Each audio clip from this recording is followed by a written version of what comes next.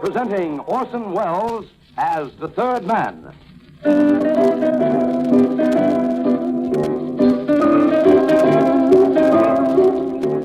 The Lives of Harry Lime. The fabulous stories of the immortal character, originally created in the stories The Third Man, with zither music by Anton Karas. Put a man in a Palm Beach suit, sling a camera over his shoulder, give him a cigar and an American accent, and anywhere on the continent of Europe, he's marked down at once by the smart boys as a sheep ready for the slaughter. Of course, there are exceptions. I was never a guy to boast. Well, not much, anyway. In a long and not uneventful career, I flatter myself there aren't many tricks of the confidence trade that I haven't got to know. At least that's what I thought. Until a certain adventure befell me recently in Paris, which, for obvious reasons, I've called Vive la Chance.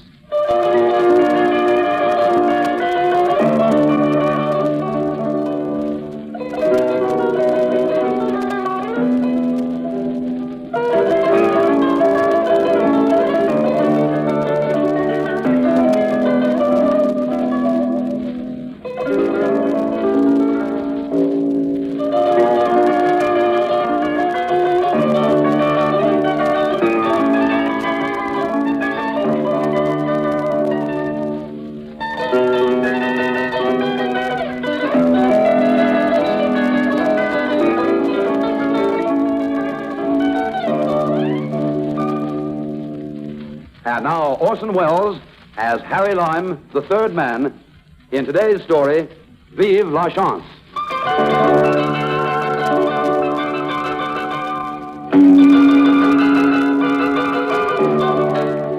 It happened, as I've said, in Paris. In a casual sort of way, I got to know a couple of the local boys named Paul and Pierre. And one evening, they came up to my hotel room and made me a proposition.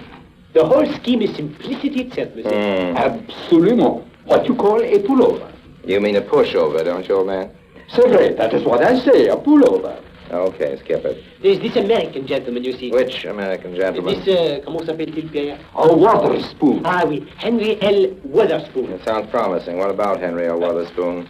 He is a very rich gentleman. Good for him. He does not know us, but we know him. Good for we you. have studied him closely. We know his habits, his movements, everything about him. Is that not so, Paul? Yes. So we had made a plan, Pierre and I. A very simple plan, as we tell you, but one that cannot fail to succeed. Only it is no good for just ourselves. It needs Lisette. Lisette? A friend of ours, monsieur. Très bien. Now listen carefully, and we will explain to you the whole thing. Well, as Paul and Pierre explained their scheme to me, I can't say it was exactly simple. But it was certainly novel. And what's more, it seemed to be just about foolproof. My first task was to get on friendly terms with this Henry J. Witherspoon. That was easy. Next morning, I moved to his hotel. Inside of 24 hours, you'd have thought we were lifelong buddies. He was a middle-aged Californian, typically wealthy American tourist, all by himself, feeling just a little lonely in a big, strange city. Another lonely American must have seemed to him like manna from heaven. It was evening. We were drinking together at a sidewalk cafe. The stage was set for step number 2 of our plan. Hey, Henry, look. What's the matter? That girl walking toward us, there's something wrong with her, I'm sure. She looks all right to me. Kind of cute, in fact. Well, if I saw her sway, Henry, I'm positive. Hey, there she goes again. She needs help. Here, mademoiselle, take it easy. Lean on my arm. Come on now. Vous êtes malade, n'est-ce pas? Vous êtes malade. I am all right. Well, you're not all right at all. You just passed out a minute ago. Come along. Here. Sit down here with my friend and me. Pull up another chair, Hank. Sure. Poor kid's starving. Haven't had a decent meal for days, I'll bet. Vous avez faim, mademoiselle? No. You can't kid us. What did you eat last? This morning? What did you have? Oh, some bread and... There. Bread. And what else? Some water. Bread and water. What did I say? No, don't cry. Oh, I'm so ashamed. No, snap out of it. We've all been broke at one time or another. Take her other arm, Henry. Hey, come on now. Let's go. Where to? Well, to find the biggest meal in Paris. Of course.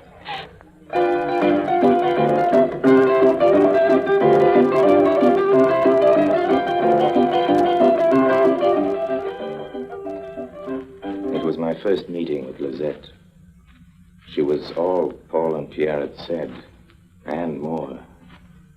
As she went steadily through the menu, it was an education to watch the color return to her face and to see her whole character take on life and vivacity. And afterwards, we found a quiet corner in a bar, and with a little help from me, Lisette gave us her life history, all according to plan. You sure have had a tough time, mademoiselle. Oh, I do not complain. One day fortune will smile on me, and then all will be well. Sure it will. In fact, even now I have hopes that very soon, perhaps even before this week is out, I will be a wealthy woman. You'll be a wealthy woman. Oh, how's that? Are you figuring on marrying some guy with lots of dough? Dough? Money. Oh, no, it is nothing like that. It is quite different. You see. Oh, but pardonnez-moi, I have already talked too much. I must not bother you with my personal... Oh, please, we're very interested, aren't we, Henry? Sure. Well, you see, 80 years ago, my family was very rich. They lived in a big house down the Bois in the woods outside Fontainebleau. Oh, yes. Then came la guerre. The war, yes. Which particular one was that? The Franco-Prussian War, honey? Oh, oui. My great-grandfather was afraid the place would be... Oh, how you call it? Plundered by the Prussians. Somewhere in the woods, he buried a great box full of golden louis. Really? And he drew a map where it was, and he hid the map in the false bottom of a jewel case. And he wrote to his son, my grandfather, a letter saying what he had done. I see. Then came the Prussians, and he was killed. Your great-grandfather's killed. Oui. Yes. My grandfather knew the money must be hidden somewhere, but he could never That find was it. his What son. about the map? Well, that was the trouble, you see. He did not know about the map. Oh. Because he did not have the letter his father had written. Oh, consider the irony. Yes, my For goodness. years, there was the jewel case on his dressing table, Yes. and in it was the secret, and he did not know. Fancy that, Henry. What happened finally? Oh, my grandfather became an old man and died. That's There was sad. so little left, and my own father was poor. One by one, he had to sell the family treasures, and at last, he had to part with the jewel case. With the map still in it? Oh, c'est vrai, Imagine. monsieur. And then, one day, my father pressed by accident a wooden panel in the wall, and it opened, and... The wooden panel opened. Maybe. And there was the letter from my great-grandfather telling about the treasure and the map. But, of course, by then it was too late. The jewel Why? case was no more. Oh, of course, yes. For the rest of his life, my father tried to trace it, but without success. At last, he died in Oh, poverty. no, take it easy now. Don't take it so hard. He was so good and so kind. Oh, I'm sure he was. And this jewel case has never turned up since? Oh, but that is the whole point of the story, monsieur. It has. It has? Oh, It turned oui, up? I saw it today. Whereabouts? The flea market. You mean to say this jewel case is for sale in the flea market? Oui, monsieur. Well, then why didn't you buy... Of course, you haven't got any money, have you? You're quite sure it's the same case? Oh, I would know it anywhere, monsieur. Besides, it is engraved on the lid the initials of my great-grandfather, A.T. Ambrose Tournay. It is the same case. There can be no obvious. mistake. Did you ask the price? Oh, no, I did not wish to seem curious for fear the man in the shop may become suspicious, but it is the same case. It should not be very dear. In the Rue Lafitte, near where I live, there is an old man who lends money, and tomorrow morning I shall beg of him 5,000 francs, and then I shall buy the case, and the fortune will be Yes, mine. but suppose he won't lend it, or suppose the case is more than what you think it'll be. I shall find the money somewhere. Mademoiselle, you found it right now. Here, 5,000 francs. There you are. Oh, but I couldn't dream. Oh, please. My hotel's at George Sank. You find me there anytime. Just ask for Harry Lime.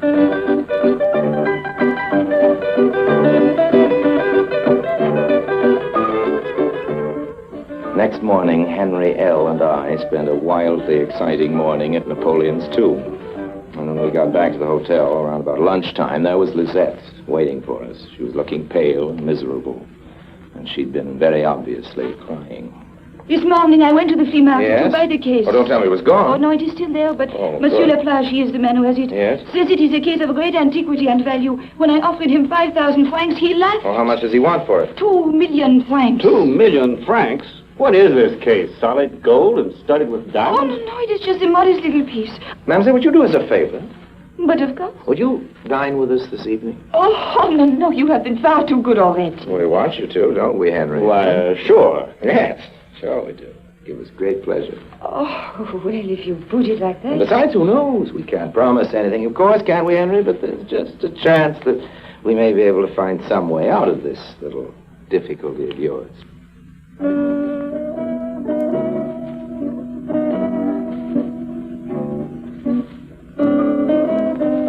After Lisette had gone, I put the proposition to Henry L.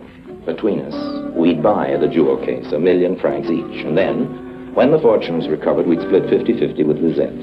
I can't say Henry L. took the idea at first with what you describe exactly as wild enthusiasm, but then I hadn't expected he would. I don't know, Harry. I can't say it sounds very much like a gilt-edged proposition to me. Oh, but surely, old man, if Lizette's story is correct... That's just the point. Is it correct? I don't see any reason to doubt it, Henry. You're a good guy, Harry, and I like you a lot. But if you'll forgive me saying it, you're just a little naive. Now, hold your horses, Henry. You know, I'll find some way to prove she's okay. To prove it. Will you come into it then? How do you figure on doing that?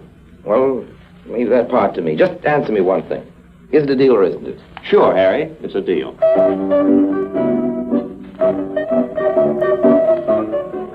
So far, our scheme was working 100%, and Henry L. was reacting exactly according to plan. After lunch, I left the hotel. Around about mid-afternoon, I returned with Paul in tow. He wore steel-rimmed glasses and a blue suit that was shiny with age, and his shirt cuffs were frayed at the edges. In fact, he looked precisely what he was supposed to look like. A minor government clerk. I introduced him to Henry L. Hank, I want you to meet Monsieur Berriot. Glad to know you. Bonjour, monsieur.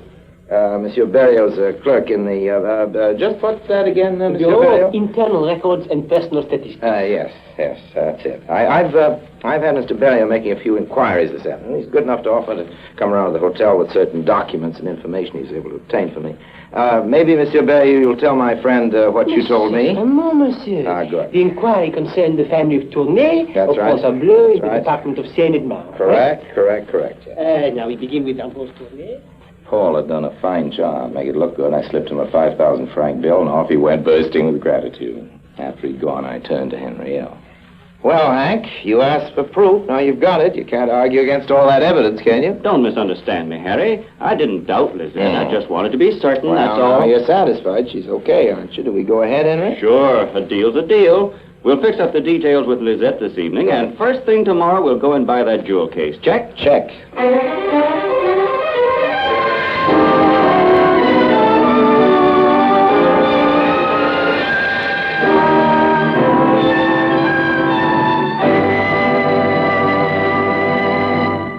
In a moment, Orson Welles returns as Harry Lime, the third man.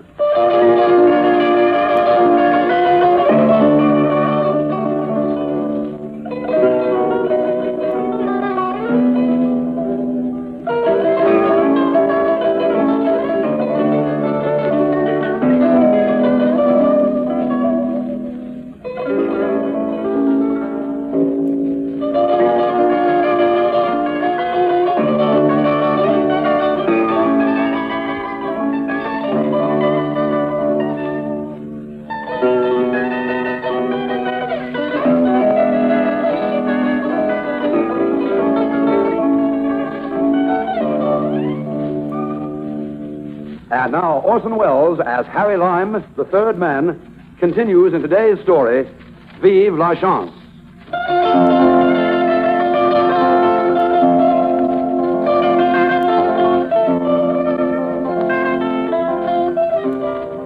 That same evening, we put the proposition to Lisette. Henry L. and I were to find the money to buy the jewel case. When the map had been found and her great-grandfather's treasure recovered, we were to split the proceeds, half to us and half to her. Lisette was overcome with emotion, and the tears of gratitude she wept were genuine, even if nothing else about her was. My admiration for Lisette as an actress soared about 100%, especially when she came to what was in fact the crux of our prearranged plan. Your generosity touches me deeply, monsieur. And I shall always be grateful, but I am afraid I cannot accept. Oh? Why not, for Pete's sake? It is not fair. It is asking too much. Oh, nonsense. I have not perhaps made it sufficiently clear just how great a gamble this is. 8 years is a long time. Oh, I know, And but... in that time, the jewel case has probably had many owners. Sure, like Lisette says, it's a gamble. But what the heck? You know the old saying back in the States, Harry, if you don't speculate, you won't accumulate. Then you think we ought to take a chance, Henry? Why, certainly.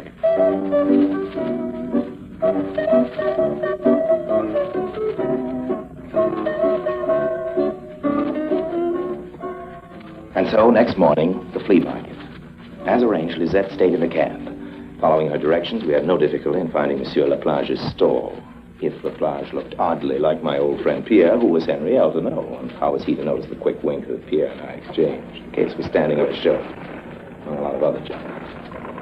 Henrielle, I pretended not to notice it at first, and then after a while, he picked it up in an elaborately casual sort of way.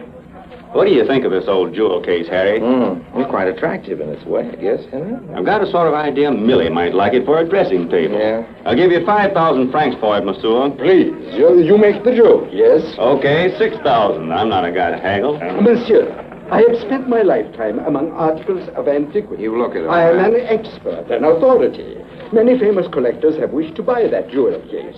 They have offered much money for it. Then why haven't you sold it? Because they cannot pay the price I am obliged to ask. Everybody says. They cannot pay 3 million francs. 3 million francs for a bit of junk like this? You must be crazy. I'll give you $1 million. 2.5 million.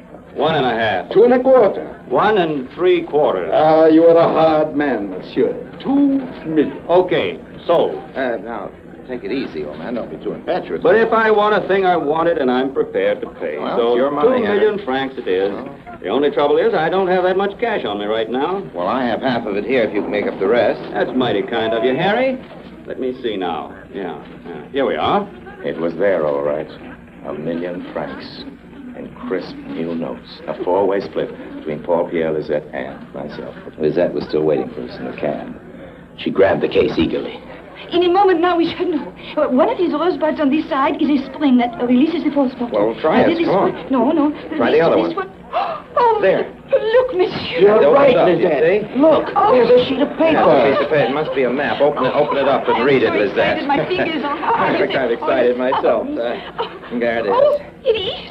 It is the map. This is terrific. Let's take a look. For Pete's sake, it's all in French. Well, of course it's in French. What do you That's think? right. Of course it is. Can you read it, Lisette? Oh, but yes, it is very simple. What's it say? Yeah, says, well, tell us what it stand facing north Yeah. at the northeast corner of the outer wall. Outer wall of what? The outer wall of my great-grandfather's property at Fontainebleau, I suppose. Sure, that'd be it. Go on, At a Lisette. distance of 55 paces, there is a chestnut A tree. chestnut. I sure hope it's still there. 2 meters north of the tree, dig. Go on. Well, that is all. Except for the initials AT, my great-grandfather's Oh, that's initials. good enough for me. Come on, let's go.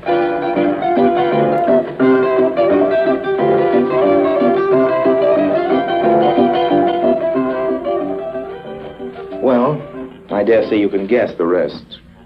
Lisette led us to the old family mansion. We followed the directions. We located the chestnut tree, and we dug. After 10 minutes or so, we struck something solid. It was a large metal chest. We got to the surface, and with trembling fingers, Henrielle smashed the rusted lock, and we swung back the lid. Well, I'll be doggone. Empty. Oh, no, it can't be. It's empty, all right. Well, not quite. What do you make of this, Lisette? Oh, to me it looks like a brass button of the sort that soldiers wear on their That's tunics. right. That's exactly what it is. Oh, there is on it a crest, a double eagle. You realize what that means, don't you? Oh, no? It means some Prussian soldier must have beaten us to it some Oh. 80 years ago. I can't believe Well, it. there's the evidence, old man. Oh, this is terrible.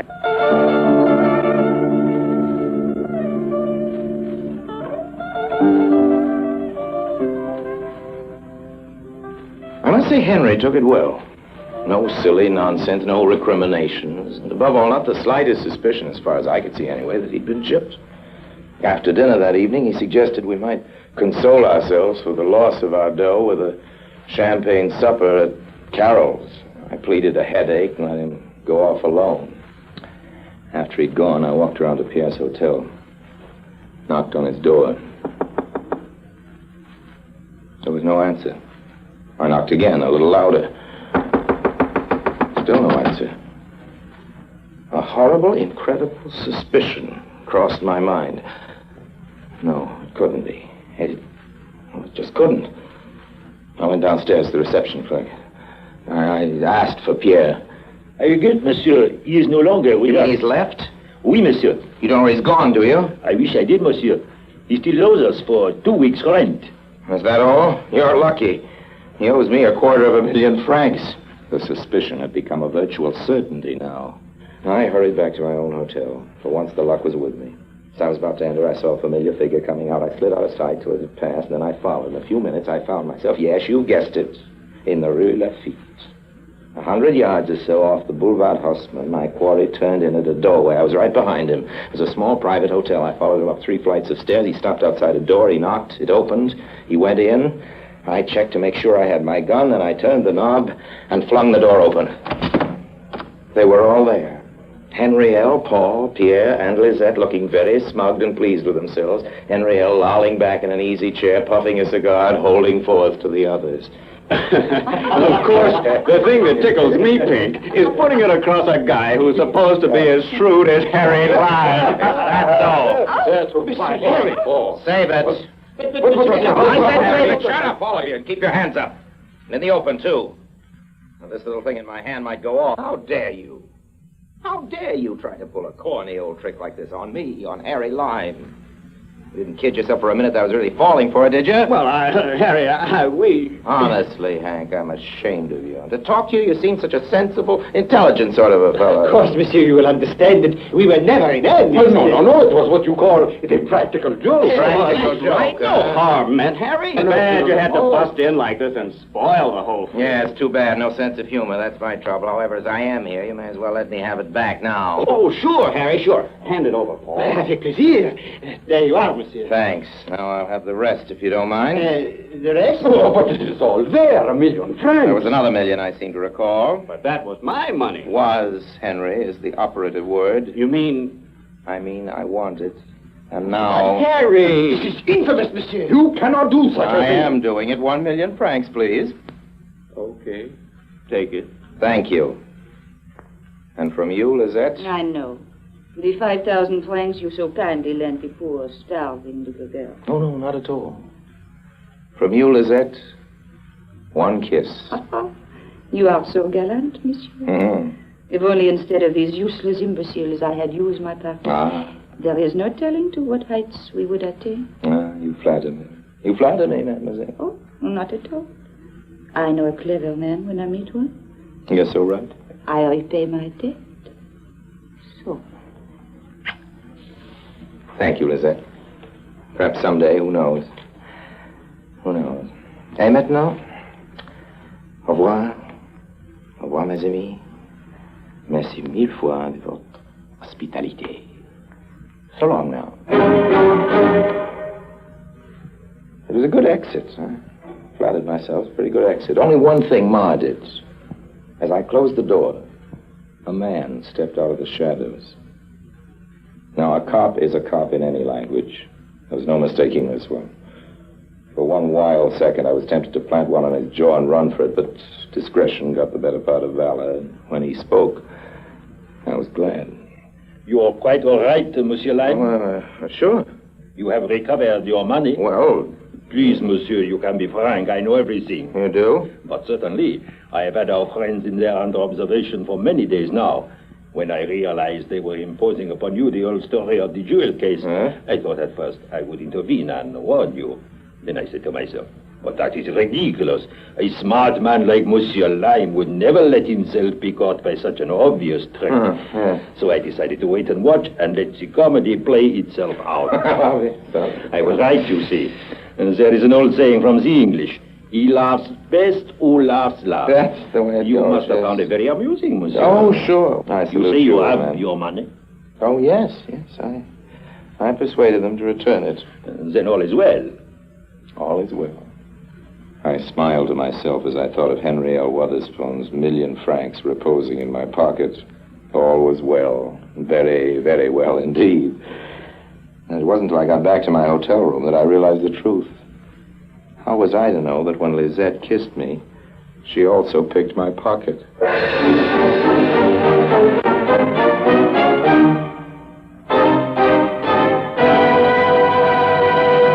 Harry Lime returns in just a moment.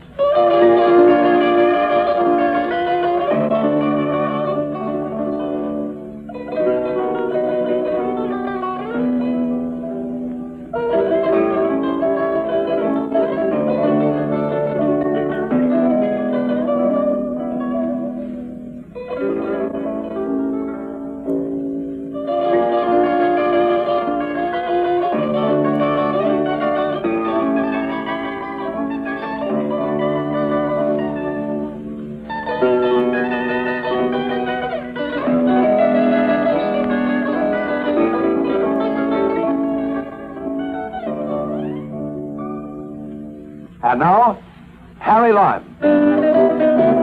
I always say honesty is the best policy. That's what I always say. Don't necessarily mean it. You take gambling, for instance. As W.C. Fields used to put it, you can't cheat an honest man, which probably accounts for the trouble I have with cheats. Still, it doesn't stop me from gambling or dishonesty, for when in Rome, do the Romans or they'll do you. And when in France, say, as the French always say, vive la chance. It's fun now.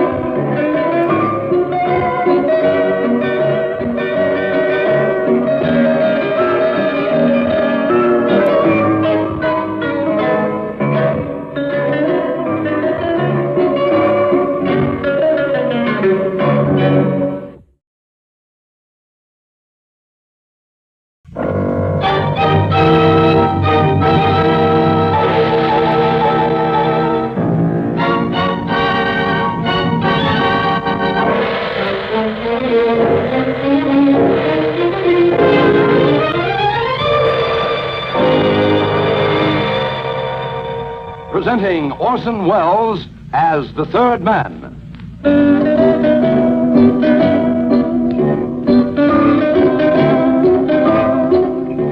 The Lives of Harry Lime, the fabulous stories of the immortal character, originally created in the story The Third Man, with zither music by Anton Karas.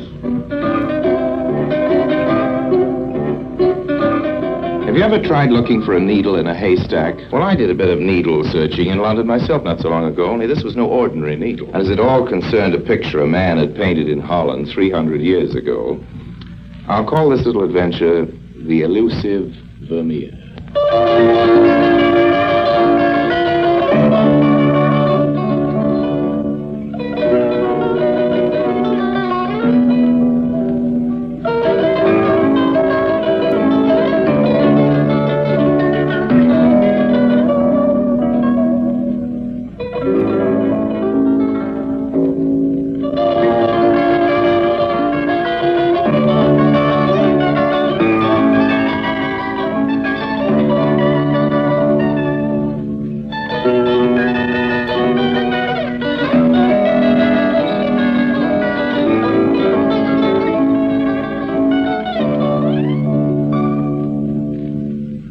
And now, Orson Welles as Harry Lime, the third man, in today's story, The Elusive Vermeer.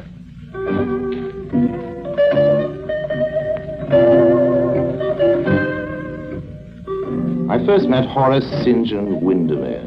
Oh, yes, that really was his name, at Cannes. Horace had class. He was probably the classiest breaking and entering merchant that had ever burgled an English country mansion. And he had tastes, too. Horace's jobs were all big ones, and he planned them months in advance, down to the last detail. That's how I came to get involved.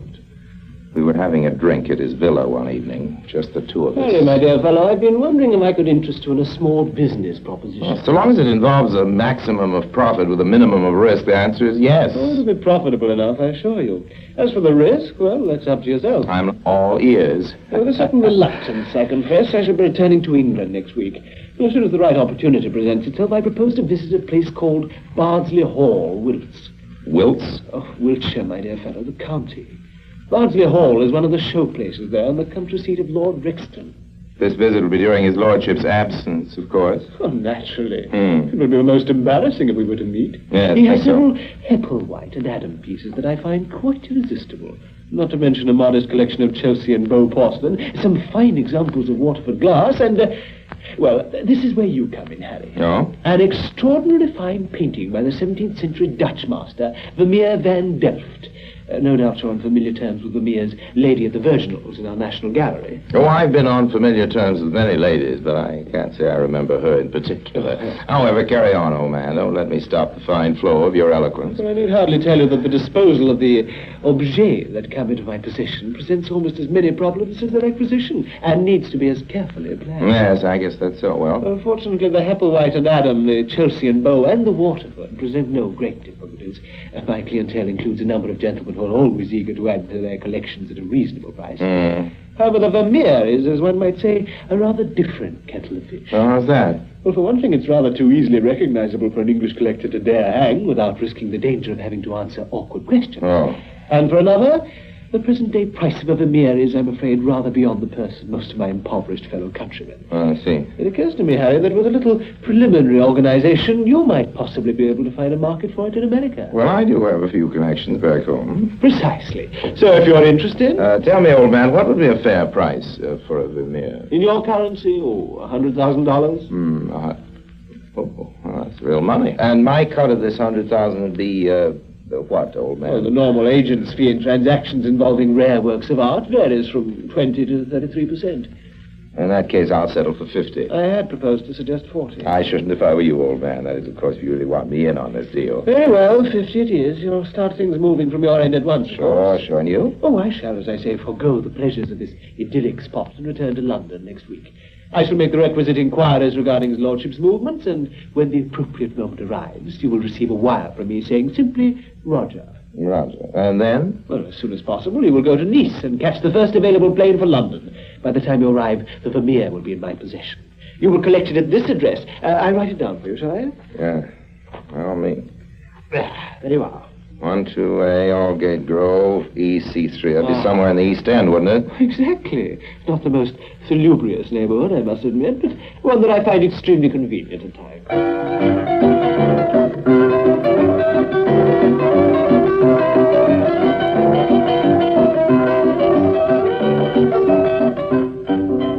Selling old masters is not exactly, as the English would say, my cup of tea. But they don't call me Harry Resourceful Lime for nothing. As it turned out, I didn't even have to contact my American connections at all. A couple of days after Horace left for England, I got talking to a guy named Joseph J. Hopman, who turned out to be an oil millionaire from Omaha and who was traveling to give himself a bit of culture. All I had to do was mention the name Vermeer, and nature did the rest. Do I understand you to say, Mr. Lime, that you've got a real, genuine, dyed-in-the-wool Vermeer for sale? Well, I haven't quite got it yet, but... but you can get it? I think so, yes. Right. Name your price. Well, they don't come cheap, you know. And what? Well, $150,000. Sold. When can I take delivery? Well, not so fast, Mr. Huffman. You're not buying a pair of socks in a 5 and 10 cent store, you know. Well, I don't quite get you. Well, we've agreed on a price, certainly, but this may take a lot of delicate negotiation. You realize, of course, there are certain unusual features about it. How do you mean? Well, for instance, the picture's likely to be, shall we say, a trifle warm. I don't care if it's white hot. My partner, Junius H. Oppenheimer Jr., got himself a Rembrandt last time he was over here, and my wife's Millie's been green with envy ever since. So you get me that Vermeer, Mr. Lime, and I'll pay the price you name and ask no questions. Right. So long as you know exactly where we stand. I'm expecting word from my colleague in England any day now, and as soon as the okay comes through, I'll be flying to London. I suggest you follow immediately, and when I have the picture, I'll deliver it to you. We'll close the deal. Fair enough? Sure. That's okay by me.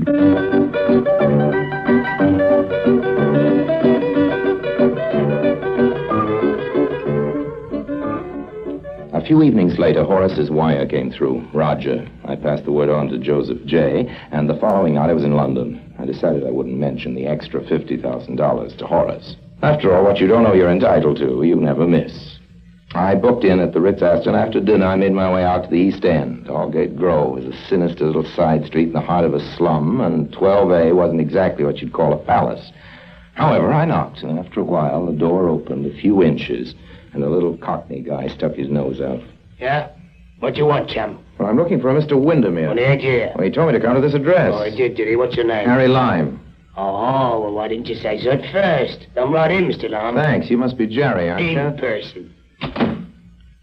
Well, we'll get into the parlor, shall we? All right. Nothing fancy, but we can have a bit of natter in there in private, as you might say. Lead the way, old man. Lead Take us the through way. this door. All right. Make yourself at home, Mr. Lime. Sit down and rest the old plates of meat. Thanks. When will I be able to see Mr. Windermere? You mean to say you ain't heard about him yet? I know. Is something the matter?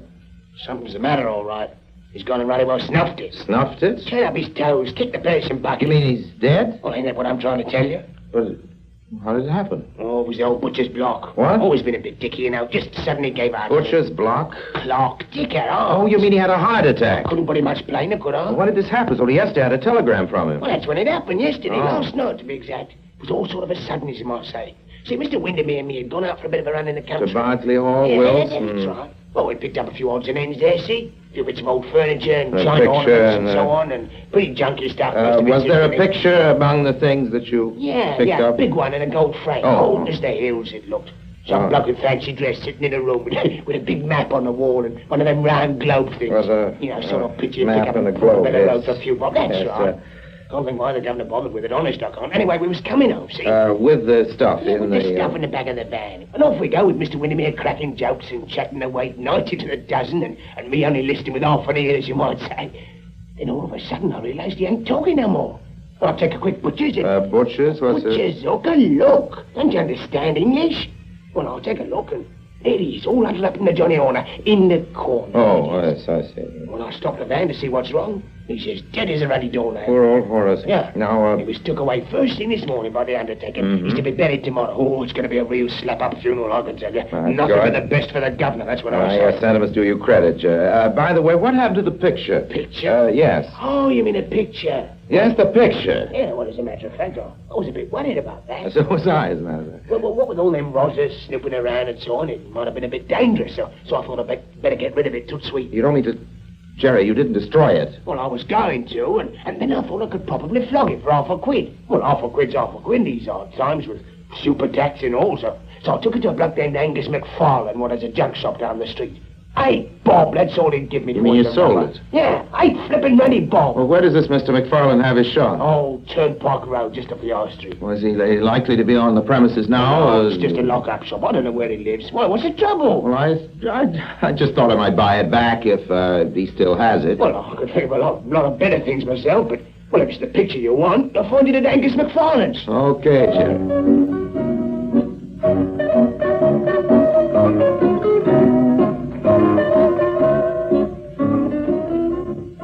But Jerry, it seems, had underestimated the business acumen of Mr. McFarlane.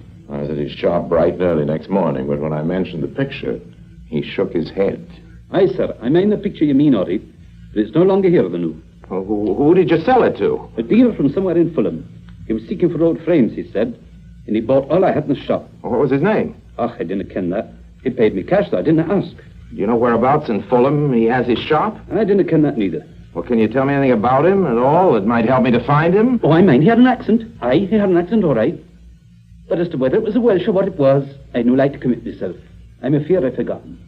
Would this £5 note help you to remember, Mr. McFarlane? It'd be a great help. All right, let's start remembering.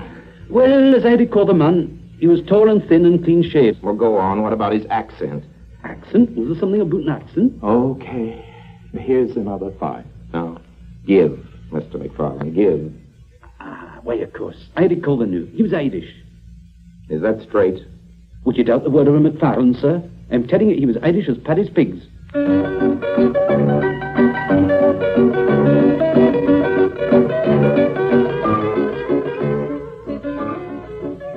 It was too late to do anything more that evening, so I went back to my hotel and spent the rest of the night cursing the perfidy of Mr. Angus McFarlane.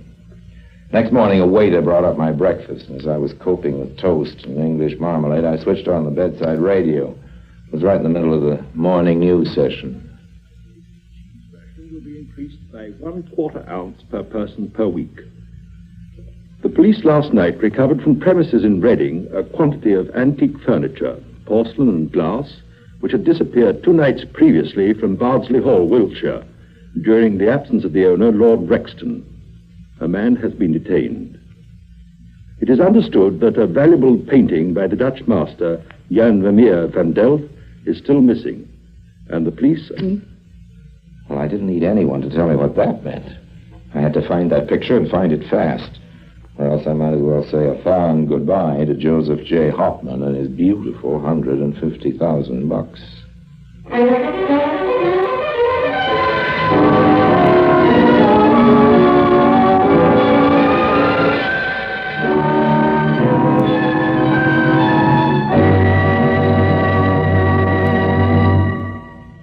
In a moment, Orson Welles returns as Harry Lime, the third man.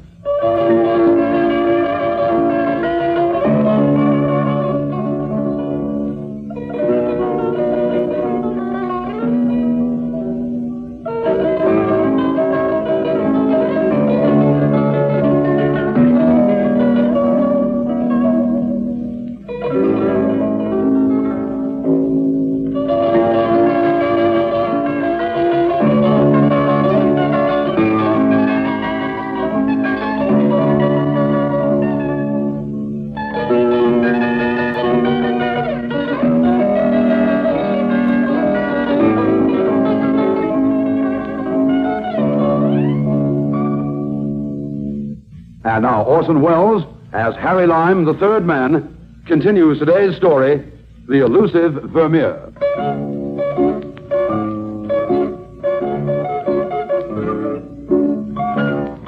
For half a day, I combed the main streets and back alleys of Fulham. By noon, I figured there couldn't possibly be another junk shop within 2 miles that I hadn't already been into. Then suddenly, in a dirty little side street, I found myself outside a dirty little shop, compared with which Mr. McFarlane's dump looked like something out of Bond Street. What excited me was half a dozen soot-covered old pictures in the window. I pushed open the door and entered.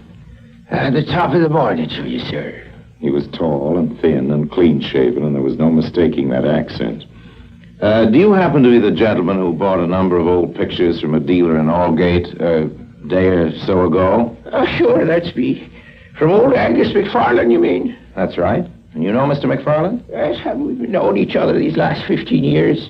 Wasn't it Patrick Bride himself, that's me, sir, that had the next door to him in the old Caledonian market? Skip it, thank heaven I found you, Mr. Byrne. I'm trying to trace one of those pictures. It was sold to McFarlane by mistake. You mean to say it's a valuable picture? Well, not intrinsically so, but it belonged to my grandmother, and so for me, at any rate, it has a strong sentimental value, if you know what I mean. Oh, I understand perfectly, sir. So if you still have it, I'll be glad to buy it back at a fair profit to yourself, of course. It was an idea. I've already sold 1 or 2, but let's hope it's still here. Come this way, sir. This is the lot I was after buying from McFarlane, the robber. Here they are. There were 15 or 20 pictures, most of them corneal reproductions like the Monarch of the Glen, Psyche at the Well, and the Carter's Saturday Night. What originals there were looked to me even cornier still. I went through the lot 3 times. But there was nothing remotely like a Vermeer. You're sure you ain't here, sir? Oh, that's quite sure. We searched the joint from floor to ceiling. He was right, of course. Simply wasn't there. You say you've sold 1 or 2 pictures? Yes, that's right, sir. Well, who to? Do you know the names of the buyers? Well, he was a gent come in and bought 1 of them, sir. An arty sort of a gent with sandals and a big black beard. He was looking for a frame for one of his own masterpieces, he said. And then there was Mrs. Huggett. Mrs. Huggett? That's right, sir. She lives over the river at Putney. She was after buying a couple of pictures as presents for a married daughter, sir. Could this one I'm after possibly have been one of them? Sure, I don't know why not, sir. There was one I recall of some Highland cattle. Ugly beasts they were too, but a fine picture. Would that be it, sir? No. And the other, let me think now, sure, of course, I remember the other one was a fellow in an old-fashioned dress, standing in a room. With a map on the wall? That's right, there was a map. And a globe? You know, a globe of the world? Sure, there was a globe, too, on it, sir, I remember it well. Is that the picture after one? I believe so. Yes, I believe so. Whereabouts in Putney does this Mrs. Huggett live? Well, sir, that's something I'm afraid I can't tell you. You don't know? No, sir, except it's somewheres up by the top of the hill, I believe. Well, okay, that's something to go on anyway. Thank you, Mr. Byrne. This is for your trouble. Oh, thank you, sir. No trouble at all, sir. Thank you indeed.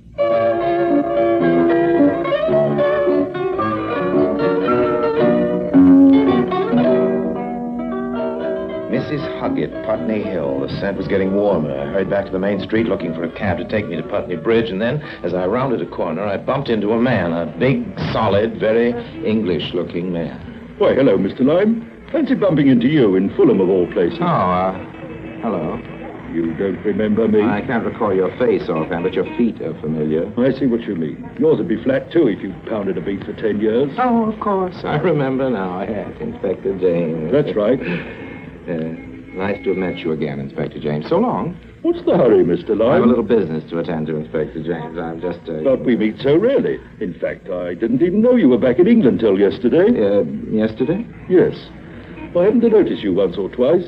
You appeared to be doing a round of the junk shop. Oh, yes. Well, you see, as a matter of fact... Don't tell me you're on the trail of the missing Vermeer, Mr. Lyme. The missing Vermeer? Haven't you heard about it? It was stolen from Lord Rexton.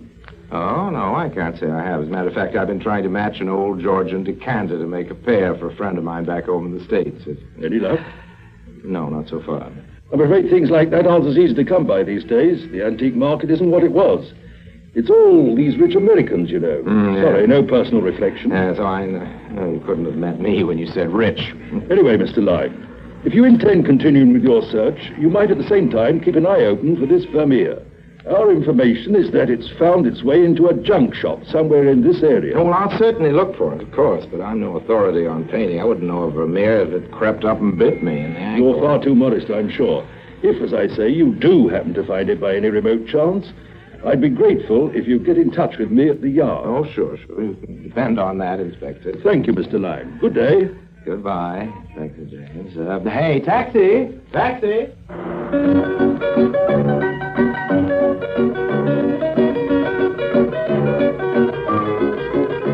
I had to get that picture, and I had to get it fast. And once I got it, I'd have to get rid of it even quicker still. Well, I found Mrs. Huggett after some trouble, and I learned from her that she'd given them to her married daughter who lived at 216 Colchester Street, Pimlico. Well, I was hot on the scent now. If I'd been a bloodhound, I'd have barked or bayed or whatever it is they do. Anyway, I found 216 Colchester Street with no very great trouble, and from the way Marlena greeted me and showed me in, I guessed Mama had already been on the phone to some purpose. Well, the first thing I spotted when I walked into the parlor was the Vermeer. Yes, there it was in all its glory, hanging over the mantelpiece. It was all I could do to stop from shouting for joy. But if I imagined Marlena was going to be an easy nut to crack, I had another guess coming. It was obvious those telephone wires had been running red hot. Well, I ain't at all sure Mother hasn't wasted your time sending you here, you know. I don't really know if I want to sell. Oh, but surely, Mrs. Smithers... Well, after all, there's William to consider. William? My husband. Well, I wouldn't like to do anything without consulting him. Well, I mean to say the picture's as much his as mine. 50 pounds, Oh, I couldn't possibly dream of letting it go for that. William would be furious. I know he 20. would. Okay, 25. Come on, Mrs. Smithers. 25 pounds. That's a lot of money for a picture like that. Look at it yourself. It's as old as the hills. Look the way the paint's cracking and how the color's faded. It probably won't be fit for anything but a scrap heap in another couple of years, Mrs. You Smithers. seem keen enough to get hold of it. Well, I explained that to your mother. It has a sentimental value for me, Mrs. Smithers. Well, so it has for me. How come? Well, you forget what's given to me. After all, a present's a present. It's not the sort of thing one should sell. Well, besides, it looks real nice up there over the mantel. I should hate to see it go. 30 pounds. 50. 50 pounds for that old daub? Ridiculous. Well, take it or leave it. You drive a hard bargain, Mrs. Smithers, but okay. Here's your 50. Oh, thanks very much, I'm sure.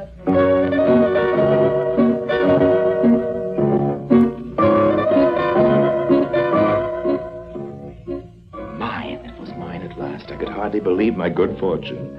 With a Vermeer tucked under my arm, I hurried back to the Ritz-Astor. All I had to do now was contact Joseph J., get rid of the fiction, collect my dollars, 150,000 of them, and every cent for Harry Lime. I phoned Hoffman's Hotel, and to my delight and relief, I heard his voice at the other end.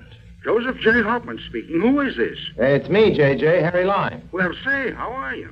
It's swell to hear your voice. Oh, you don't know how swell it is to hear yours. How's that little business we discussed coming along? Well, that's why I'm calling you, to tell you I've got the goods. No kidding. No kidding, right here. Fine. Bring it round to my hotel. No? Sure, right now.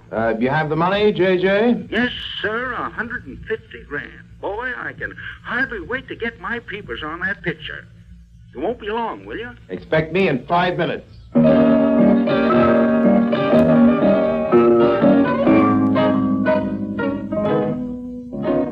$150,000, enough to keep me in the luxury to which I become accustomed for a month or two anyway. It seemed too easy.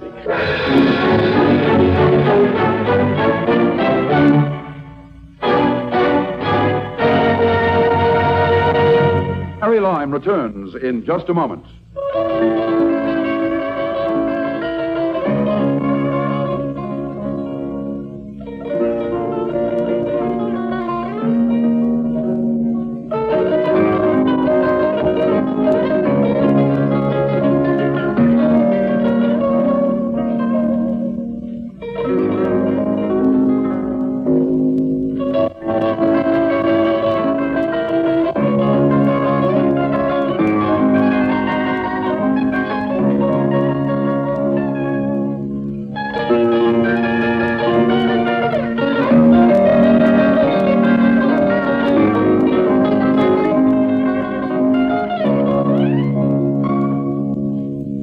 And now, Harry Lime.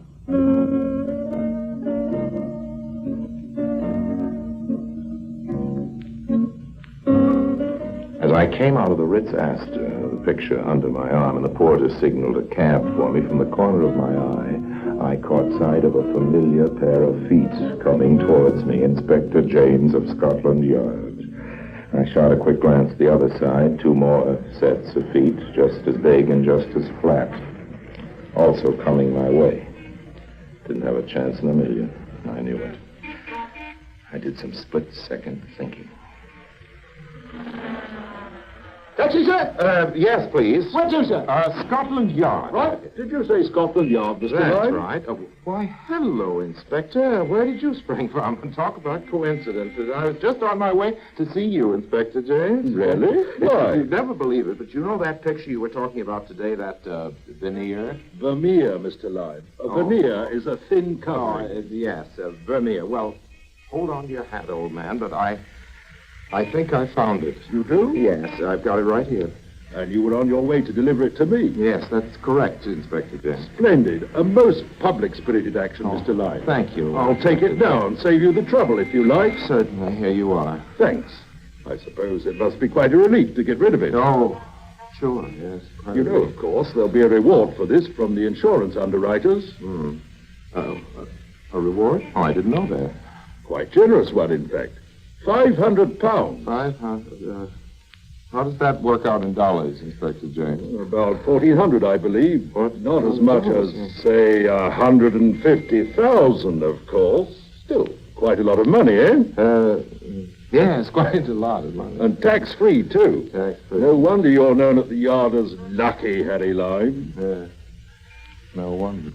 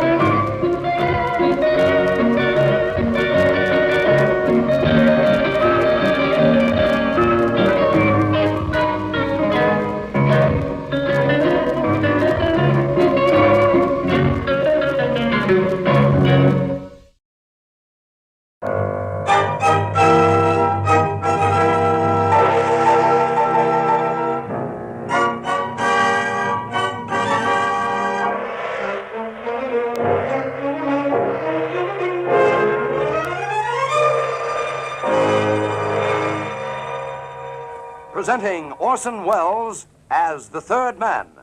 The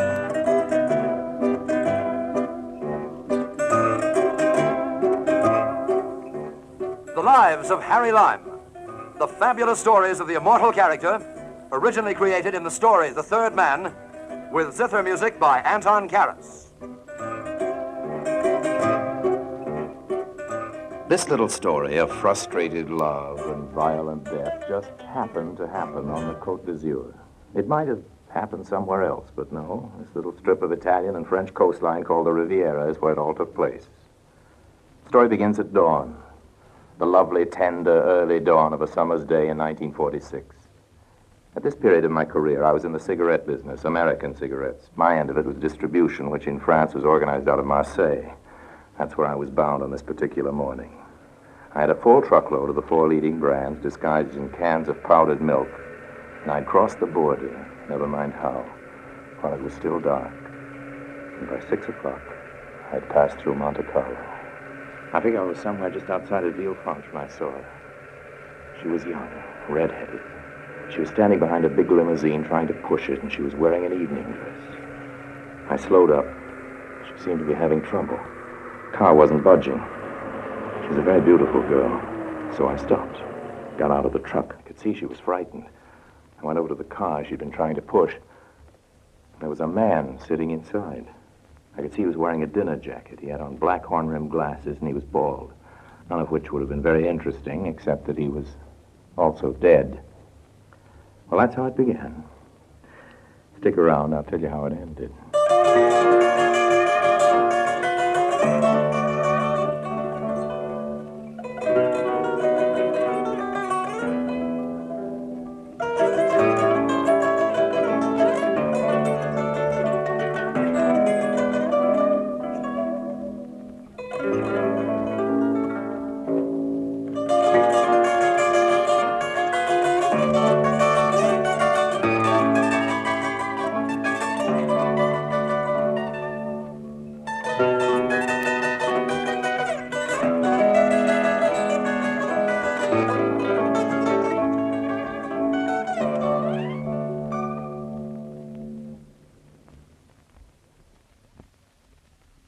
And now, Orson Welles as Harry Lime, the third man, in today's story, Murder on the Riviera. Well, I went back to my truck and turned it around. Don't ask me why, I'm just telling you what I did. I moved the truck up behind the car. She was still standing there in the road looking at me. Hey, you! You're stupid, aren't you? She didn't answer me. Well, you must be stupid. Don't you know enough to take off the brake? All at once, she understood, ran back up the road to the car, opened the door, and released the brake. Before I knew it, the car was teetering over the edge of the road. Then, with a lurch, it slipped down the embankment into the sea. She just stood there, looking at me. Well, what are you going to do now? I don't know. Well, where are you going? I don't know. Well, you can't just stand there. The day's starting. People are waking up. There's going to be traffic. Come here. What do you want? Well, suppose I give you a lift. You'd be a good girl if I do. Remember, I've got the gun. What's your name? Danielle. People call me Danny. Well, I'll call you stupid. Come on, get in and close the door, stupid. Better be on our way. Thank you. What's your name? Harry. Know where I'm taking you? Police? I live in Nice, stupid. It's just 10 kilometers away from here. We're going home.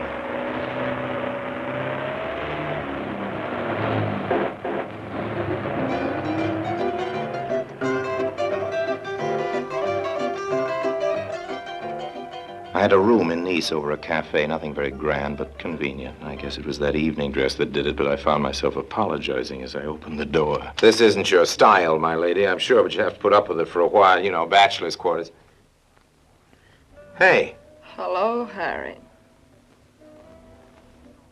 Now, look here. What's all this? Well, I didn't know you'd be back so soon. Oh, you Harry. didn't? Perhaps you'd better introduce us, Harry. Well, this is Lily, Danny. Danny, this is Lily.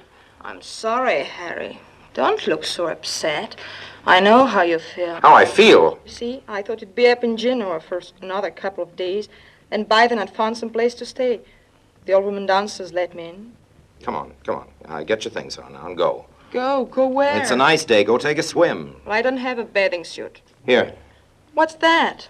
2,000 francs. Why are you giving it to me? Go out and buy yourself a bathing suit. Goodbye. There's something I've got to explain. All right, start talking, but make it fast. Remember what I told you before. Make it good. Well, the first thing is I've got to get to Paris. Well, if you think I'm going to drive you there in the truck. No, of course not. Here. What am I supposed to do with that? It's the key to my room in the hotel. What about it? Well, I can't spend the rest of my life in an evening dress, can I? Besides, I've got to have my passport. Going to try to get out of the country, is that it? Paris first. I told you. That's where the money is. Then we'll see. Well, then what do you mean, we? That's up to you. So I'm supposed to check you out of the hotel, is that it? We'll just put a few things in a bag. You know, things I can wear in the day. Oh, and remember the passport. It's in the drawer by the bed. Is that what you wanted to tell me? Why, yes. I thought maybe you were going to do some explaining. Explain. Yes, there was a body in that car. Didn't you notice? You don't think I killed him, do you? Well, I don't think he shot himself. Why not? Why shouldn't he? You know what I ought to do with you? I ought to turn you in right now. We've been gambling all night. He'd lost heavily. He was desperate. Stop pawing me. You know what probation is. Probation? It's what you're on, stupid. You needed help. The idea was I'd give you a chance to explain things to me first instead of the cops. Well, you've had your chance. Give me a cigarette. Here, take these. I'll get some more. Harry, when you leave the hotel, you better go by the service entrance. And remember the plane tickets. Yeah, what? The plane tickets? For Paris. You'll have to buy them. Well, let's get back to cases now. Who was he? Who? The stiff. Who do you think? I mean, the dead body. I don't know. Well, how did you happen to be in his car? Oh, he offered to take me. It was late, remember? It was dawn. We'd been gambling in the casino all night. And you didn't know it? Well, I was just sitting next to him at the table. He staked me for a while, but he started losing himself, and he wouldn't let me go. He said something about changing his luck. Well, how did he get you in his car? Oh, it was only a lift home. Oh. We were both going the same way. Well, we aren't. We're going separate ways. But first, I'll get your bag and passport. Goodbye, stupid. My truck, packed full of smuggled cigarettes, was waiting in the street below. I couldn't leave it there in full daylight. I should have taken it on to Marseille, but I couldn't do that and still go back to Monte Carlo to Danny's hotel. I went to the airport first, but this being the holiday time in France, there wasn't any space, so then I drove over to the railway station and booked a seat on the blue train for Paris that night. And when I came out of the station, I found Lily waiting in the truck. Hello, Harry. Oh, I wish you'd take my suggestion, Lily, and go swimming. I've got enough troubles. Are you leaving for good, Right Harry? now, I'm going to Monte Carlo. Where are you going? To Monte Carlo. I'm a liar. Why is that, Harry? I told somebody this morning I liked girls. Well, you do. You like them too much.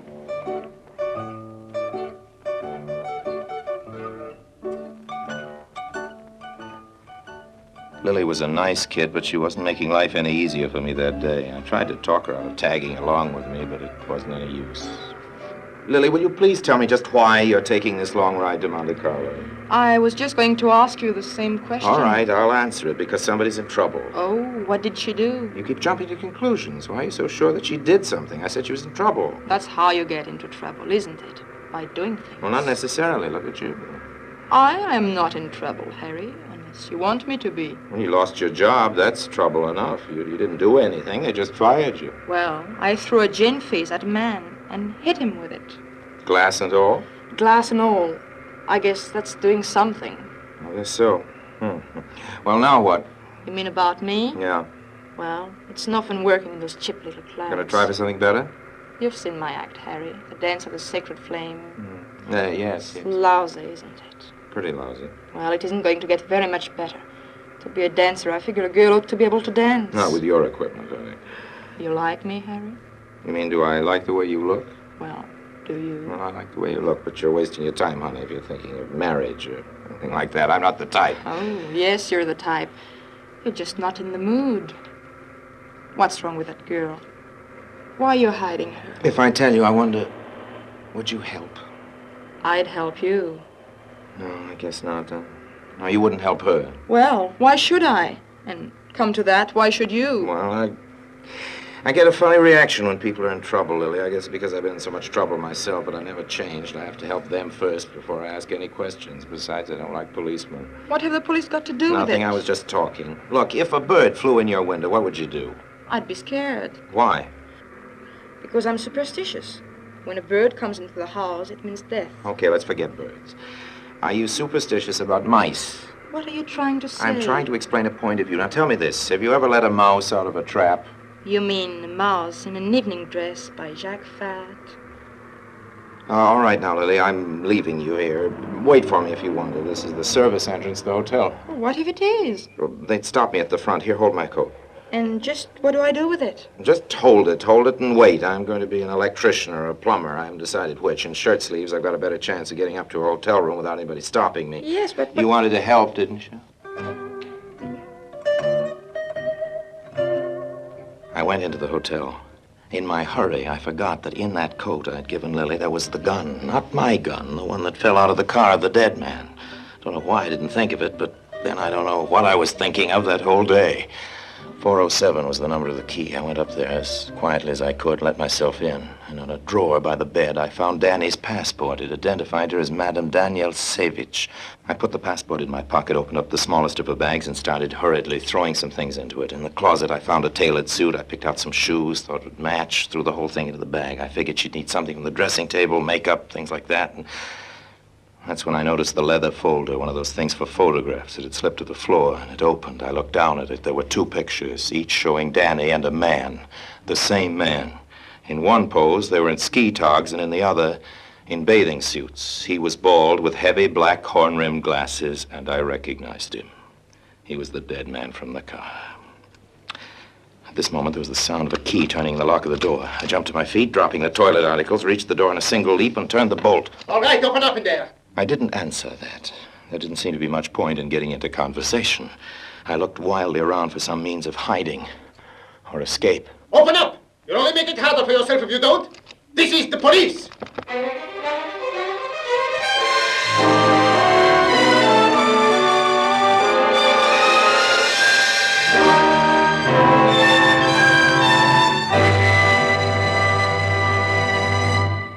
In a moment, Orson Welles returns as Harry Lime, the third man.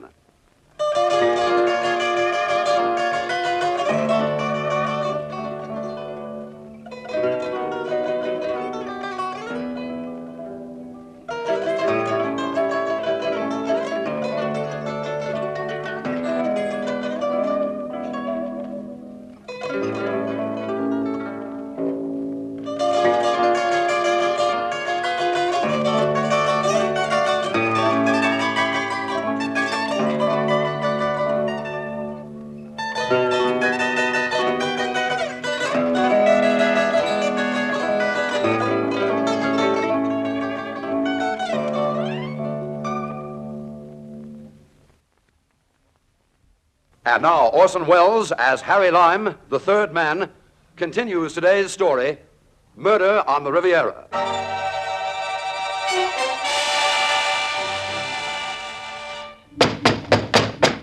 Open up in there! This is the police! I rushed to the window. It was locked. I kicked it open.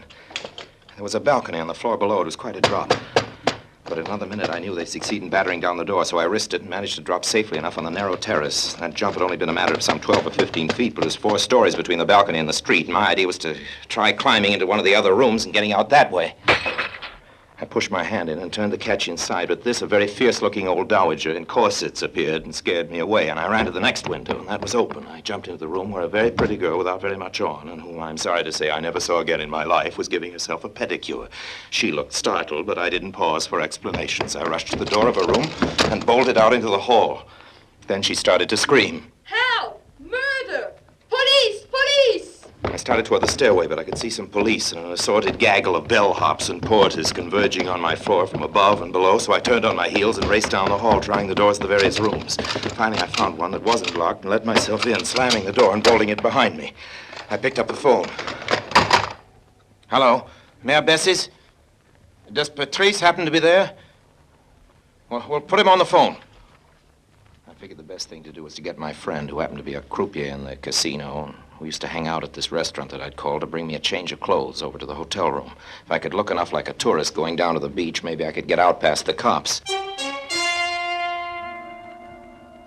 Well, Patrice, the croupier, was a real friend. He arrived with sunglasses, a jersey pullover, a beach robe, and a low-comedy blue canvas hat. And in that outfit, I managed to ride down in the elevator without attracting overmuch attention. At the side of the hotel, however, I found a gang of cops gathered by my truck. They were unloading the cans of powdered milk and prying them open. So that was goodbye to the truck, goodbye to a very expensive shipment of smuggled cigarettes, and maybe also goodbye to Harry Lime. As casually as possible, I strolled around to the front and ordered a cab. Lily was nowhere in sight. That was something to be grateful for. 40 minutes later, I was back home in Nice. Not, I can assure you, in a very cheerful frame of mind. For one thing, the door of my room was locked. And for another, my croupier friend, Patrice, had told me that some sportsman spearing underwater for fish had come on the car. The bald man had been found and identified. His name was Victor Savage. Yes? Okay, stupid, let me in. Oh, it's you. Better let me in, Mrs. Savage. Oh. It's not much of a welcome. Hey, what are you doing? Thank you, Harry. That was nice. What do you dress like that for, Harry? Well, What have you been doing all this time? What have I been doing? Well, nothing much. Hey, much. Where's my bag? Oh, I forgot it. You what? Well, you might say I was occupied. It sort of slipped my mind. But all I've got is that evening dress. I can't stay here forever. Honey, you're not going to. But, Harry. Yes? Don't you realize I'm a fugitive from justice? That makes two of us, stupid. The only difference is if they catch me, I'll have to serve some time. What for? Breaking and entering, for one thing, aiding and abetting a murderess, burglary, and impersonating a tourist. Oh, you're joking. Besides, why will it be you that's in jail and not me? This is France. You're a good-looking dame, and that's useful anywhere. What are you talking about? Just this, stupid. If you can make that shooting of yours look just a little bit like a crime of passion, you've maybe got a chance. But you better start telling the truth just to get into the habit. I just thought of something. Congratulations. When you were knocking on the door. Yes? What was it you called me? Well, what do you think I called you? Well, I don't know. I guess I was dreaming. I called you by your married name, Mrs. Savage. Well, that means you found my passport. Yes. Some people went swimming today and found your husband, what? too. Yes, Victor Savage, Esquire. He was wearing a black tie and very little hair, and he was sitting in a 1939 Humber Snipe, black with blue trimmings, about 30 feet underwater. And I warn you, Mrs. Savage, that anything you say will be used against you. I don't like your jokes. I don't like them much either. Want to make up some of your own? Oh, Did you forget something else besides my bag? I don't have any cigarettes. Wait a minute. I know something else you forgot. You had it in the pocket of your coat. The gun. Yes. Pretty little thing, too. Still, by now, I should think you'd be tired of playing with it. My fingerprints. Listen, stupid. Savage's body is identified. You're Mrs. Savage, and half the casino must have seen you two driving off together. Forget about the fingerprints and get to work dreaming up that other woman. What other woman? The one he was cheating you with. When you found out about it, everything went red, remember? And before you knew it, you'd pulled the trigger. But that isn't what happened at all. Okay. Tell it your own way. Well, you see... Don't try it on me, stupid. Wait till they catch you. I've had all I can take. Hey. Yes? Nothing, I guess, but what are you doing? I'm changing my clothes, stupid. There's a tuxedo I borrowed from downstairs. But why? Why get dressed up for the evening? I don't know what's worse, your questions or your answers. Listen, stupid, have you forgotten that all you've got to travel in is an evening dress? I've got to get you from here to the station. This is summer. It'll still be light. But with me in the tuxedo, you stand a better chance of not being noticed. Maybe they'll think we're going to a ball. And what happens when I get to Paris in the morning? Well, you've got money in Paris, remember? Harry. What is it now? I don't really have any money there, Harry. I just said that. Well, I'm in it this far. Okay, how much can you get by with? How much? Now, I know you're stupid. Money, of course. How much money? But I've got money. Yeah? Well, certainly. I've got 15 million francs. What? Well, right here in my bag. It's what he won. Your husband? My ex-husband. You didn't mention a divorce. You didn't ask. Then what were the two of you doing in Monte Carlo together? We just happened to meet at the casino, and then he started to win. Go on. He wouldn't let me go because he was afraid it might change his luck. You know how gamblers So are. then you changed his luck for him. Well, no, I didn't play at all. Harry. Okay, stupid. Okay, keep your distance. I don't think I like you. We'll go into that later. When did your husband start to lose? Well, he didn't. He just went on winning. He didn't lose at all. I just said Now, that. Why, for goodness sake, did you lie about that? Because of the money. The 15 million francs. Your tie's crooked. I told you to keep your distance. And I told you I didn't like you.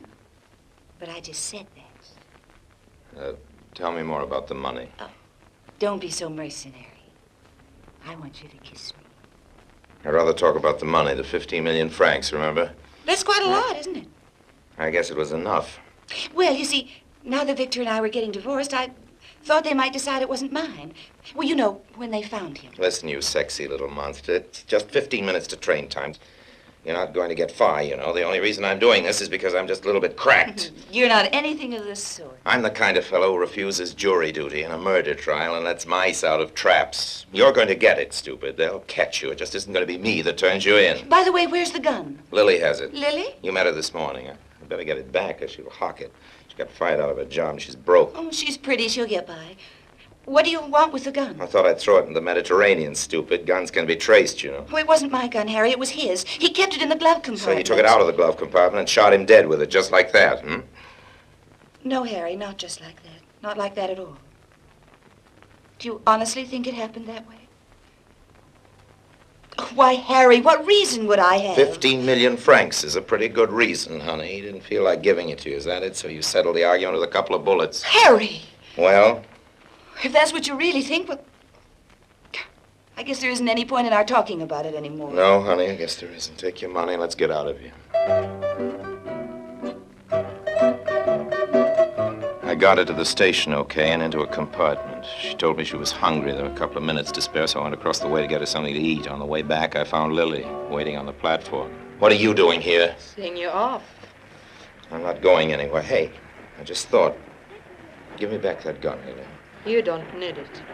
I don't need it. I don't even want it. But neither do you, and you're better off without it. Come on, give. Harry? Yes? Why are you going back to her now? Can't you leave her alone? Got a ticket. Is that all? You're sure? No, I'm not sure. I just wish... What? Well, I wish I had a better idea of what she's really like. Shall I tell you? No. You wouldn't believe me. Here's the gun. If you decide to go to Paris, Harry, send me a postcard.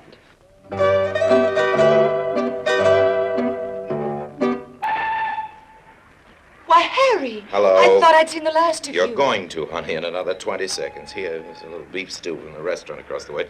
Here's some wine. Oh, you're Goodbye. an angel. Oh, stop it. Stop what? Makey with the big blue eyes. Tell me what happened in that car. Or don't. That's up to you, but quit the kidding. What's the use? You won't believe me. Nobody seems to think I'll believe them. Why don't you try? Well, what really happened is this. He owed me the money, and I tried to get it away from him. It was really mine, you see, mine by rights. Yes? Then we started struggling, and before I knew it, Look!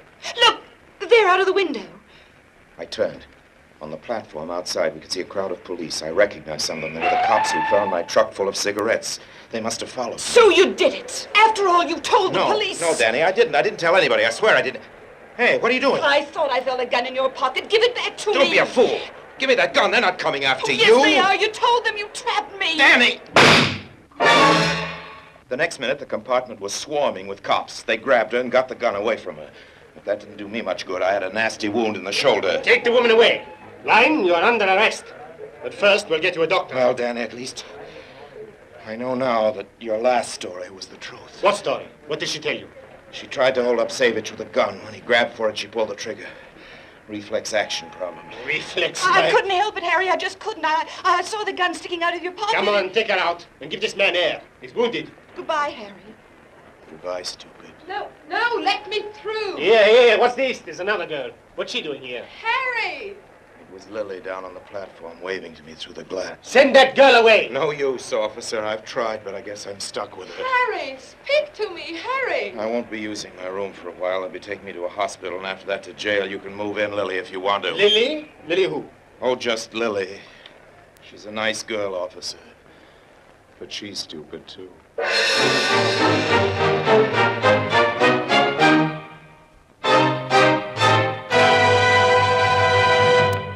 Harry Lime returns in just a moment.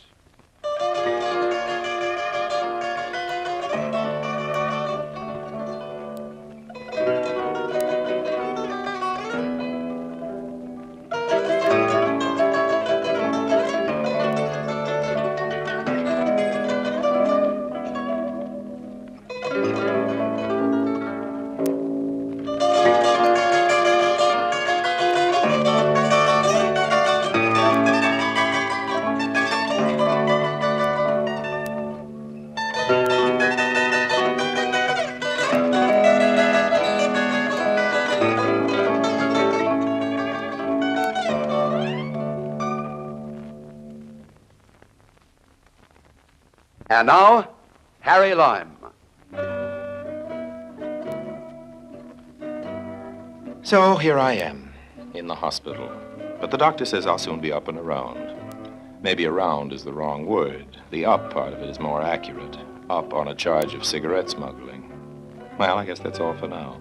By the way, don't let this sad little tale of frustrated love and violent death keep you from taking a holiday on the Riviera. Murders don't happen here any more often than anywhere else. And generally speaking, in this part of the world, love doesn't get frustrated. Just keep your powder dry and look out for that moon. It's loaded. So long now.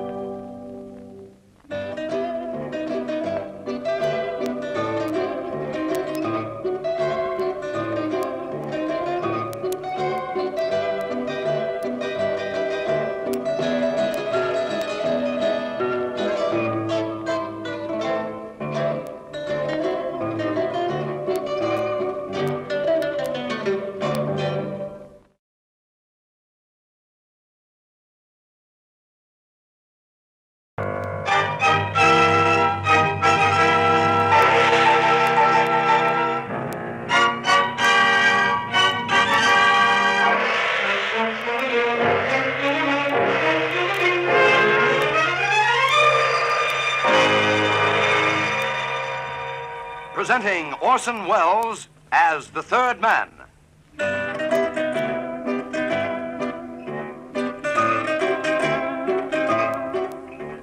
The Lives of Harry Lime. The fabulous stories of the immortal character, originally created in the story The Third Man, with zither music by Anton Karas. The police of Milan, like the police of any other town in the world, can sometimes be mistaken.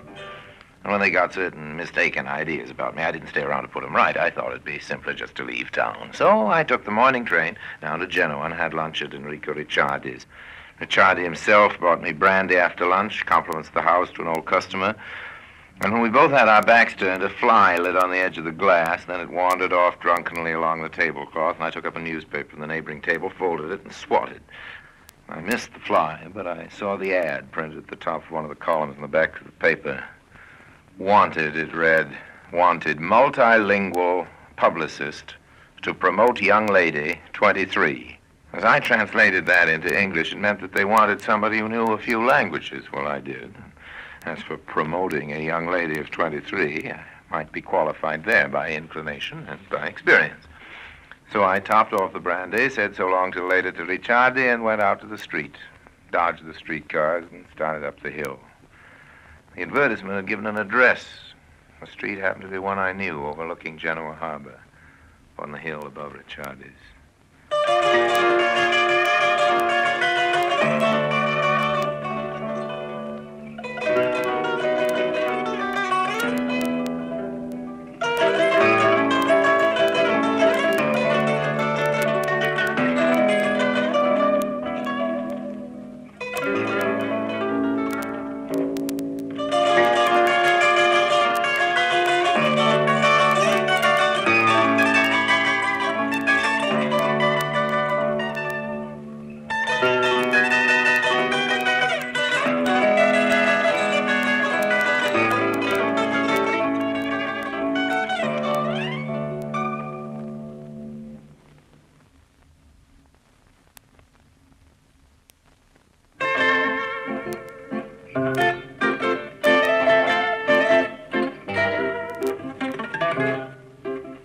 Melody Johnson wasn't home when I got to the address on the hill above Ricciardi's. Melody Johnson. That was the name given in the ad. I didn't know if she was a Dixieland trombonist or a sheet music company, but it turned out she was neither. The old Italian landlady let me in, and there were photos of Melody all over the house. The landlady said it was very sad, but Melody, though she was so beautiful, had to work for a living dancing at the Genoa Palace, which was where she'd be after 8 that night. I took another look at those pictures, took pity on Melody, and made my plans for after 8 in the evening. In the Genoa Palace dance hall, among those dark Genoa girls waiting for dance partners, I'd have picked out Melody Johnson even if I hadn't seen her photos. She had hair the color of red clover honey and blue eyes that might have been a size or two too big, except that on her they were just right. I bought tickets, the band went into a slow rumba, and I abandoned myself to Melody.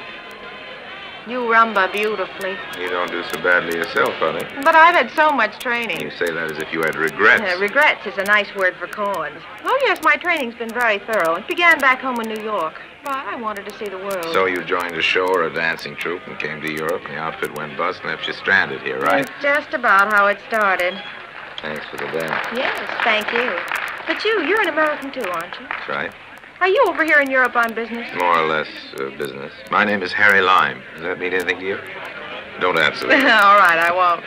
Mr. Lime, I hope you've bought enough tickets so we can have the next dance. I bought your whole evening. Look here, with these tickets, we can dance all the way to the French frontier. Then let's walk out in the garden. Okay. It'll be dark and we'll be alone. We can talk, can't we? What else could we possibly think of to do?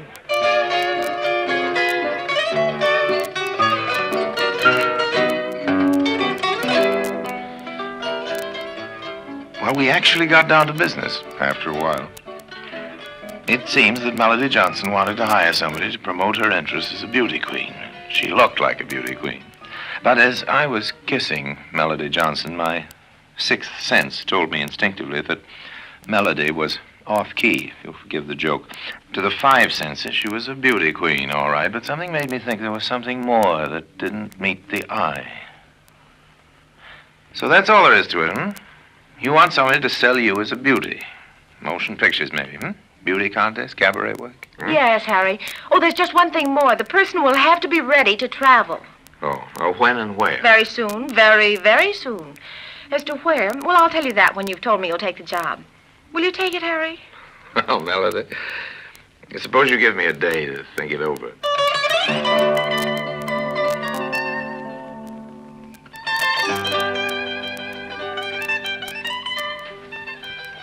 I was in my usual hangout in Genoa and Ricciardi's the next afternoon, thinking it over and reading the papers, when a fellow with very much the look of a Milan police officer came in.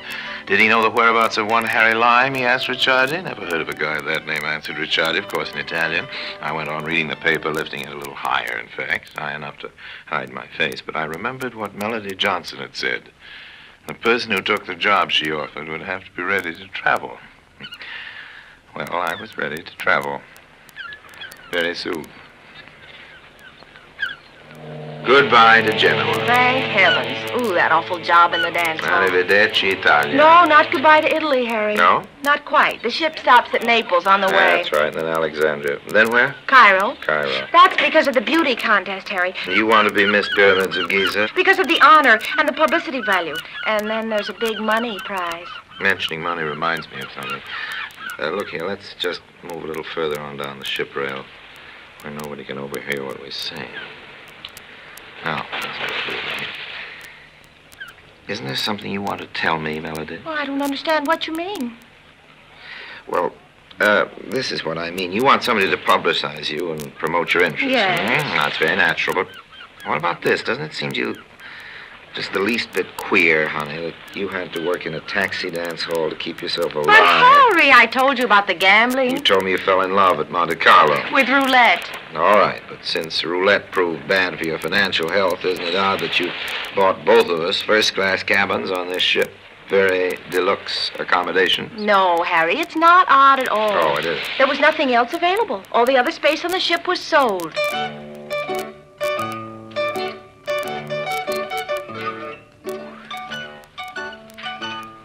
Perhaps it was a possible explanation. Maybe it was a real one.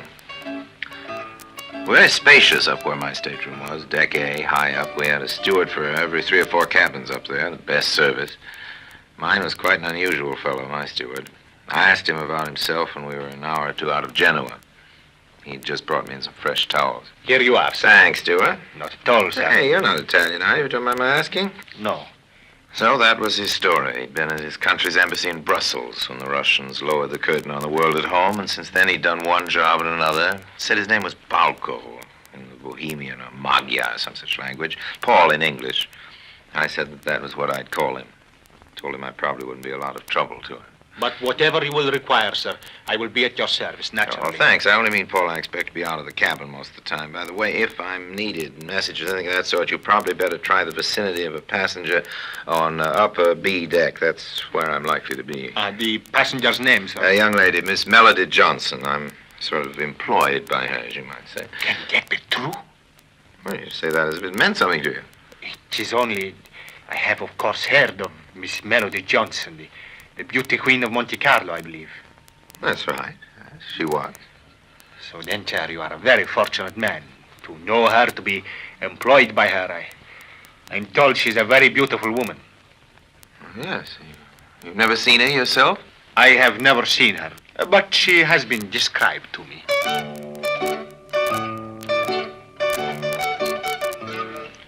Well, Paul, the steward, wasn't the only one who took a special interest in Melody Johnson. Of course, up to a certain point, this was natural. Melody was probably the most beautiful girl afloat. How nice it is up here on the deck. So nice and lonely. Just think, in the morning we'll be in Naples. Harry, are you listening to me? I'm looking at you, honey. Can't you listen to me for a minute? I can divide my attention. Oh, seriously, I have a confession to make. There's something I haven't told you. Well, I didn't want to hire only a publicist to promote my good looks. Well, I suppose what I really wanted was sort of a bodyguard. Oh. You know, may I tell you something? Okay, go ahead, tell me something. Well, the other night, when I learned who you were, I was frightened a little because of your reputation. Things I'd heard about Harry Lime here and there. But now, well, here alone with you, I feel secure. I'm happy. Well, I'd be happy, too, if we were alone. What do you mean? Well, when they built that housing back there, the deck 6 or 8 yards, they may not have built a man's head and shoulder and an arm looking around the side of it. Harry, there is someone Sure there there. is. A man watching us. Don't be frightened. Come here to the shoulder of this lifeboat. Oh, damn it. Yes, all right, Harry. Now, make it look all right. We'll pretend to kiss. What am I thinking? I'm out of my mind. Pretend to. Turn up your face. Oh, is this a good plan, Harry? So far, it's a wonderful plan. I kissed her, and then I left her by the lifeboat and turned around and walked back up the deck. The man pulled in like a turtle, shrinking into the angle of the housing. Good evening. Out for the salt air? Excuse that I have intruded on yourself and the lady.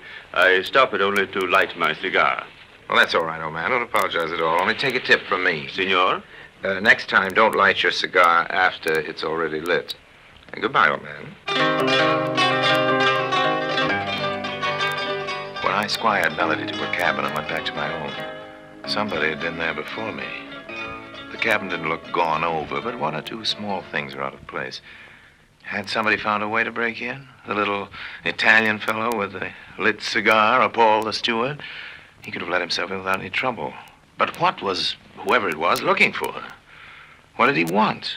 I checked through my things. Nothing was missing. It wasn't until the next day when we docked in Naples that I began to get some idea of what it was all about. Stop along here, driver. Si, signore. This is one of the best views, Melody, because that's Vesuvius over there. Harry, let's get out of the car for a better look. Well, I don't think we'd better do that, honey. Driver, drive on, will you But please? Harry, why are we going? We haven't half seen it yet. Well, we didn't stop, Dream Girl, for the view. That Alfa Romeo right behind us has been following us this whole time. We stopped to see if he'd stopped, and he did, so he's following us. And the fellow in the back seat is somebody called Minelli. Minelli? Mm-hmm. I made some inquiries. We were coming to the port this morning, and his name is Minelli. Mean anything to you? Minelli? Oh, no, I don't think it does. Well, he seems to take some kind of special interest in you. He's tagging us now.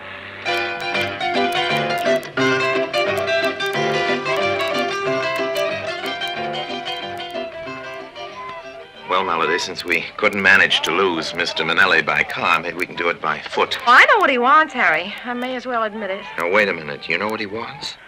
Well, maybe you ought to tell Well, me. I didn't know if I could trust you. You better trust somebody. Oh, I've been so scared. I haven't known what to do ever since I've had them in my possession. Ever since you've had what in your possession? The pearls of Bohemia. The pearls of Bohemia. I have them in my handbag now. The pearls of Oh, if we Bohemia. only get away from Manelli somehow. I'll tell you all about it.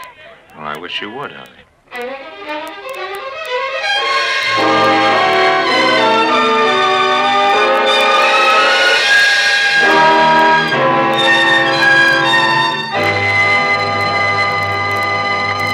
Harry Lime returns in just a moment.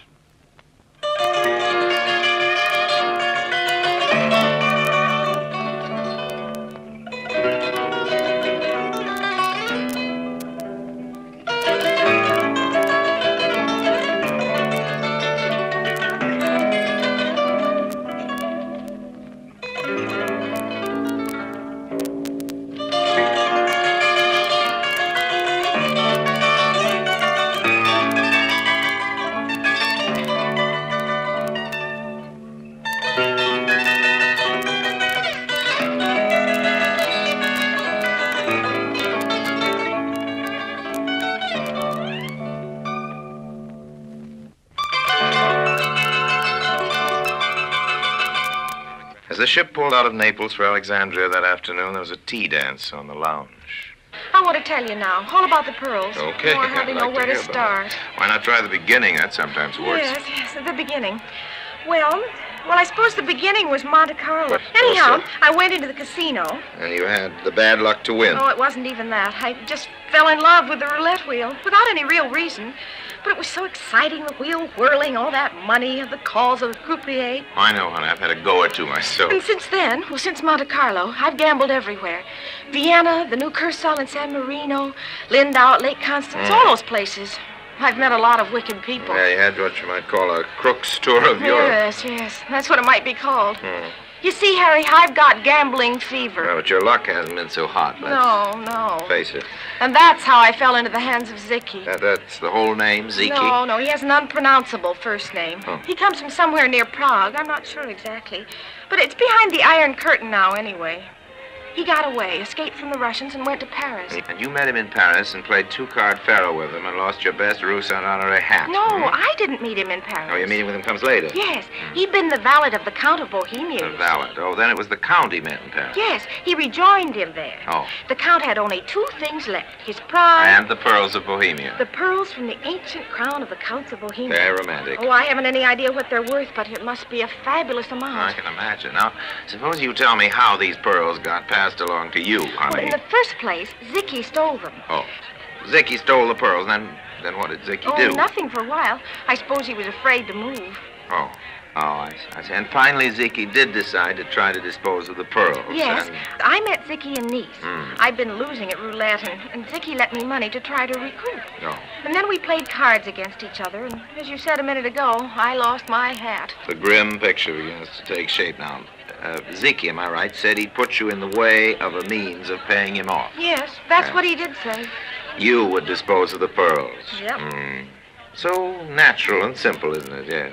In Egypt, this is supposed to be, right? There's a buyer in Cairo. I see. Well, you know what Cairo is. Yes, more or less, honey, more or less. The shadier side of sunny Egypt. Well, all right, if you're going to take the pearls of Bohemia to Cairo and sell them... The money is to be paid to Zicki in Italy. Some kind of bank transfer. I don't really understand it. But Zicki, on receiving the money, tears up your IOUs, which is what concerns you. Yes. Now you know it all. Yeah. The whole tawdry story. It just occurs to me, Melody, that you may have a little difficulty getting those pearls into Egypt. Past the customs, I mean. Oh, I thought about that. I lie awake at night thinking about it. You don't have to worry at all, honey. I don't think I know what you mean. Just this. Mr. Manelli, at least, is after those pearls. He or somebody else may get them before we reach Egypt. And you wouldn't have to trouble yourself about how to smuggle them in at all.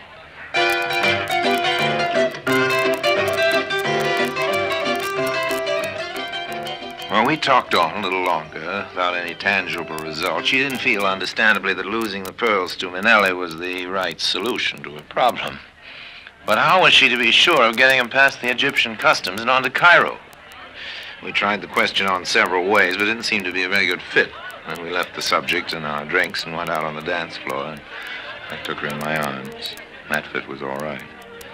While we were dancing, a man came into the entrance of the ship's lounge. Stopped a minute and stood looking around. Melody, you didn't get a look at him up on the deck last night. I don't even got a good look at him during that chase in Naples today, but look now. There he is. That's Manelli. That man standing in the door? Yeah, the very one. Harry? What is it? Hey, even a face like yours won't stand that kind of plowing. Why the frown? That man's name isn't Manelli. You know him? I've never met that man, but I remember his appearance. He was pointed out to me a year or so ago. Oh, yes, somewhere on the Riviera. Oh, I'm trying to recall the name I was told. Yes, his name is Vittoria. Vincente Vittoria. Now, wait a minute. I never met him myself, but there's an international jewel thief called Vincente Vittoria. Very well known. That's what I was told when that man there in the door was pointed out to me on the Riviera.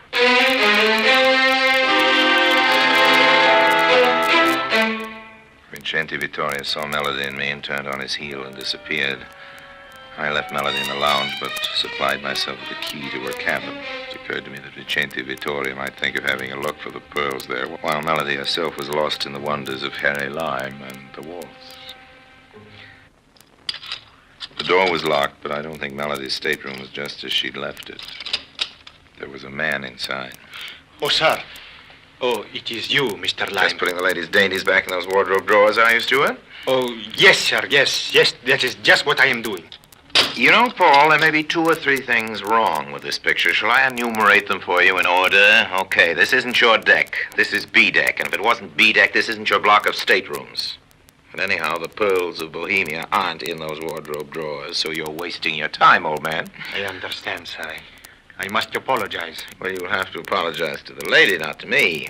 But maybe you owe me an apology after all. Was it you who went through my cabin last night, Paul, old man? Yes, I did that. Looking for the pearls, of course. Yes, that is what I was doing. You know, Paul, this could get you into bad color with your employers here on the ship.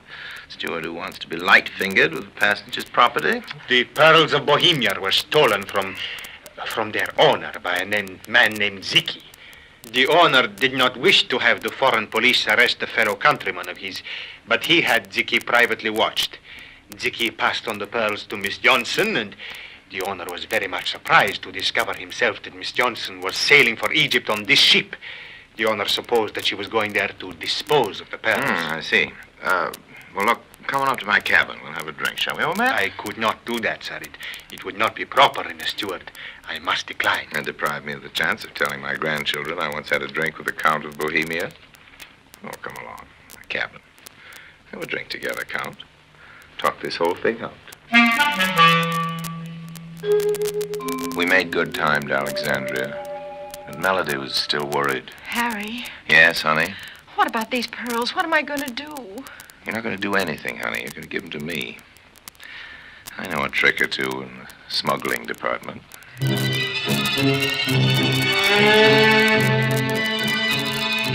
Mind if I take this stool here beside you? The use of the bar is a free to all. There isn't any need for us to be too polite to each other, Mr. Manelli, or should I say Vittoria? My business with you is business. I see I interest you. I'm listening. That's all you got to do, old man, is listen. That and one thing more. That one thing more is pay me 2,000 Egyptian pounds. And believe me, I'm giving you a cheap price. I haven't any opportunity here on shipboard to find out the real value of the pearls of Bohemia. Besides, I want a quick payoff and a get-out-of-town kind of deal. See what I mean? You are offering to sell me the pearls? You are remarkably astute, old man, and I'm glad to see you come up to your reputation. Yes, that's right. I have them here in my pocket. I see. But ask yourself before you wonder if you ought to knock me over the head and steal them from me, if you, Vincente Vittoria, known jewel thief, ought to risk taking them through the customs, Or shall I take them through the customs and deliver them to you intact in Alexandria for the small price of 2,000 Egyptian pounds? Done? A bargain? I thought it would be, old man.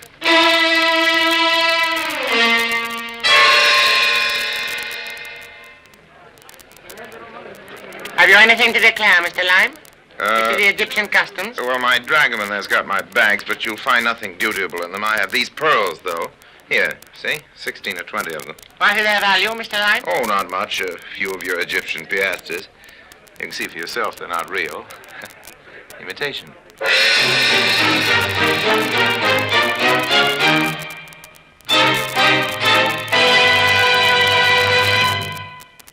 Harry Lime returns in just a moment.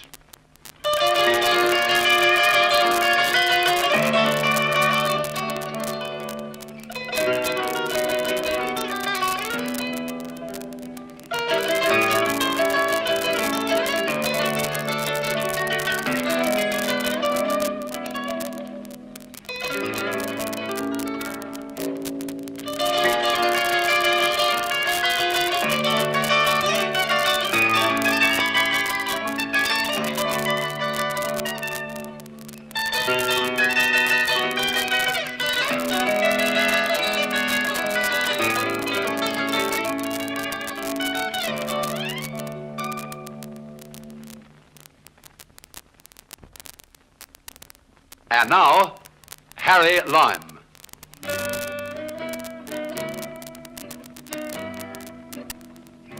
Those pearls were imitation, all right, but pretty convincing. Convincing enough anyhow to deceive an expert like Vincente Vittorio. He was an honest man of his particular sort and promptly paid me the 2,000 Egyptian pounds when I turned the pearls over to him at a little sidewalk cafe in Alexandria. The pearls ought to have been convincing, of course, because they were made for a very special use. When Mrs. asked to build some such lady, goes to the opera with a couple of 100 carats of diamonds on her fingers, they're very likely to be paste. Perfect duplicates, fine imitations, and the real diamonds stay locked up at home or in the bank. That's what fellows like Vincente Vittorio have done to the world of the upper classes, and the world of Bohemian counts is just about the same. So it happened that Count Paul of Bohemia had in his steward's locker the imitation set that matched the real pearls of Bohemia. When I got the real pearls from Melody, well, I just traded. Melody had said, you remember, that Count Paul had only two things left, his pride and his pearls. He kept his pride, and I thought he might just as well have the pearls, too. Now, all of this left me somewhat under obligation to Melody. I know quite a few people in Cairo, so I may have had something to do with her being voted Miss Pyramids of Giza. The prize money got her out of debt to that fellow Ziki, anyhow. And then there was the dough I got from Vittoria for the phony pearls. Melody and I had a lot of fun spending those 2,000 Egyptian pounds. But that, as the fellow says, is another story. So long for now. And remember, all that glitters is not gold, but it ain't hay either.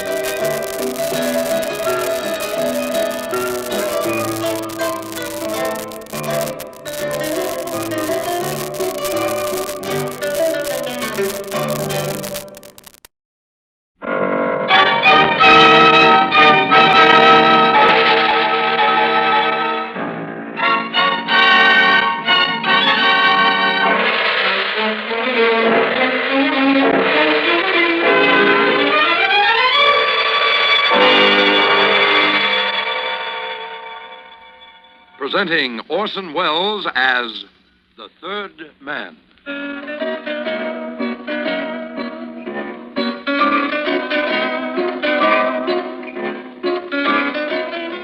The Lives of Harry Lime.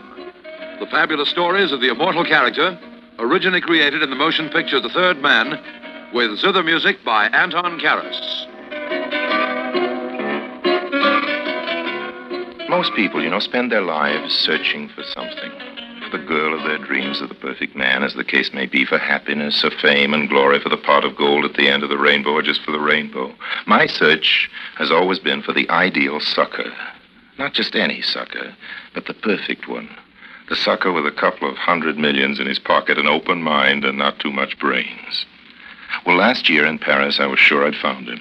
Sam Cordite, you've probably heard of him. Sam Cordite, the oil man. He actually wears one of those Stetsons, even on the Champs-Élysées, and those shoes with the trick heels and a gold toothpick and a heart of gold and pale blue eyes as innocent as any newborn babes.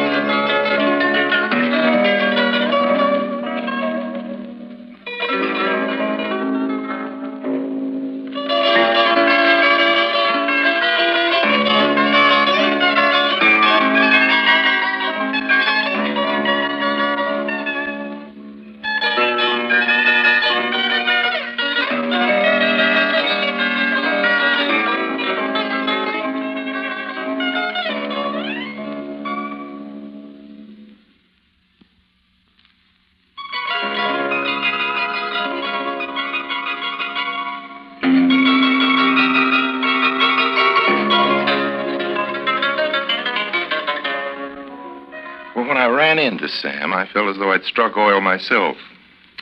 He was sitting in the Tour d'Argent all alone. I checked up with Claude on who he was. Now I was giving it the old dice come on. I wonder if you know how it works. It's a dodge for making the sucker speak to you first, which is always important. And what you do is sit idly shaking some dice in a cup, sort of thing they have in most bars. And then you drop one of the dice near the sucker and pretend you don't notice that you did. The sucker picks up the dice, or die if that's the singular, and returns it to you with a merry laugh, and that's how all the fun begins. Your fun? On the Mauritania it was. That was a nice ship, yes, sir.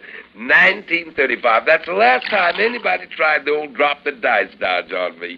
Well, that's how I happened to get acquainted with Sam Cordite, the oil king. He was a mighty check grabber, so I took him around somewhat, but I can't say I took him. Not that I didn't try, but pretty soon the feeling started to press in on me that if there was a sucker in the party, it wasn't Sam.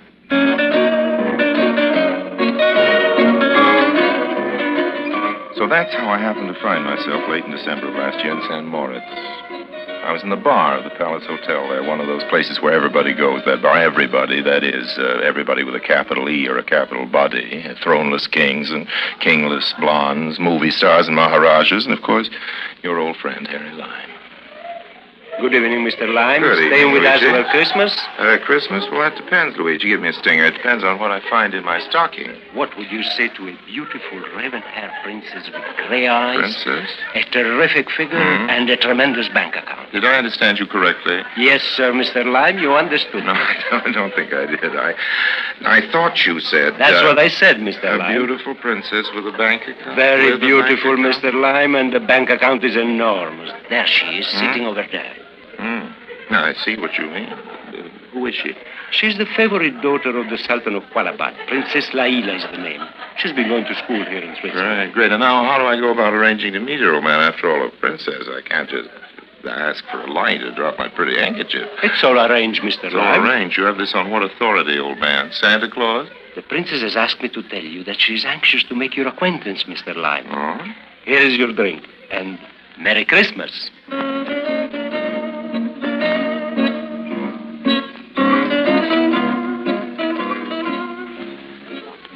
She had the big front suite in the hotel. It was full of hothouse flowers, and there was the sound of music from a gramophone somewhere, and through the big windows we could see the moon rising over the snow-capped Alps. I don't want to talk about oil. Not anymore. Harry, kiss me again. Hello? Brussels? Oh, very well. Yes, Mr. Van Blicker. Yes, all right. I'll drive down to Zurich tonight and take the first plane in the morning. That means Goodbye. you're going?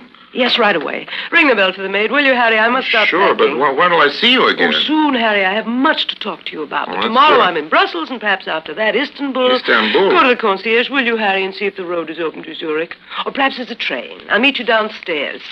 What are you waiting for? Well, aren't you going to kiss me goodbye? Well, there'll be time for that later, Harry, on the way to the station. I have a naturally suspicious nature, so I checked with the porter. I checked not just about the trains for the princess, but about the princess as well. It seems she was just as good as she looked, so there really was a kingdom of Qualabad, and Laila really was the Sultan's daughter.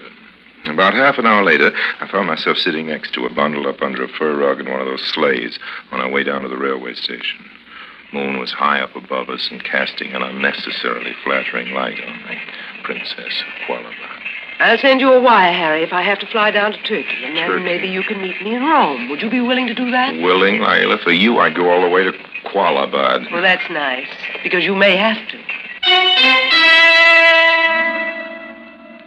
Hi there, Harry boy. What you been up to now? Oh, I took the Princess Laila to her train, Sam. She told me some very interesting things. Sam. Yes, Harry boy. Ever hear of a man called Professor Birdlake? Josephus Birdlake, the geologist? Why, sure. Well, you know about geology, too? Had to do with oil, son. I'm an oil man. A checkup. What you want with old Birdlake? I'll tell you later, but first, is he a good man? Well, son, I don't rightly know what church he goes to, if that's what you mean by a good man, but he knows where the oil is, and when he don't, he can make a mighty sharp guess.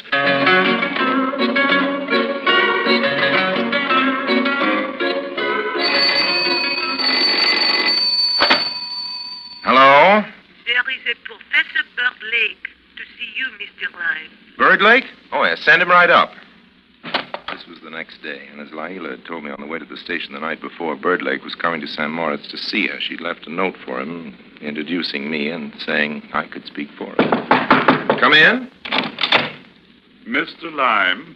That's right. Come in, please, Professor. You are Professor Birdlake. Yes, I take it the princess has already told you. Well, she explained that she and her father, the Sultan, had engaged you. Professor, please sit down, won't you? Thank you, Mr. Lime. Yes, I'm just back from Qualabad now. Flew into Zurich this morning. But unfortunately, I missed the princess. She had to get to Brussels to see Van Blink. Though what she'll say to Van Blinker, I don't know, without having first seen my report. Your report, In her sir. note, she says that I'm to give it to you, Mr. Lime. Yes, but maybe you could give me now just a rough idea, first in layman's language. In layman's language, Mr. Lime, Yeah. the news is good. Indeed, I think I may say, without fear of exaggeration, very good. Of course, there have been only a few trial drillings attempted, but the signs are excellent.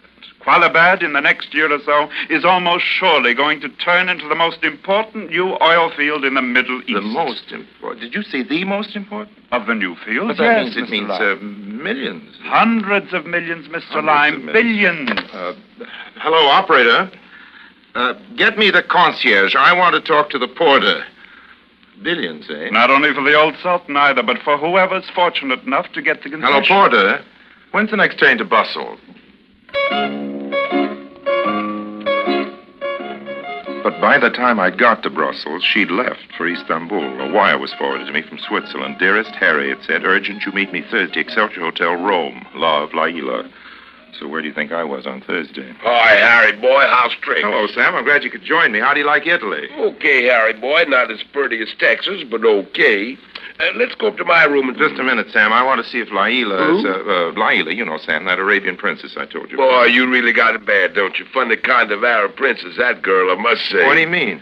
Arab girls, especially down in that part of the country, wear them big veils and spend most of their lives in the harem. Well, Laila's emancipated. Oh, you can say that again. I mean, she's been going to school here in Europe, Oh, Sam. I The old see. Sultan hasn't any male heirs, and she's his favorite. I know it sounds fishy, but it's true. I checked. So did I. You check on everything, don't you, Sam? Sure. I suppose you checked on me. Sure. Well? What's wrong, son? Well, if you checked on me, you must have found out some fairly unsavory little items. Sure. You mean you don't care? Don't care about what? Well, that I'm a Con man, even a crook, sort of? Why should I, Harry boy? You ain't crooked or con me. Ain't nobody done that. Well, what about Laila? You say you've checked on her. Don't now. worry, Harry boy. Your little Arab lady friend with a college education is strictly okay. Yes, Sam, but okay, from your point of view, could mean so many different things. Okay in this particular case covers just about everything. Okay means she's an Arab named Laila, not a grifter from Brooklyn called Sadie. It means she's just what she says she is and everything you think she is. It means she's the Sultan's daughter and the bee's knees. Come on, Harry boy, let's have us a drink.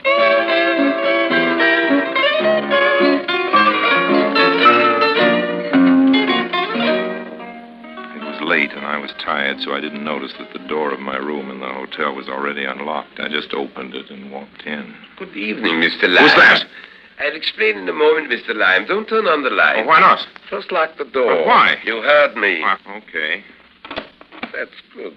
Now can I turn on the light? Certainly. It is very tedious talking in the darkness. Hey. Perhaps I should present myself. My name is Von Blicker. Oh, yes. Layla was talking to you on the phone last week. Please sit down, Mr. Lyme. Thank you. Now then, My it will own be road. well for you, Mr. Lyme, if you are as candid and truthful as possible. Exactly what is your understanding Now, of the Princess Laila? Look here, old man, before I start answering your question, suppose you answer some of mine. Just who was it you were watching for in the street? Of the there? agents, Huh? Mr. Lyme. Other The men agents? from Great Eastern. Great Eastern Oil? They've been following you. And there is even the possibility that Barakin himself has sent opposite. Barakin? To say nothing of the Russian. Yes. Well, you're still not making any sense, old man. Not in my language, anyway. Now, let's see if I can't do a little guessing. You're all of you worried about the oil concession in Kualabad, right? Naturally. Yes. If the estimates are even half correct. Yes. This is an affair as big as anything we've had to deal with in this generation. And you've got the idea in your heads, you and whoever these other characters are representing the other oil companies, that I've got an arrangement with Laila. Well, let me tell you something. You're right. I have. And if you're interested in buying into that concession, Mr. Van Blicker, you've come to the right room. Now, Harry, boy. Oh, go away, Sam. I'm busy. Busy, son? Oh, I see. You got company. Well, but isn't old chum Van Blicker. How's tricks, you Van? two know each other. Hmm? Oh, you're going, Mr. Van Blicker? I will get in touch with you, Mr. Lyme. Tomorrow. Sam. Yep. I know what you're thinking, Sam. Yeah, boy? You're thinking I was going to make a deal with that Van Blicker and cut you out of that oil concession. Now, why should I think that? Well, I would if I were in your place. That's what I'd think. What do you offer you? Well, we hadn't got to that yet. Yeah, I didn't think so. You see, with my influence on Laila, I figure 10% for my 10%? part. Sure, I know 10% of $100 million is... Well, sounds quite a lot, That's but... enough to get by on, son. Well, it is, Harry boy, it is. You're treating me as though I was some kind of a crook, Sam. Well, aren't you? Well, not as far as you're concerned. I swear to you, I Sam. wouldn't care if you were, Harry. I'm broad-minded.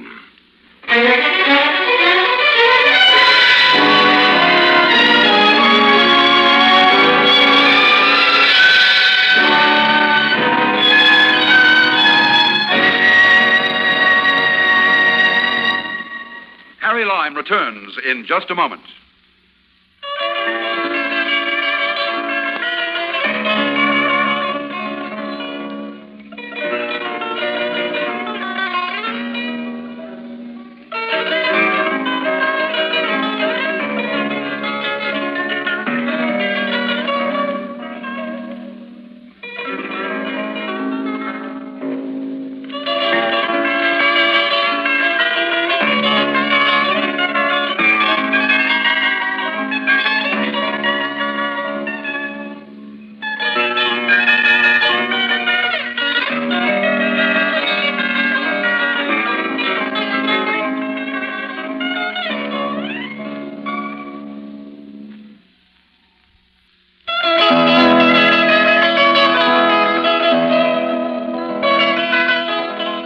Kualabad is a tiny island kingdom, or rather sheikdom, near the mouth of the Red Sea. It's been there, I suppose, as long as any other island in the world, but nobody gave it a thought until just recently during all that excitement over the oil concession. And then suddenly, this forgotten little blob of sand, you have to look carefully on the map for it, became a sort of battlefield.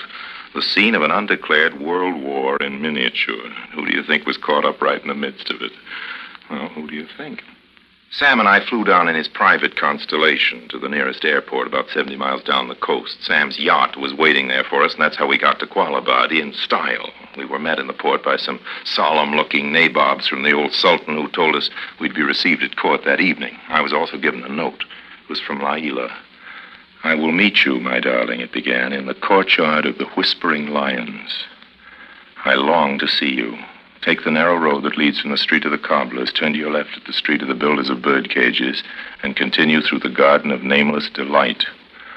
I will be there when the moon has risen in the 3rd hour. But be careful. The city is full of our enemies, and you are in great peril." Well, it was more of the same sort of lyrics, but you get the idea. I was just reading it over when one of the nabobs, a particularly repellent old bandit with a moth-eaten beard and one glittering eye, the white of which was the color of cafe au lait, sidled up to me. Mr. Lyme. Yes? May your shadow never grow less. What's that? May your back never bend. May your cheeks never wither. Thanks, old I man. wish you 1,000 suns. Okay, chum, who are you? This unworthy one, this despicable dog, is none other than Jacob Ben Ali Hamid, Grand Vizier to the Sultan. Well, Jacob, old chum, if what you're trying to tell me is that you're a big shot... Big shot? Of course, it is an expression of the American. Yes. It is that you would say I am a man of influence, yes? The Sultan's right-hand man, right? I, Jacob Ben Ali Hamid, the Sultan's right hand. The Effendi chooses to No, wait a minute. Don't get mad. It is the Sultan who is my hand. Okay, Left and right, right and left. Okay. My whim is his law. Well, that's nice to know. Silly old son of an ass. I beg your pardon? I am speaking of the Sultan. Yes. He only smiles if I deign to smile, and when I frown, he trembles. Well, all this is very interesting, I'm sure. I mention these matters to the great American Lord Harry Lyme. May his beard never grow white. Thanks, Only to point out that when the time comes to discuss signing a contract for the oil concession... I clear it with Jacob.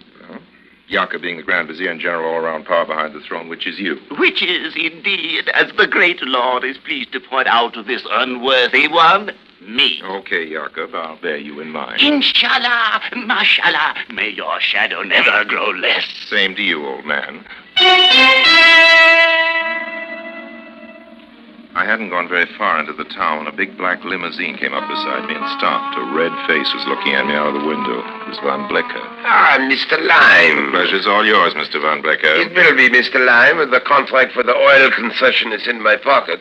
Just now, however, it strikes me that there are too many foreign visitors to this little country. I suppose you mean me. Don't say you haven't been warned, Mr. Lyme. May your back never bend, old man. I beg your pardon. May your shadow never grow less. This unworthy one throws himself in the dust beneath your chariot wheels and begs to remind you of an old saying among us oil men. What are you talking about? Verily, it is written, never count your gushers till you own the real estate.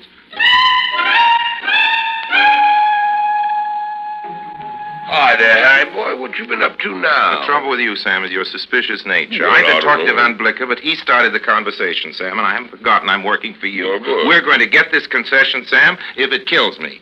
That night, at the appointed hour, and in the appointed place in the courtyard of the Whispering Lions, I met Laila. Harry. Darling, Kiss me. what did you think I was going to do? Did you hear that? That's a signal. Signal for what? It's my guard at the gates. The lookout. It means we're discovered. Discovered? All is lost. Who's discovered us, honey? Jacob Ben Ali Hamid, the vizier. Oh, you mean old Dead-Eye Dick? Tell him to go away, Laila. We're busy. His men are everywhere. In the streets, in the markets. Very probably they surrounded us here. Well, what of it? This is not Europe, Harry. There are no policemen here. The land of violence and sudden death.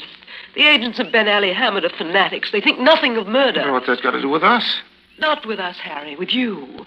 Ben Ali is the creature of Van Blicker. He will stop at nothing. Well, what do we do? Take this. Put it on quickly. Oh, an Arab disguise. Here, I'll help you with the veil. You see, this way only your eyes are uncovered. No one will guess. I hope not. Now listen carefully. Yes? At the gates is an old woman, my trusted slave. She will convey you to a place of safety. Ask no questions and go in silence. It is your only hope. One moment. Thanks, honey. You know something? That's the first time I've ever kissed anybody without first taking off my veil.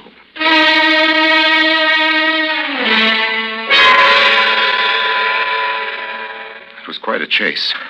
Through twisting, shadowed alleys, tortuously winding narrow streets, tripping over my pretty skirts most of the way. And the funny thing is, I never saw who was chasing me. Now, friends, it's too late now for me to pretend to you that I'm exactly a stranger to the confidence racket, and I'm afraid it's time now for me to make a little confession. The contents of this particular package is perhaps not exactly as advertised. I gave this tale, if you remember, a title. I called it A Night in a Harem. And it's conceivable that having heard that title, you may have expected something a little different from what you're getting. And if so, I'm sorry. I'm sorry anyway. I did spend a night in a harem, though by the way they pronounce it harem. Foolish of them, but they do. And a drearier, more uneventful 6 hours I've never put in. The only slow-eyed daughters of the East I ran into seemed to be the cook and her grandmother. Then, too, that veil was a considerable inconvenience. Laila's servant let me in, and after the 6-hour wait I mentioned, Laila's servant let me out. And then I was taken down to the shore and put in a rowboat. Muffled oars and all the rest of it. Very furtive departure for a big oil man like myself. Laila was the other passenger. Harry, Yeah, but what now? I think there's something you ought to know. Hmm? It pains me to tell you this, but you'll find out anyway. Okay, honey, let me know the worst. After that night in the Sultan's harem, I'm ready for any disappointment. Well, it's about the oil confession. What about it? While you were waiting in the harem, Yes, and by the way, what was I waiting for? I never even saw anybody chasing me. the ways of the East, Harry, are mysterious. Honey, they sure are. Well, what about this oil concession? The contract is signed, Harry. Well, that's all right. Sam's a good guy. He'll see that I get my cut. The concession didn't go to him, Harry. What?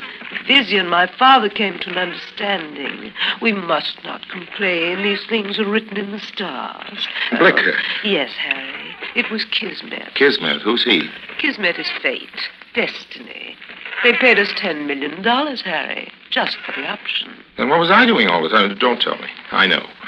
I was being used to jack up the price. Oh, Harry, what could I have done without you? I'm just a helpless young girl. Mm-hmm. And what am I? Don't answer that either. No, I didn't murder her. I even let her kiss me goodbye. And as I went up the gangplank to Sam's yacht, she told me someday, when I knew everything, I'd thank her. Well, after I got my dress off, I met Sam for breakfast. Come on, cheer up, Harry boy. You had nothing to lose, and you didn't lose it anyway. 10% of $100 million. You call that nothing? Well, nothing's just exactly what I do call it, Harry boy. Anyway, who ever mentioned $100 million besides you? Well, I don't know. Birdlake, for one. Him. But you told me Josephus Birdlake's an authority on oil. Sure. Well, let's celebrate. Celebrate? What's there to celebrate? 10 million cash just for a down payment. Yes, that's what why they I'm say. celebrating. But they got the concession. For what? For sand a little old island, even Laila doesn't stay on any longer. She can help. But Professor Birdlake told me. No, Harry boy. Birdlake didn't tell you a thing. That was just a fella that called himself Birdlake. Laila hired him. He's a play actor from London. I checked on everything. I knew first, of course, even on the princess. But she is the princess. Sure, but being a princess don't say a girl has to keep from indulging her natural talents for the confidence racket. You know the old salted mine dodge, Harry boy. I'm surprised that you must have sold a few worthless oil shares in your day. Then there's no oil in Qualitat at all. Of course not. Don't you think I checked? Why, that dirty... Well, you can't blame her and the old man from persuading that there is, boy. After all, they gotta live, too. Live on 10 million cash? Sure, they'll get along. But why not? And now what happened? Well, I thought we'd just sail on for a bit and see the sights. I've heard a long lot about this here island of Bali. That ought to be fun. And on the way, you can try selling me some gold bricks. That ought to be fun, too. Come on now, Harry boy. Bottoms up.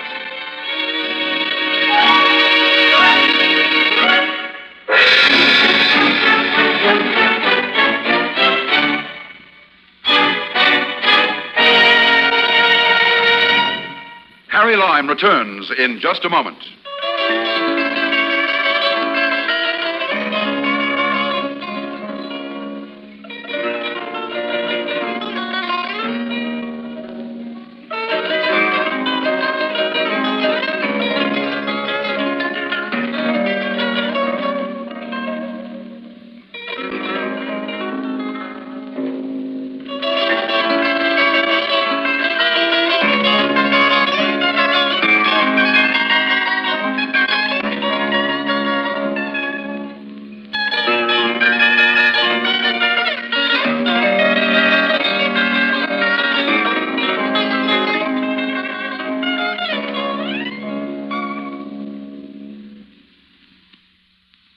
And now, Harry Lime.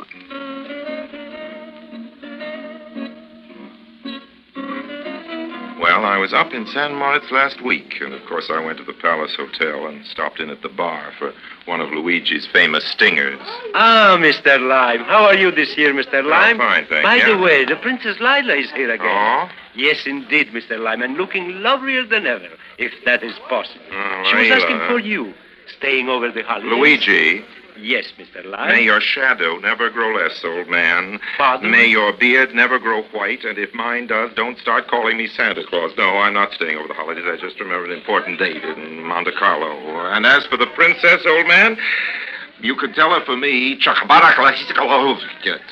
I am sorry, Mr. Lime. What's that last? Arabic, old man. Arabic. For Merry Christmas. So long now.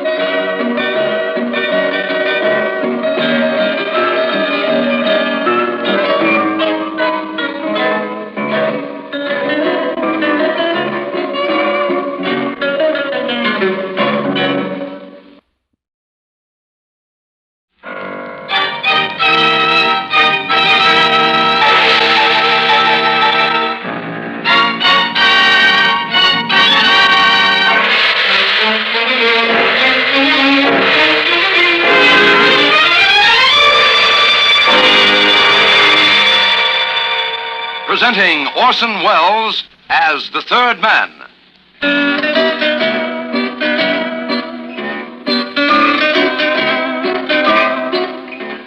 The Lives of Harry Lime.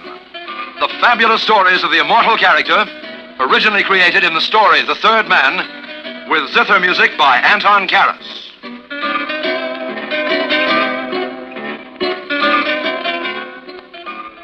Well, I've messed around in a lot of messy things. You know me, I'm certainly no angel.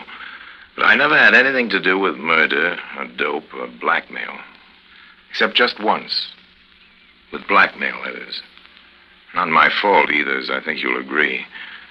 But all the same, I'm sorry to have ever come within breathing distance of that caper, because as several people during the course of this little story had occasion to point out, blackmail is a nasty word.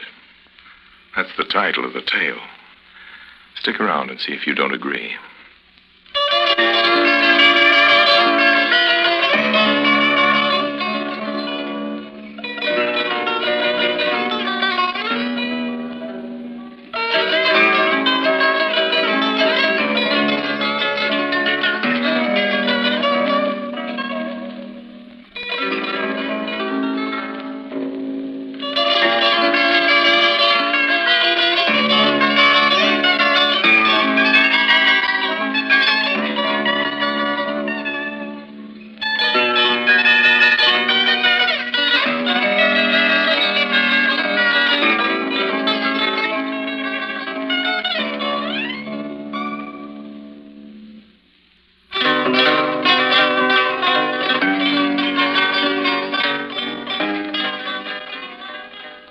all started in Marseille back in 47.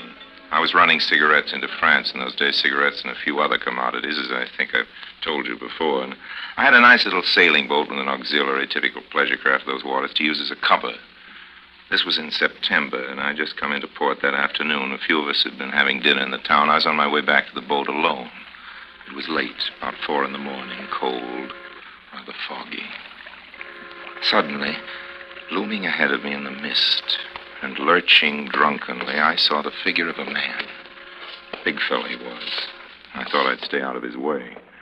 Marseille's a tough town, one of the toughest in the world. It's a good place not to have any trouble in, so that's why I tried to keep clear of the drunk. But before I could get out of the way, he caught sight of me, uttered a strange, muffled sort of cry, and suddenly threw himself forward.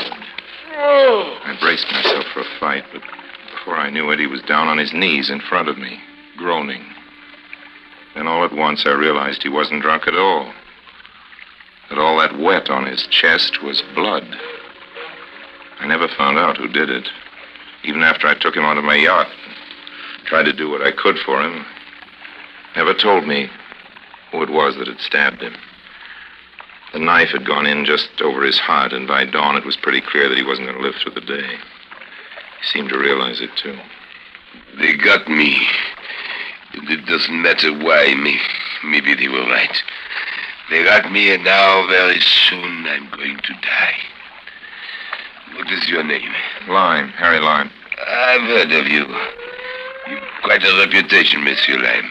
I call you Harry. Okay. I am Draco. Yes, I see from your face that you have heard of me, too. You call me Marcel. Okay, Marcel. That way I spend my last hour or so among friends.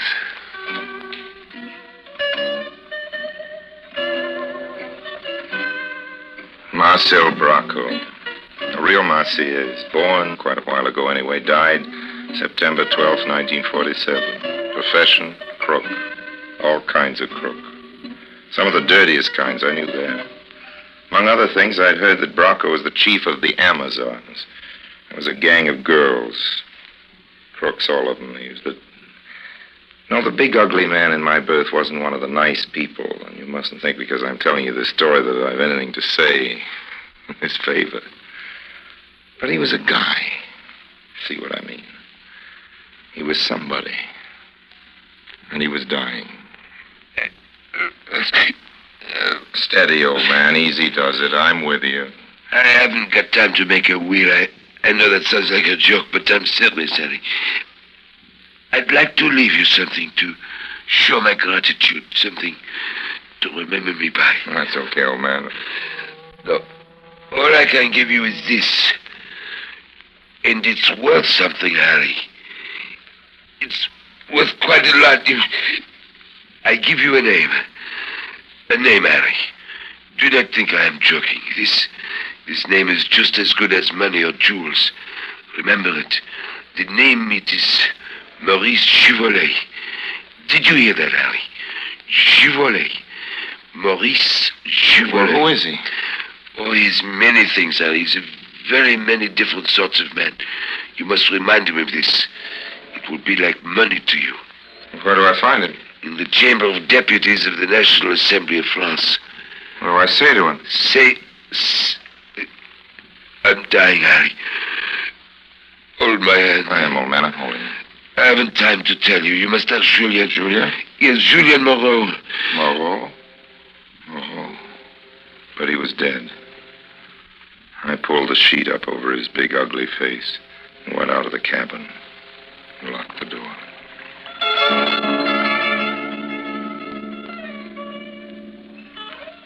Three months later in Paris, in a little nightclub in Montparnasse, I ran into Julien Moreau. Julien was a newspaper man, and in his way, Julien was quite a guy, too. Not a crook, just a newspaper man, and a good one. I'd struck up an acquaintance with him, and after a couple of weeks, it had brightened into something resembling friendship. So tonight, I thought the time had come when I could afford to approach him on the subject of my legacy. The precious name. Julien. Yes, Harry? I want to ask you a question. Go ahead. I'm going to mention a name. Well? If it means anything to you, let me know. Don't be so mysterious, Harry. What's the name? Givolet. Maurice Givelet. Why do you ask? Why don't you answer? Excuse me, Harry. I want you to tell me why you mentioned that name. You won't tell me anything about him unless I do? I'm afraid not. Well, there was a guy down in Marseille told me that name. He said it was worth money. Worth money? Yes, that's what he told me. He was dying at the time. That man in Marseille, he must have been a criminal. Well, don't go all prim and moral on me, Julian. Yes, as a matter of fact, he was something along those lines. What of it? I'm not going moral on you, Eric. I'm nothing very special myself, but when you say to me that the name Maurice Givelet is worth money, well... Well, what? There's a nasty word for that, Harry. A nasty word for that kind of money. What do you mean? Chantage. I don't get that. That's French, Harry. French for blackmail.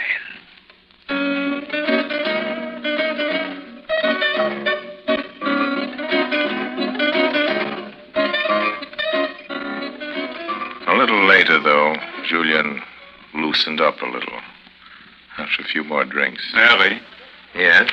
That criminal in Marseille you were talking about. Well, you brought him up, Julian. I was asking about a certain Monsieur Givelet. I know.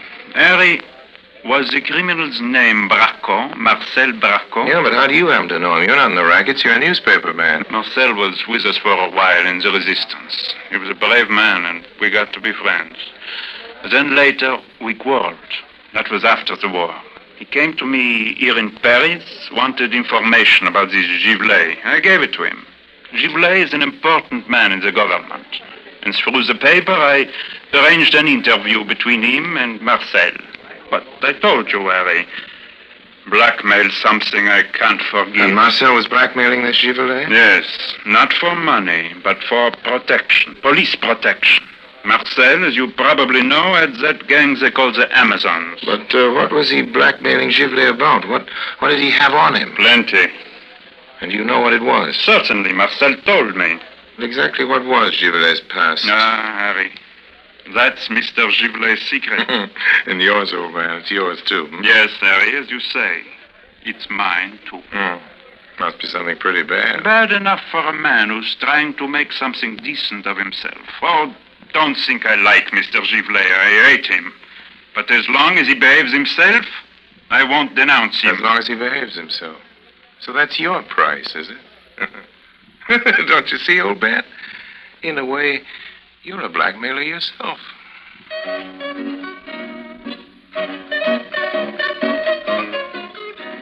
Then, some months later, in the lobby of the Georges V in Paris.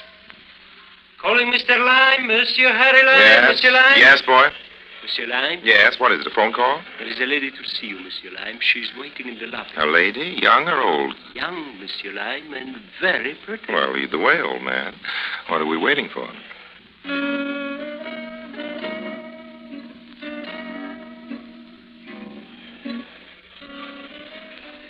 Hello? You are Harry Lime? Insist on the original, honey. Accept no substitutes. This is it. I don't understand. I'm Harry Lime. That's what I'm trying to tell you. Who are you? We haven't got around to that yet. You have not given me a chance to tell you. True enough. My name is Müller, Heidi Müller. Glad to know you, Heidi. Shall we go into the bar and have a drink? It's a little early for dinner, but... This is serious, Mr. Lime. I've come to see you on business. I was afraid of that. Well, go ahead. I have been told about you, Mr. Lime. Idle gossip, honey. You know how people talk. I'm a straight, upright, clean-living, law-abiding citizen. What is it you had in mind? Well, Which particular law did you want me to break for you? I want a passport. Passport? Oh, that's easy. We can arrange that for you in a couple of days. This man here in Paris does very good work, but the best phony passports come from Amsterdam, if you're willing to wait. It is not as simple as that. Oh? I want a passport for my father. Well, just give me his name, the other particulars, and a photograph. By the way, what kind of passport do you want? American, British, Panamanian? Mr. Lime, my father is not here. He's in Romania. Romania? Yes. On the other side of the Iron Curtain. And you want me to get a passport to him in Romania? That's right. That's practically impossible. Mr. Lime. Well, now, mind you, when I say practically, that's what I mean. It's practically. For Harry Lime, nothing is strictly impossible, just expensive. If you get what I mean. No, I did not. Well, how much dough can you spend? Money? Yes, money. If you want to get a passport to your father in Romania. I'm not going to pay anything, Mr. Lime. What? You're going to do this for me as a gift. You've come to the wrong man, Heidi. I'm sorry. I'd like to help, but I never break the law except on a strictly commercial basis. Besides, an operation like Mr. this... Lime, this is very embarrassing. It certainly is, dear. But I told you were going to do this for me without charging me money. And you are, Mr. Lime. Shall I tell you why? Yes, it'd be very interesting to hear. I believe you are in trouble now with the French police, Mr. Honey, Lime. I'm always in trouble with the French police. Why? Yesterday they sent for me and asked me to identify you. Asked you to identify me? Why? What's the caper? I do not know. It is something to do with counterfeit money. Oh, yes, that casino business. That happened in August in Cannes. But they never got me on it. The money was passed all right. They know that, but they can't pin it on me. I was there in the casino, Mr. Lime. The police discovered that I was next in line at the cashier's. When they found that out, they came to me. They want me to be a witness against you. They want me to swear that I saw you passing that counterfeit money. I see. And, what did you tell them? Well, first, I asked them questions about you. Hmm. That's how I found out that you're, well, who you are. I see. And, look, Heidi, tell me the truth. Did you really see me pass that money? No. As a matter of fact, I didn't, but unless you helped me with my father, Mr. Lime, I'll say that I did. And then, of course, you'd go to jail. Hmm. Well? That reminds me of something a friend of mine was saying last night. The French have a nasty word for what you're up to, young lady. I can't remember what it is now. Blackmail's a bad word in any language.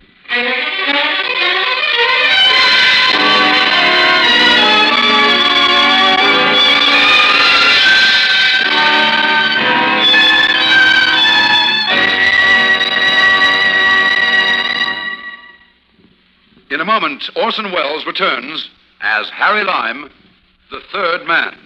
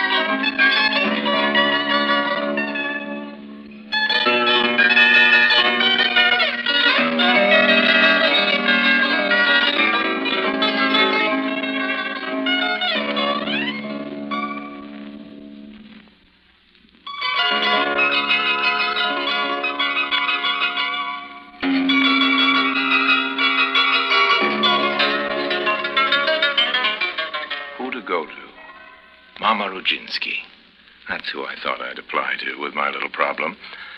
Mama Rodzinski is quite a character and a great authority on passports, frontiers, international laws in general, and how to break them in particular.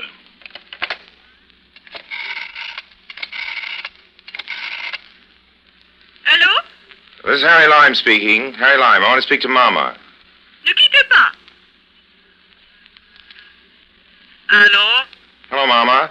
Yes? This is Harry, Mama. Are you? Lime, Mama. Harry Lime. I'm in trouble. I need help. Bad trouble? Sort of. Come up. I see you right away.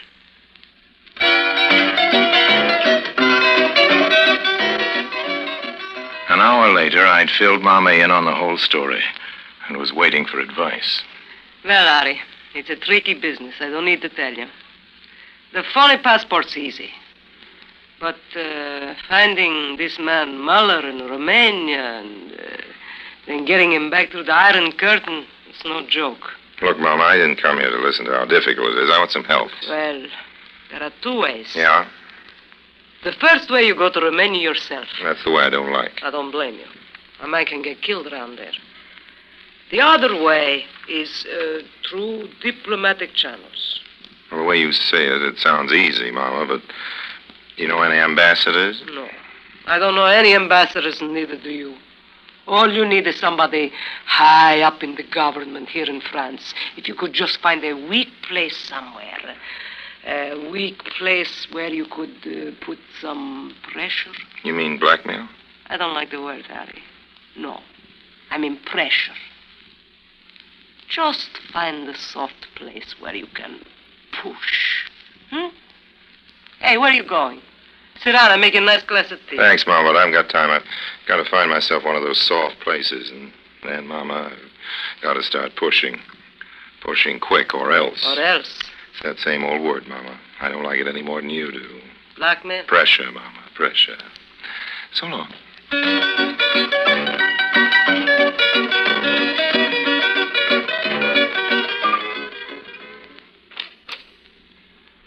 Monsieur Lime? Yes? Monsieur Givelet will see you now. Come this way, please.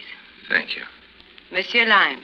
Oh, yes, come in, please. What can I do for you? Well, I'll get right down to the point, Givelet. I know you're a busy man as well as an important one. Well? I have a favor to ask. Ah? There's a man in Romania. He's stateless. Nansen passport before the war. His daughter's here in France. She wants to get him out. Are you serious, monsieur? Lime. Such a thing as you are asking. Why, it's practically impossible. And I will be frank with you. I don't even know who you are. Lime, Harry Lime. I told you that, old man. Well, you see, even on the highest ministerial level... It would be, as you say, practically impossible. I like that word, practically, Mr. Givelet. It gives me a little hope. Yes, but... I know. Don't bother to say it again. You don't know me from Adam, Monsieur Givelet, but there, you see, I have the advantage. I know you from Adam, Monsieur Givelet. I even know you from Monsieur Givelet. I don't understand. I've been in touch with a friend of yours. What friend of mine? A man called Bracco. What? Marcel Bracco. The name seems to mean a good deal to you. He said it would. Bracco is dead. But not Bracco's secret, not your secret, old man. He gave it to me before he died. Now then, when can I expect some action on my client, Miller? Your client? The man who needs a passport. Remember the case you said was practically impossible? Leave the particulars with my secretary. You will hear from me before the end of the week. Thanks, old man. I appreciate this. I really do. And when do I hear from you? Again, I mean, blackmailers always come back. Well, that's a nasty word, old man. Don't use it again, and you won't see me.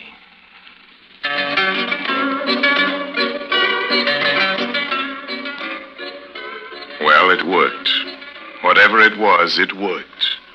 I was holding a secret over a man's head, and I didn't even know the secret. Yes, whatever I was threatening the politician Givelet with seemed to be a threat strong enough, because by the end of next week, Heidi's father was on his way through the Iron Curtain. She said I was wonderful, Heidi did. Asked how she could ever thank me. I told her that thanks didn't come into it. I'm not your benefactor, honey, remember? I told her. I'm your victim.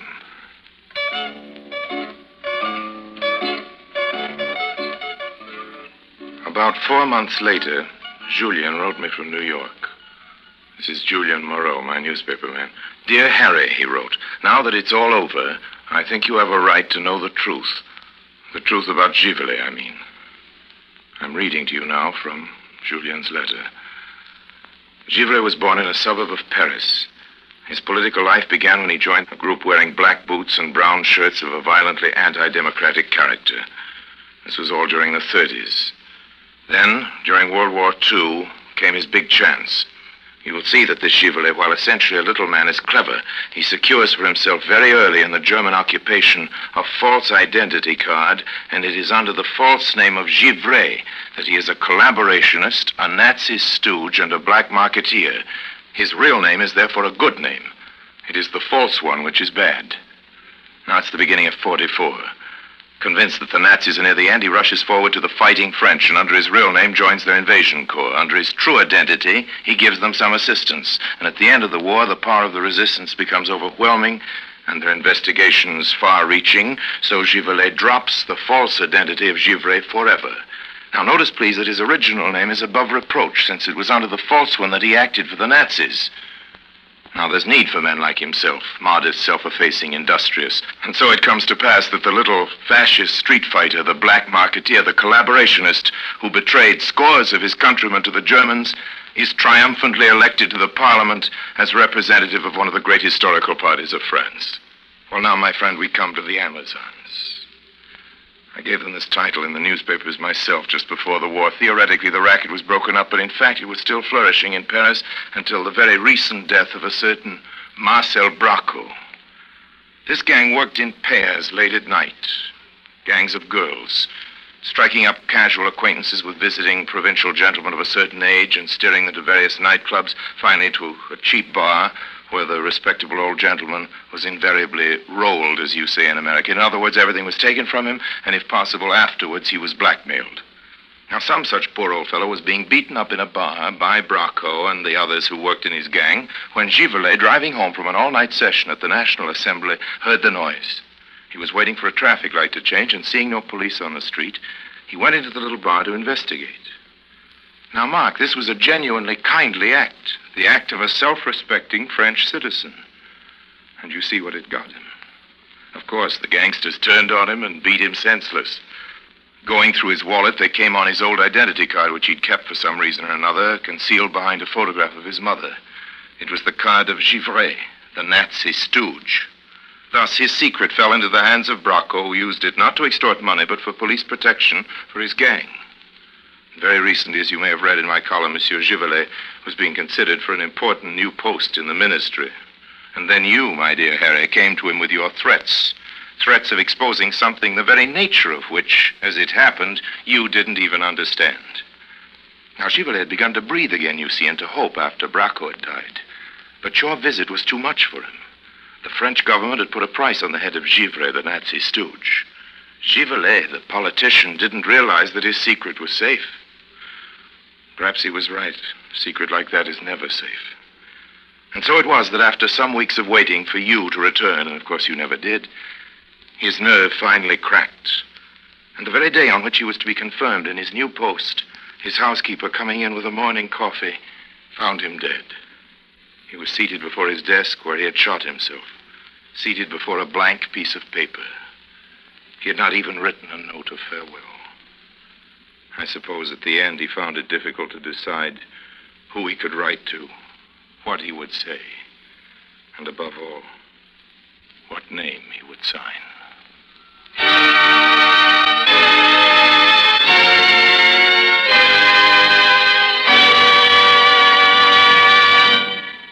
Harry Lime returns in just a moment.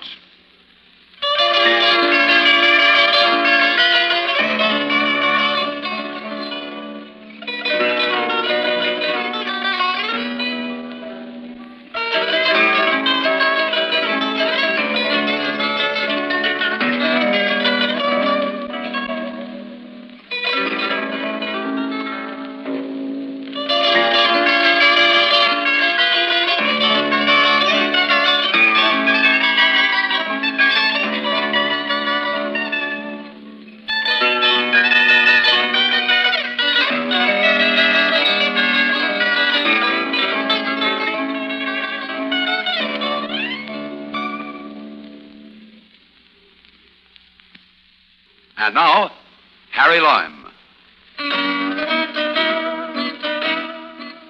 A few days ago, I was in Paris. I went into a little place I know near the markets where they make a wonderful fish soup, and who should I see having lunch there but Heidi? Heidi and an old gentleman I was sure must be her father. It was. She introduced him, and I sat down with him for a drink. So finally, I get to meet the wonderful Harry Lime.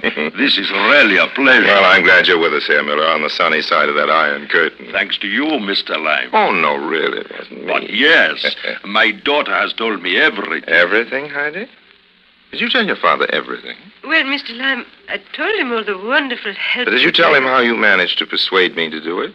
Not exactly. Not exactly. What's this? Secrets?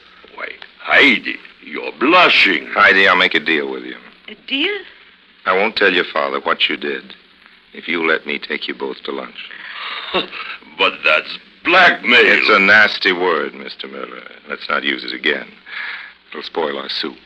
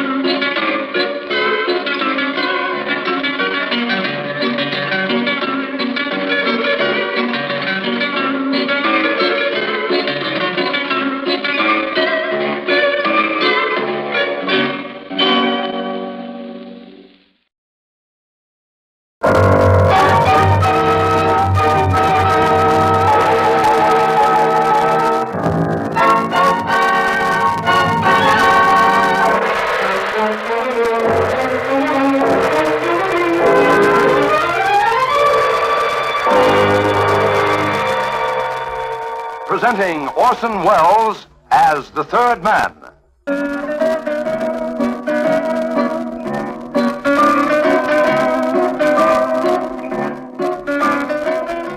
The Lives of Harry Lime. The fabulous stories of the immortal character, originally created in the motion picture The Third Man, with zither music by Anton Karas.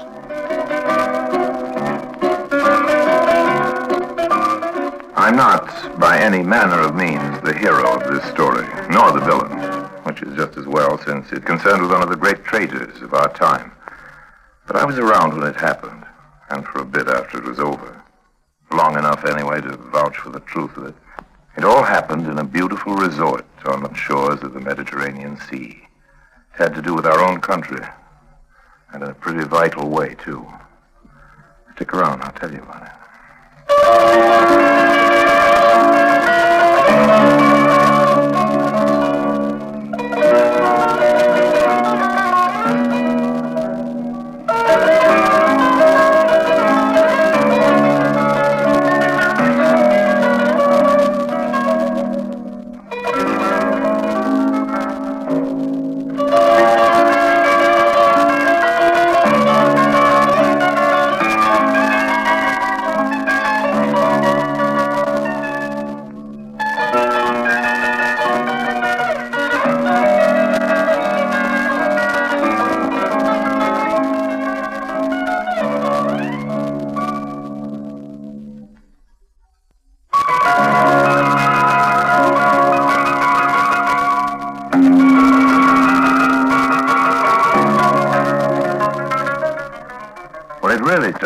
Casino, or rather on the terrace that leads off it.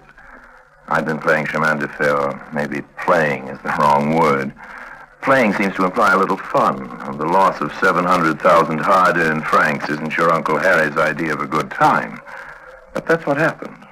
That's what comes from trying to keep up with the Greek syndicate and the ex-king of a certain important country in the Near East.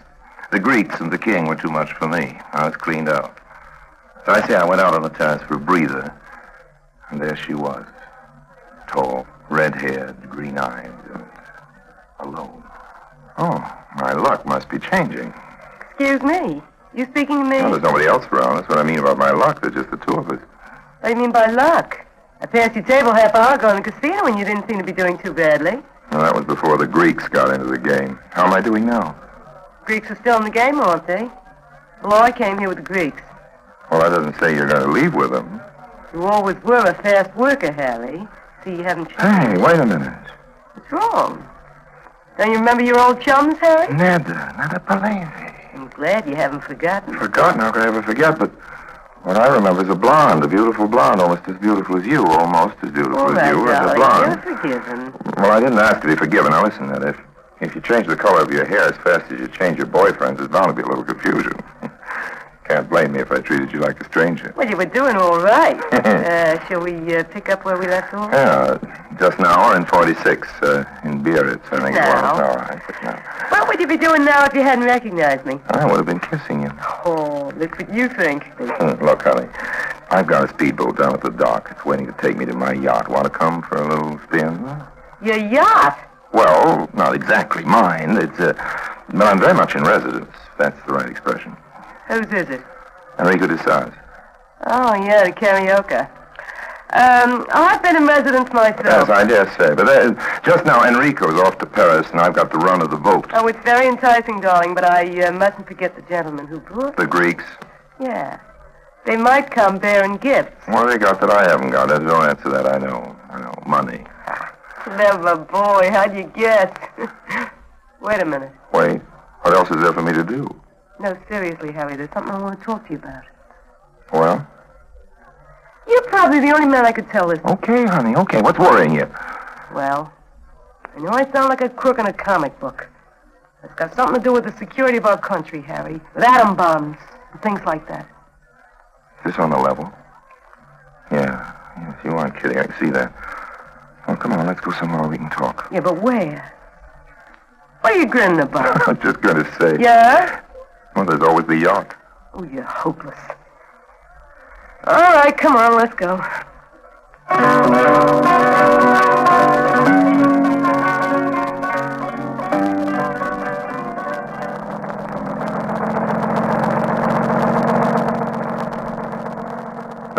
karaoke up ahead. In 5 minutes we'll be there. What's going to happen with the Greeks? No, I don't care. You don't care? Why? Is that my fatal charm or the atom bomb? You'll stop joking, darling, when you hear what I gotta say. Well, why don't you start? All right, I will. You know somebody called, Fodor? Fodor? Oh, yes, he's the one who has that big villa on the Cap, the Hungarian, about 70 years old, bald, gray eyes, amateur oceanologist. Has a big aquarium. Used to be an investment bank or something like that. They seldom goes out. Is that the one? That's the one. What's wrong with Mr. Fodor? Is he some kind of international spy?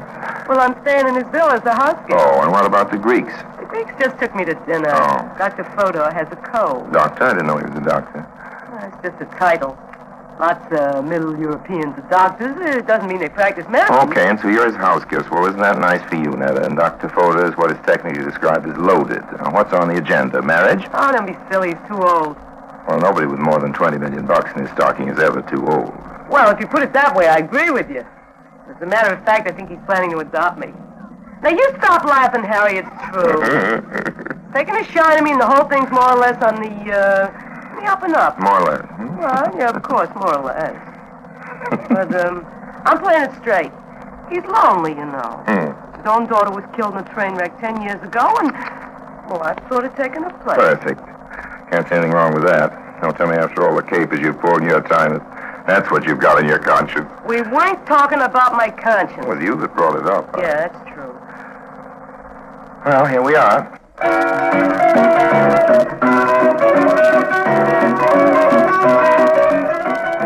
A beautiful yacht, a beautiful night, the Mediterranean, the moon, and one of the most attractive girls of the century.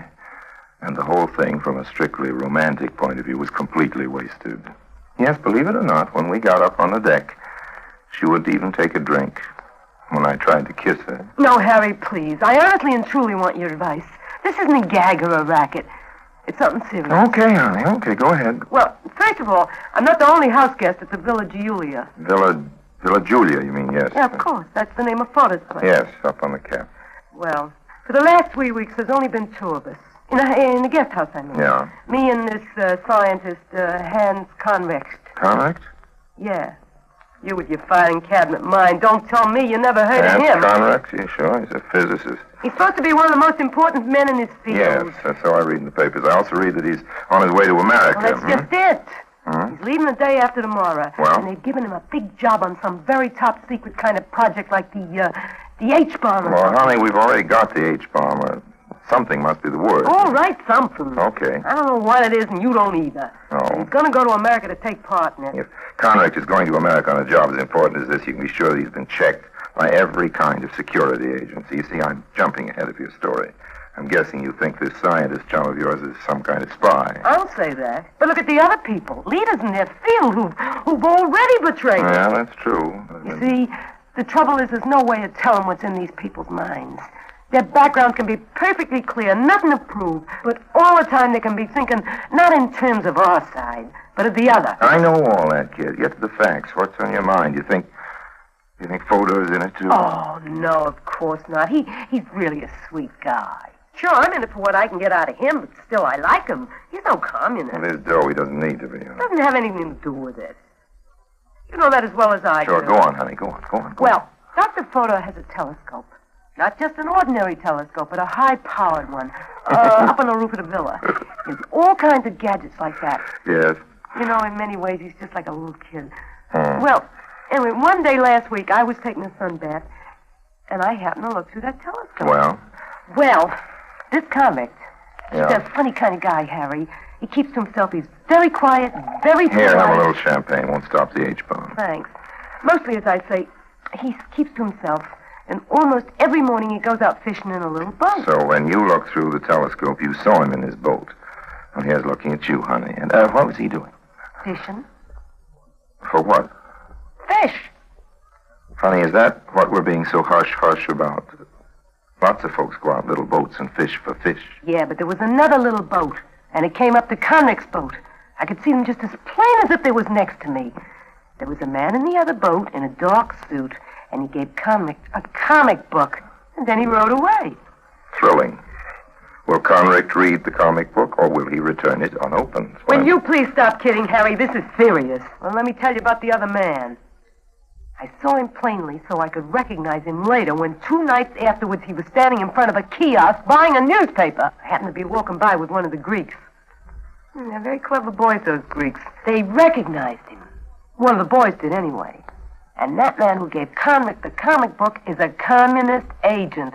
He was well known in Greece just at the end of the war. His father was a Greek, his mother was a Russian, his name is Polyog, and he got out of Greece just in time. There was a price on his head, Harry. He's one of the big agents from Moscow. This isn't gossip or hearsay, it's the truth. And here, wait a minute, when I get my bag open, here it is. This is the comic book. No, it's just a comic book. There's nothing comic about that Paleog. You should hear the Greeks on the subject. Can you trust them? On that, yeah. Okay, honey, you've convinced me. I'm signing on. Tomorrow, you take me over to the Villa Julia and introduce me to Dr. Fodor, and then... He's my pigeon. Leave him alone. If you want me to help on L'Affaire Convict, that's the only way. Don't worry, I won't try to persuade Fodor to adopt me. I just want to get next to Convict, and then we'll see. We haven't got much time. Remember, he's leaving day after tomorrow for America. I remember. Well, all I can do is try. Finish off the champagne, honey. Why? Because it's good champagne. I'd hate to see it stand there and get warm. There's nothing we can do tonight. Now, raise your head. You said that before. I'm under your chicks, Mr. Long. That's good, honey. It'll save us a lot of time.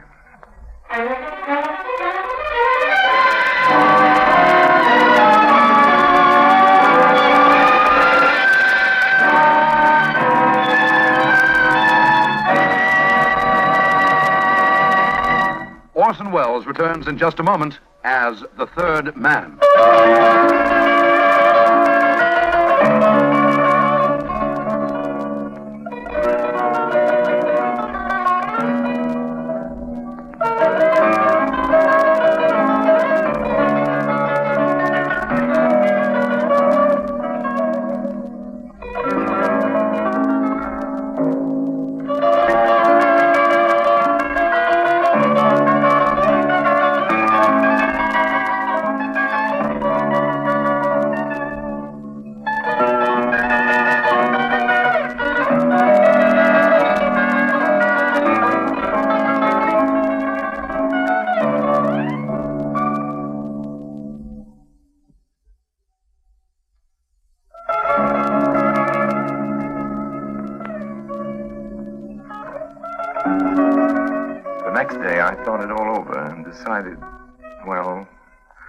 I decided Netta's story at least deserved looking into. Yeah, who is it? What it matters who is. He's knocking on door, so you open. Well, I'm certainly not opening the door till I know who it is. This is Pavel Ivanovich Dorsky, Vice Commissar of Keyholes. Oh, stop your kidding. Who is it? Oh, it's you. Well, don't sound so let down about it. Would you rather have the commissar? I can go and rent myself some whiskers. Might not be a bad idea at that. Come on in. Mr. Fodor wouldn't like it if he knew I had gentlemen visitors. What's the idea of the comedy accent? Comedy? Well, I hope your friend the professor doesn't laugh at it. It's the only Russian accent I've got. You mean you're going to try to use it on Convict? But that won't work. He doesn't even know me. That's just it. He doesn't know me. That's my only hope. So he buys you as a Russian and a communist agent? I guess that's your plan, but then what? What do you accomplish? Well, that, honey, is something I couldn't tell you, but at least we'll be further along than we are now. I know. You're just doing it to test me, to see if there's any truth. Can you blame me? The whole thing would be just in your mind, after all. Well, if that's all you think of what I've told you, if you're only treating it as a joke... Honey, if you know of a better detective, hire him. You won't hurt my feelings. Oh, Harry. Now you're the one that's getting sore. I know what. What? Let's kiss and make up. Oh, Harry. Harry, what? Nothing. You're forgiven. Come on. Let's make up again. Neda told me that both of the boats, Convict's and the other that went out to meet him, had flown a striped jersey as a sort of flag on the masthead. Well, obviously, that was the agreed-upon identification, so I got myself a striped jersey of my own, chartered myself a little sailboat, and started cruising up and down in front of the Villa Julia and hoping. Oh, yes, I forgot to mention the comic book. Neda had comped the professors out of his room, so I went and got 2 more comic books just like it. And I tore my 2 comic books in exactly the same way. And then when Neda put one of these back in the professor's room, of course, now he had a comic book, the torn place of which would match my comic book and nobody else's. Well, The jersey on the mast finally worked, and out came Convict in his own boat flying his own jersey. He looked fairly startled when he saw me. Not that he knew me as Harry Lime, because he didn't know Harry Lime, but I was somebody new in the striped jersey and torn comic book line, and the professor, for all his brilliance in his own field, was a little slow thinking in the spy department. But where is the other? The other what? That was me, of course, in my best Russian accent. You speak of my colleague, the one that's been meeting you here in the water before? Yes, I don't know his name, of course. Ivan is traitor. What? You heard me. He's a traitor. You know what that means? But certainly. You mean he has betrayed the revolution? Was he in the pay of the Americans? Yes. If he tries to communicate with you again, you must refuse to see him or to talk. This is orders.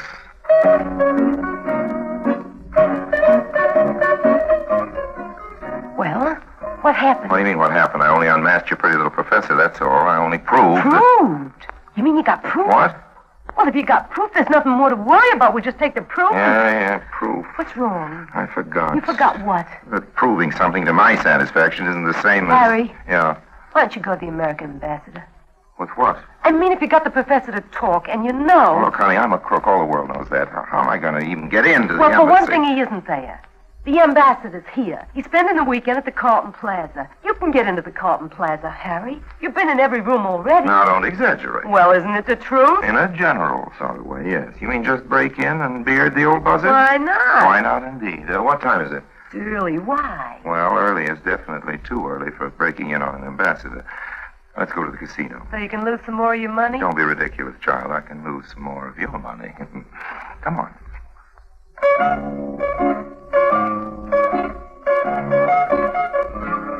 About 2 hours later, I climbed up the side of the hotel, let myself into the ambassador's room.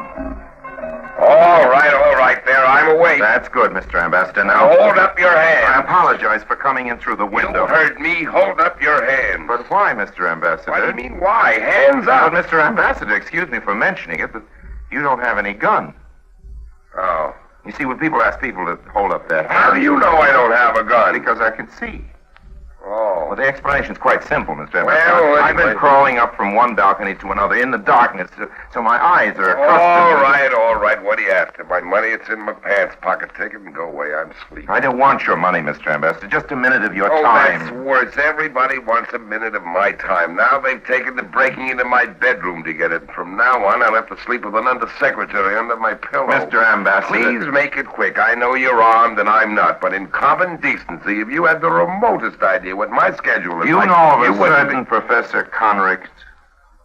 What about him? Well, he's leaving for America day after tomorrow to take charge of... I know. What about Conricht? He's a communist. Everybody says everybody's a communist. Got any proof? I can prove it. Good. How? Well, I talked to him this afternoon. And? He admitted he was working for the Kremlin. Got any witnesses? Witnesses? Got a tape recording? Oh, no, this happened out in the water. On the water? Yes, in a couple of boats. I pretended to be a Russian agent. With no witnesses? Well, no, Mr. Ambassador, but I can assure you... Oh, you can you? By the way, who are you? Well, it doesn't matter who I am. Of course it matters who you are. You're making a very serious accusation. Hey, where are you going? Away, Mr. Ambassador. That's where I'm going. Away. I've certainly understood that I'm making a fool of myself. Now, hold on a minute. Excuse me, Mr. Ambassador, but why? Because maybe you've got something. Of course I've got something, Mr. Ambassador, but what, if you'll excuse my impertinence, what in the blue blazes can I do about it? Good night now, sir. And pleasant dreams.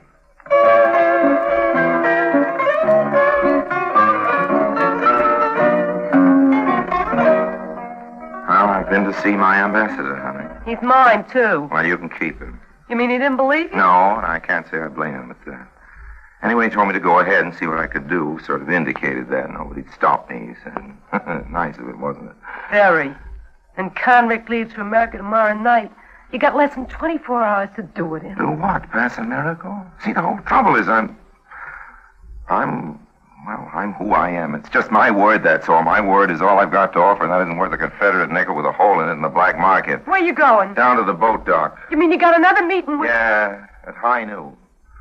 Got to see a man about a bomb.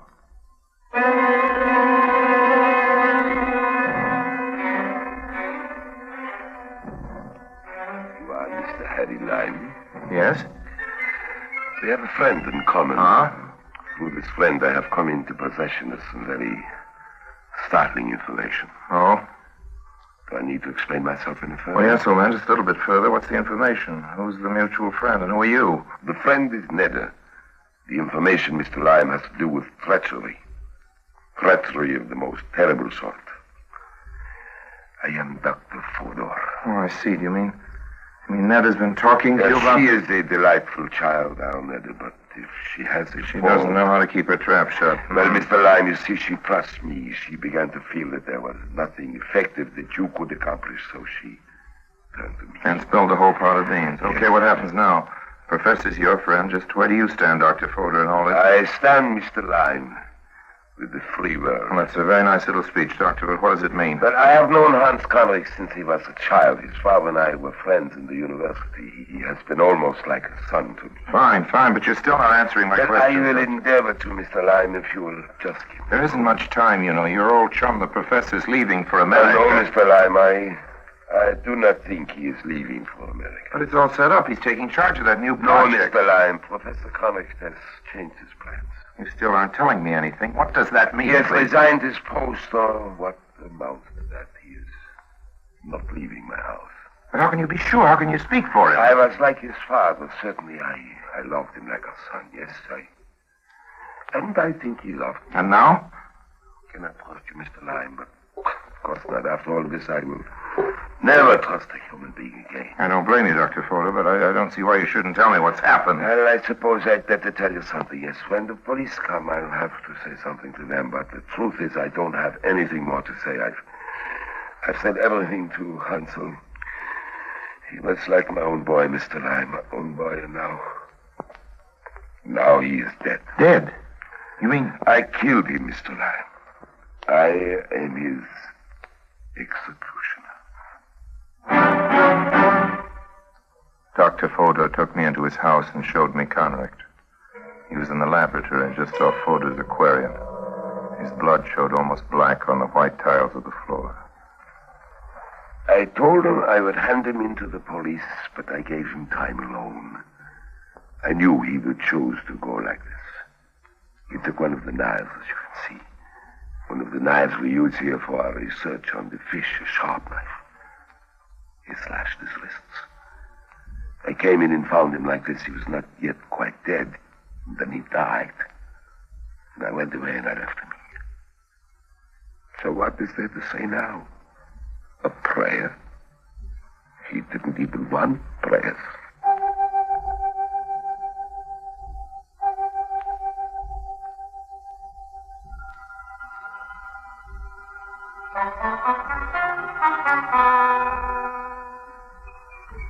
Harry, what's happened? I was away at the casino and just now I got back and the butler told Yes, me... what did the butler tell you? Something awful had happened. The butler hasn't told you half of it, Ned. At least I hope he hasn't. Anyway, there's one less traitor in the world. And you're the one that did it, Harry. To the professor, Well, not exactly, but you might say I was around at the time. And now what? What do we do? What do we do, Wally? What does anybody do nowadays? We just go on the way we're going and hope. Hope for what? Well, the Conricks of the world are in the minority, for one thing.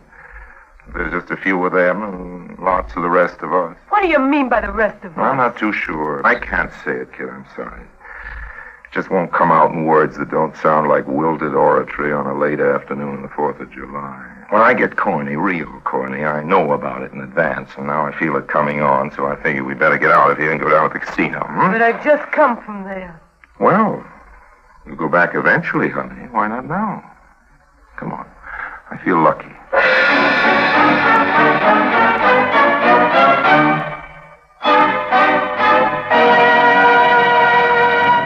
Harry Lime returns in just a moment.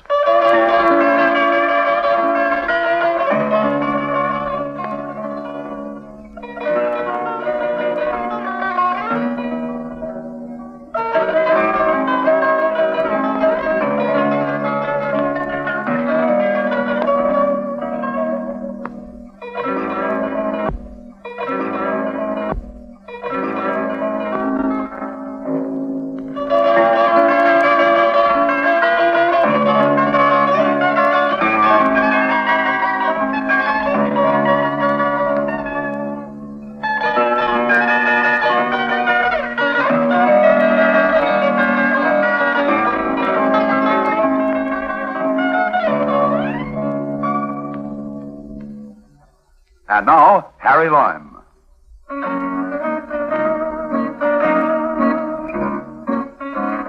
Last week, I ran into Netta again. A blonde again. Just as hard to overlook as ever. Hi, Netta. Harry, what are you doing in London? That's what Scotland Yard keeps asking me. I don't know. Browsing, honey. Browsing. Remember last summer? Will I ever forget? By the way, what happened to your old gentleman? What was his name?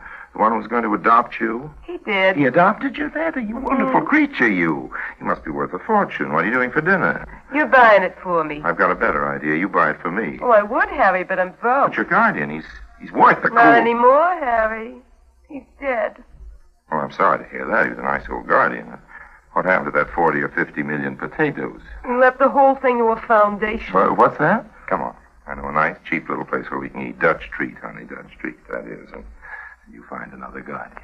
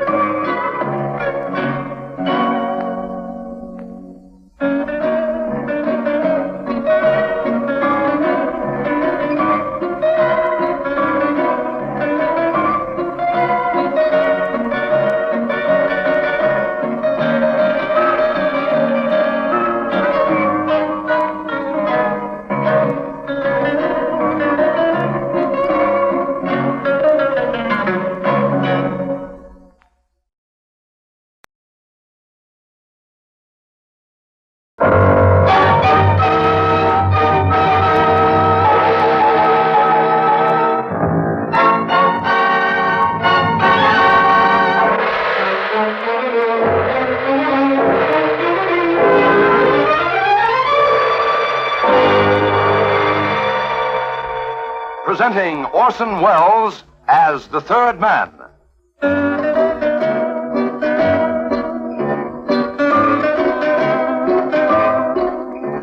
The Lives of Harry Lime. The fabulous stories of the immortal character, originally created in the story The Third Man, with zither music by Anton Karas. You know, I've tried everything in my time. Just about everything. Confidence rackets, smuggling, black market. Once, believe it or not, I even tried going straight. Here's the story of what happened to me then. It's called The Hard Way. Stick around.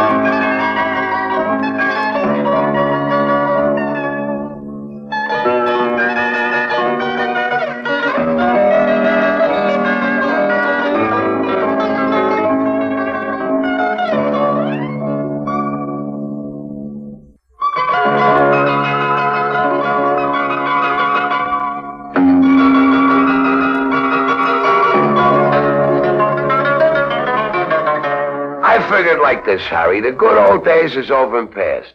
Things here in Europe is not what they was, not like just after the war. The cops for one thing, the border police and like that, they're all getting so sharp a fella might just as well be trying to earn a living back home. Better. So what is this all about, Mo? You want to pull out of the racket? Okay. If you want to sell me your piece of the plane. Harry, I don't want to sell you nothing. You know, somehow I didn't think so. Harry, why'd you say that? Well, buying and selling isn't in your character, old man. Picking up and letting lay is the nearest you're ever likely to come to legitimate commercial procedure, and picking up legitimate, that's the word, Harry. That's what we got to get to be. The international cops, like I tell you, Harry, is entirely too organized. You know Swifty Sloan and English Everett used to fly in islands? Yeah? Very smart little combination that was, huh? Well, what happened to him? What happened? Everett makes a jump into England last Thursday. And the parachute didn't open? You know that place on the coast of Cornwall, Harry, that was you and me first developed like? What about it? As safe a little drop as you can find, huh, Harry? 6 miles from a road, no houses, nothing but header. Well, what do you think they got in the header Thursday night when Everett jumps? Birds? Cops. That's what they got in the header now, Harry. That's where half of Scotland Yard is spending their evenings. Everett gets out from under the parachute. It looks like a surprise party. And as for Swifty, they got a couple of fast Coast Guard jobs that follows them all the way across the channel to Dieppe. Then comes the French planes, and even a fella comes from Belgium. By the time Swifty is forced out, it looks like an international conference. Yeah, it does seem rather discouraging. I tell you, the good times is finished. Pickens was real nicer after the war. There was opportunities. But not anymore. Europe is getting entirely too commercialized. All right, Mo. What do you suggest? Want to go back home? To the States, Harry? Eventually, yes. But right now, there's maybe still too many people looking for both of us. Well? Meanwhile, we gotta live, Harry. That, old man, is the first objection to going straight that jumps into my mind. Well, Harry, we got the plane. It's a pretty good little plane. It won't be easy to sell, Mo. No. Fly's okay, but it's a little bit like you and me. It's been around. Yeah, it's heard the chimes at midnight. We can shop around for a sucker, but what do we do in the interim, old man, for groceries? What would you say to this, Harry? How does this strike you? The Imperial Safeways Charter Flight Company Incorporated. Fly for private charter? Is that what you're driving at? Sure, it's a business, Harry. A nice, quiet, steady little business. And no trouble with the cops.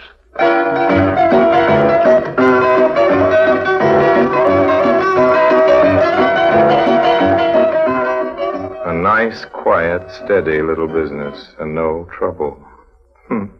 Little did we know. Well, anyway, that's how Safeways Plane Charter Incorporated was born. I bought myself a cap that said head pilot over the visor and sat down with Mo on our little farm. A nice sort of hideaway it was, near the French border, chosen during more adventurous days for its remoteness, to wait for official permission. With our reputation, that wasn't too easy to fix. But finally, the phone rang, and sure enough, it was the brass down in Nice. Would I fly over for a talk? Well, Nice was about a 20-minute run from our very private field, and pretty soon there I was, twisting my new cap nervously and trying to look as honest as possible for the benefit of some official or other who didn't, I must say, look very impressed. Lime? Yes, sir?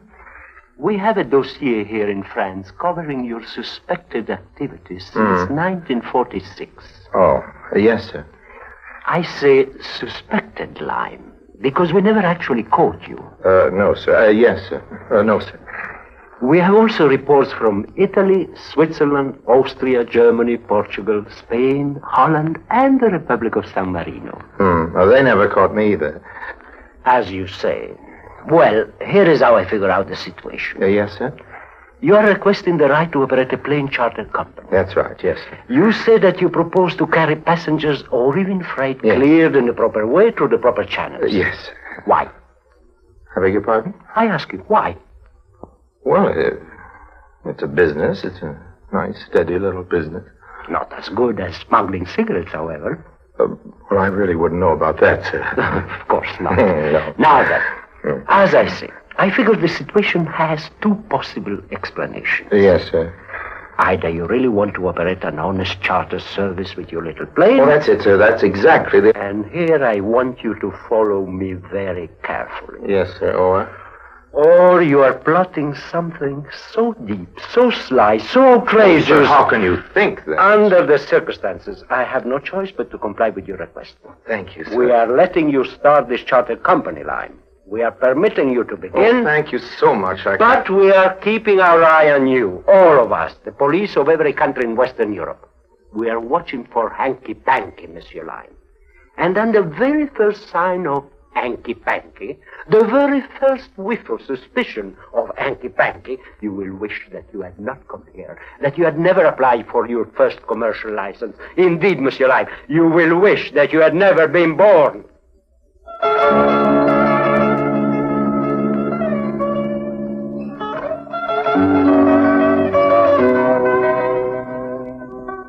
Old man.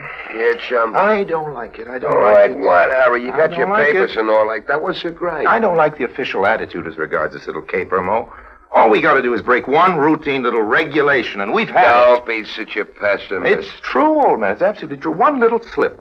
That's all they're waiting for. Don't forget they know us. They're just waiting now for the chance to crack down on us for everything we got away with before. Start reading the fine print and all the rules and regulations, my old friend of my youth.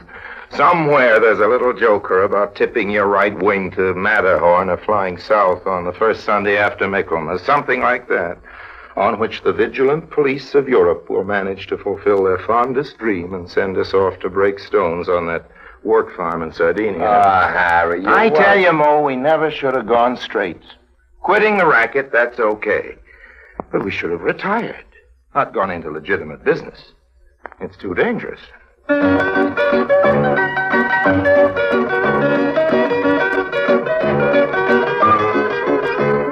Then there was the problem of getting customers. The tourist season was just about over, and anyway, it turned out that almost everybody prefers traveling in those big, comfortable, fast airliners. Don't ask me why, they just do. When there wasn't any more tinkering needed on our little flivver Mo, who was essentially the maintenance staff, ground crew, and administrative wing of Safeway's Charter Flights Incorporated, took a slight powder on me and went up to the farm. He said he had work to do, and although I couldn't think what that could be, I also couldn't think of a good reason why I should make him hang around the airport with me. About a week after that, I got my first customer. Your name is Lime? That's right, yes. My name is Butterboy. Well, how do you do, Butterboy's Mr. paper Butterboy? cups and containers. You Oh, got yes, a plane yes. to rent? An airplane, yes. Yes, sir, an Mr. airplane. Butterboy. Just where would you like to go? Is that your plane over there? Right, Mr. Butterboy. There she is, I see sir. her, I Sweet see. little job, Yes, she is. I see. Needs a bit of paint, of course, but Yes. reliable. Well, That's good. a plane, Mr. Butterboy, that will definitely get you there. Well, I'm glad to And hear where is it exactly you'd like to get? Zurich, Switzerland, but maybe I better wait for the regular flight. No, it's all booked up, you know, for weeks ahead. We'll make you a very good rate, Mr. Butterboy. Where are your bags? How many can you take in that thing there? Oh, 4 easy and 5 in a pinch. How many are you? When can you leave? Well, now, if you like, and as to don't the... you have to get clearance for Switzerland? Oh, sure, but or that something? won't take long. I'll just go Well, up to okay, traffic. Lime, you go ahead and get set. I get something of my own I got to tend to. I'll meet you out there by your plane in a half hour. Is that too soon? For Safeway's Charter Flights, Mr. Butterboy, nothing is too soon.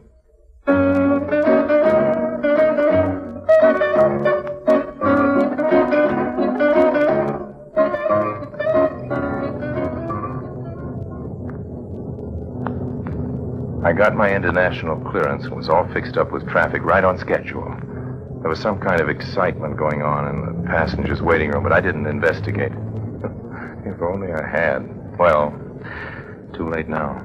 An attendant came up with a message. Monsieur Lime? Yes, what is it? You're the plane Monsieur Butterball has chartered. Butterboy. Yes, this is the plane he chartered. What of it? He wants you to go on ahead without him. What do you mean, go on without him? If he's chartering the plane... I know, but this Butterball is very eccentric. We've had some dealings with him before. You must just do as he says. So he wants to charter the plane, not to take him to Zurich. Well, when do I get paid? He told me to give you this. Thanks. And what do I do when I get to Zurich? Not take him back? No, you go only as far as Paris and wait. He'll meet you there tomorrow. What? Well, what do you mean? What's wrong, Monsieur Lime? Well, nothing. You just gave me $1,000. Is it too little? Too little? It's almost twice what I expect in an ordinary... I told you, monsieur, this Butterball is eccentric in extreme. Yes, you are to evidently. leave right away. That is a condition. If you leave within the next 2 minutes, there will be another 1,000 waiting for you in Paris.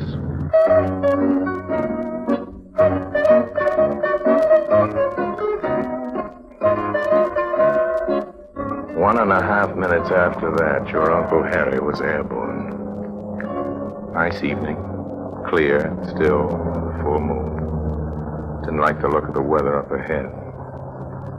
For about half an hour, I was alone with my thoughts. Or rather, I thought I was alone with my thoughts. Then gradually it began to dawn on me that I wasn't the only one in the plane. Somebody was sitting behind me. Somebody had been hidden before, evidently, under my duffel bag in the parachute. It was kind of spooky. It was, among other things, a girl. On a stowaway. And a very attractive stowaway at that.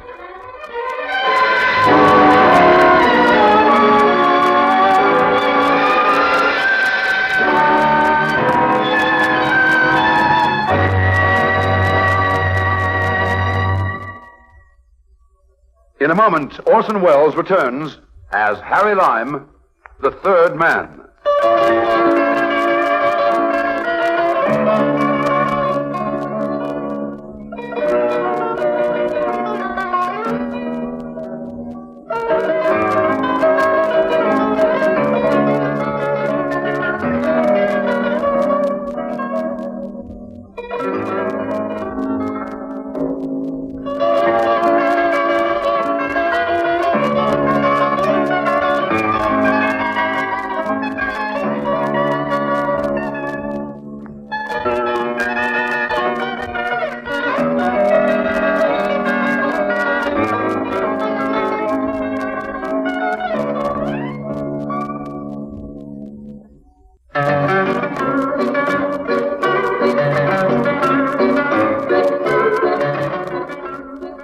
Now, kiddies, I'll have to admit that although I found myself in the course of a fairly long and extremely varied career in some pretty odd positions, this was by all odds the oddest.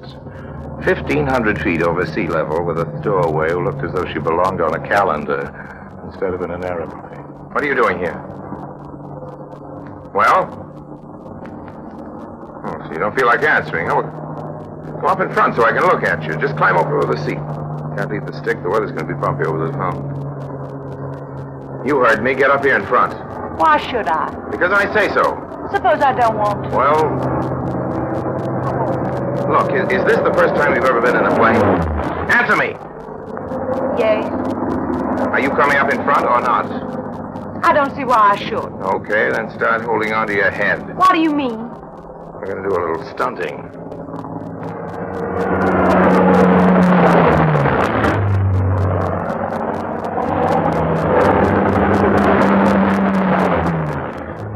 Did you have enough? Oh, I didn't kill you the last time. You almost did. Sometimes seems that way, doesn't it?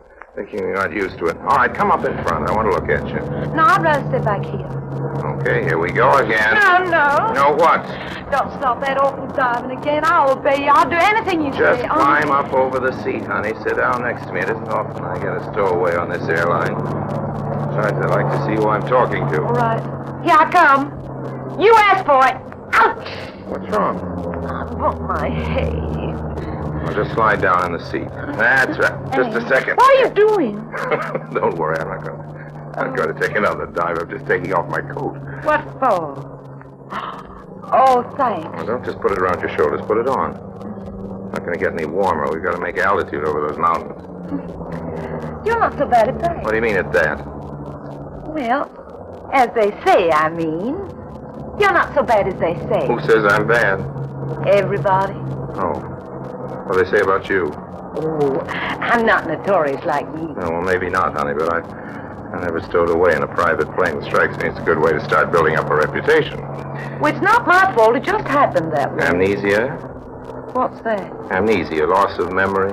I don't understand. I'm asking you if you lost your memory. Well, why should I do that? Oh, I don't know. It happens. People lose things, you know. What kind of a girl do you think I am? You want an absolutely frank and candid answer to that question? What do you mean? What do you mean, what do I mean? You have a very complicated way of talking. I merely asked you if you wanted me to answer your question truthfully. What question? You asked it. You asked yes, the but question. I can't remember what it was. Amnesia. No doubt of it. Amnesia. There you go again with those big words. You asked me what kind of a girl did I think you were, and I asked you if you wanted me to give you an answer to that question which was truthful or merely polite. Honey, I haven't formed any definite opinion, but... How long before we're going to get into the next town? What do you mean the next town, the next country? Well, A couple of hours, that is if all goes well. what do you mean by that? Well, I don't like the look of the sky up there over the mountains. We're going to be running into some nasty weather. You mean we'll all be killed? Well, let's hope not, kid. We're kind of a strange couple, you and I, if they ever bother to sift through the wreckage. No, I just mean we might be late. We might have to fly around on the outside of that storm. But by the way, what's your name? Why should I tell you? Well, why shouldn't you? Why should I? Young lady, this is without any question the most insane, the most inane, the most meaningless, the most idiotic conversation I've ever held with a human being 1,500 feet over sea level or anywhere else. Oh, now you're cross. I knew you'd get cross. Shut up. Why? Because I'm tired of talking to you, that's why. All right. That's your attitude. One thing I don't understand is how you ever managed to get into the plane to begin with. Well, it was dark. Nobody was looking. Evidently not. But how did you know that this was my plane? They pointed it out to us when we came to the airport. They said this was the plane of Harry Lime, the famous smuggler that nobody's ever been able to arrest. Oh, they did. And that's why you picked this plane instead of one of the big airlines. If I was a smuggler, you figured I could just well be smuggling you. Is that it? Now what are you doing? Not doing anything, just flying a plane. Perfectly normal flight. Man gives me $1,000 not to take him to Paris, not to take him to Zurich or wherever it is. Yeah, but you're turning it around or something, aren't I don't like that weather up ahead. Also, I don't like what the boys at the airport in Paris are likely to do to me when they find you in the plane. What are they likely to do? I don't know, but it won't be too pleasant for me. I'm trying to build up a good reputation, trying to prove that I've reformed. Look what's happened to me on my first legitimate flight. Well, there's no law against me, is there? Maybe not, but there ought to be. So, where are we going instead of Paris? What do you think? Not back where we started. You got some other country in mind?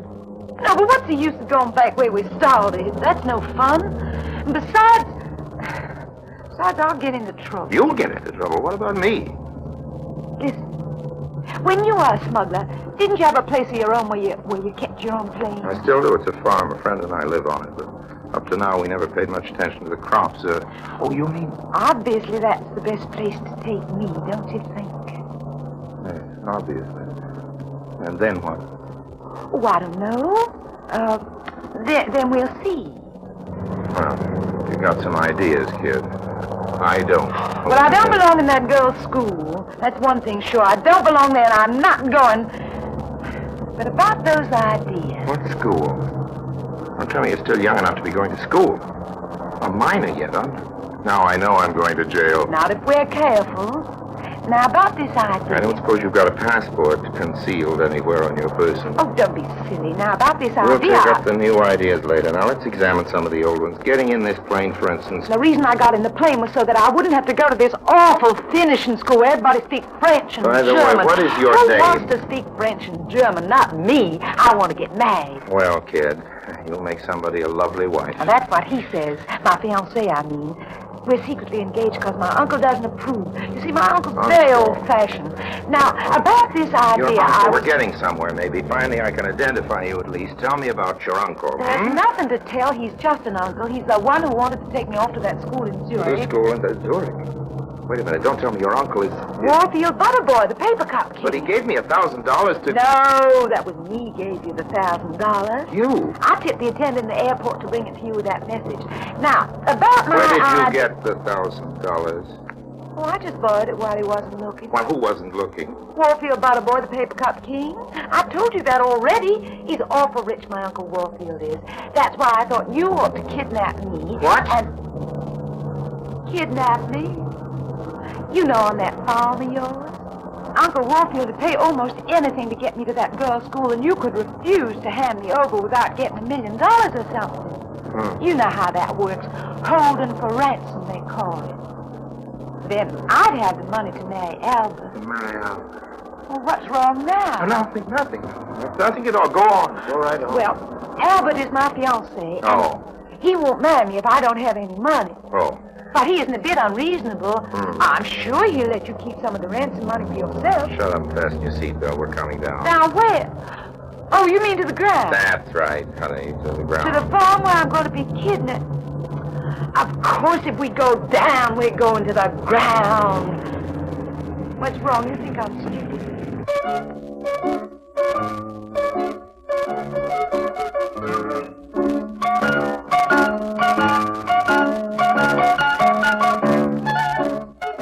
As we sat down in front of Moe's, I told little Miss Featherhead to keep out of sight for a minute. I knew Moe. I wanted to break things to him gently. A fine friend you are. I must say, listen, nothing. You promised me, Harry. Yes, you did, Harry. You gave me a promise. You was going straight, Harry. You was going to keep us strictly out of trouble. And now look at you, what you went and did. I don't know what you're talking about. You know but the worst is yet. You don't know what I'm talking about, huh, Harry? I'm surprised that you opened that plane. Yes, Mo, okay, open it, I say. There. Now then, come on out, little girl. Little girl? What do you know about a little girl? You went and put the snatch on some poor little child back at the airport. Now, wait a minute, Don't try to lie about it. They phone me. Come on out, honey. I'll protect you. This... Hey.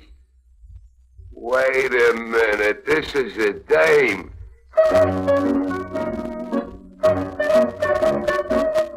I didn't wait around to make any explanations. I just introduced them. Hyacinth, her name was Hyacinth Butterboy, and left the two of them on the farm to discuss it between themselves. 20 minutes later, I was back in the airport in Nice with Uncle Warfield. Well, all I can see is, Lime, you have my sympathy. That niece of mine is really a caution. Yes, she's quite an original young lady, no doubt of that. I came back to assure you, Mr. Butterboy. No need to assure me anything. When she gave me the slip, and the attendant here told me about that phony message, I knew she'd stowed away, and you in for some trouble. Knew what happened while you were flying back from that farm of yours? No. What happened now? She phoned up the airport here and said she was being held for ransom. Said she'd settle for $500,000. Tried to disguise her voice, but it's a teeny bit hard with her southern accent. I knew, and I said I'd pay her $500,000 if she'd stay away. But, of course, I was just joking. Promised her mother I'd get her packed off safe to that finishing school, and I will, too. Even if it finishes me. Now then, let's get started. Started? Where to, Mr. Butterboy? Started for where? Well, we gotta go and pick up little Hyacinth, don't we? Well, you do, Mr. Butterboy. You're her uncle. I'm not related to her, and I don't want to be... Now, look here. I'll pay you small. No, sir. Thank you very much, Mr. Butterboy. Yeah, but whatever your price is, it isn't enough. That's being legitimate the hard way. Mr. No buts, Mr. Butterboy.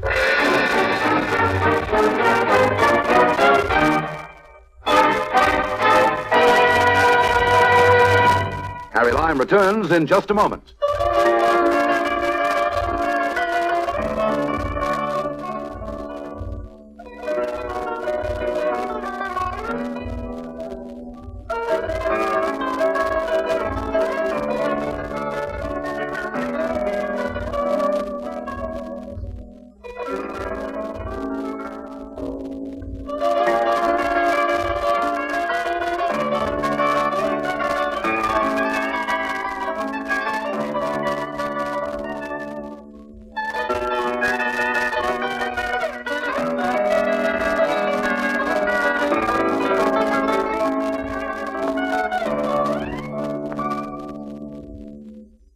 Now, Harry Lime.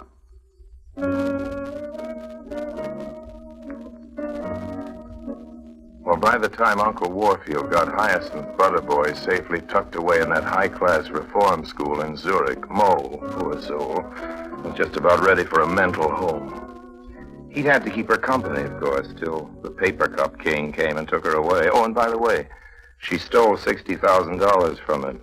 From Mo, I mean. That's what he'd been doing up there in the farm, printing it. He was very put out about having to start making all that money again. What Hyacinth did with all that bogus dough is another story, but I never want to hear it. Got enough troubles as it is.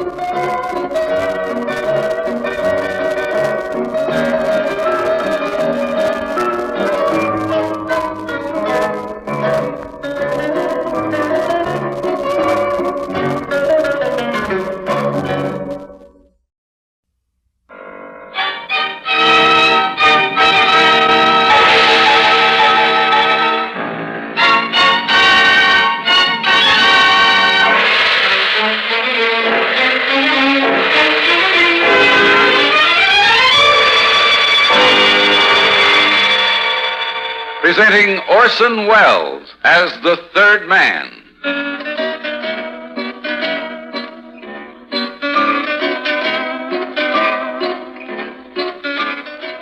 The Lives of Harry Lime. The fabulous stories of the immortal character originally created in the motion picture The Third Man, with zither music by Anton Karas.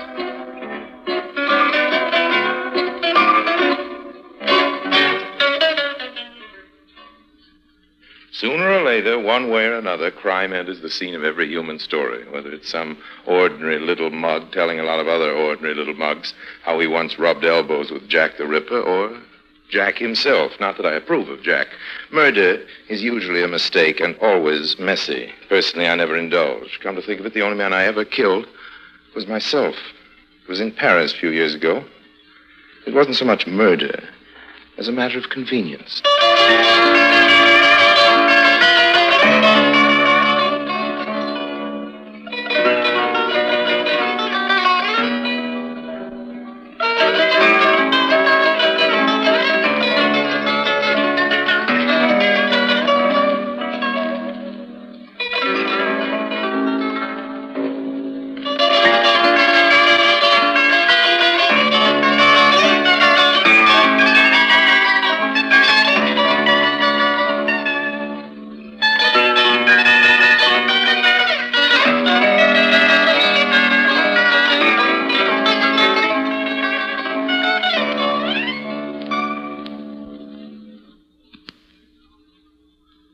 And now Orson Welles is Harry Lime, the third man in Paris is Not the Same.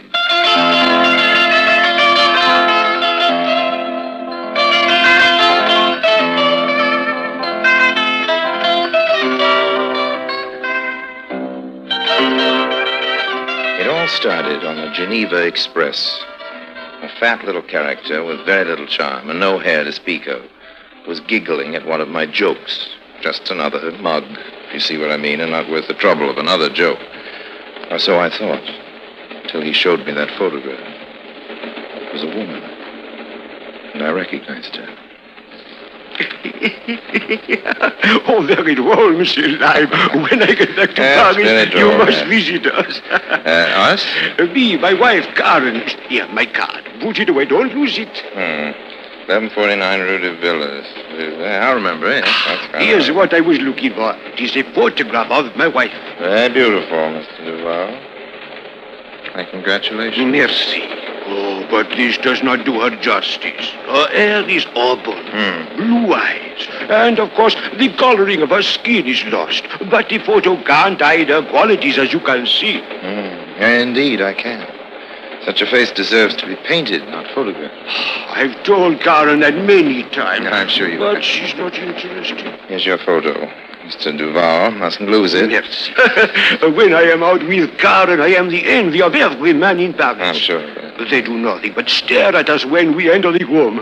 I see them out of the corner of my eye. Old man, how long will you be in Switzerland this trip? 3 weeks. It's a long time to be away from her, but there is the business. We have come to the border. It's been very pleasant, Mr. Duval.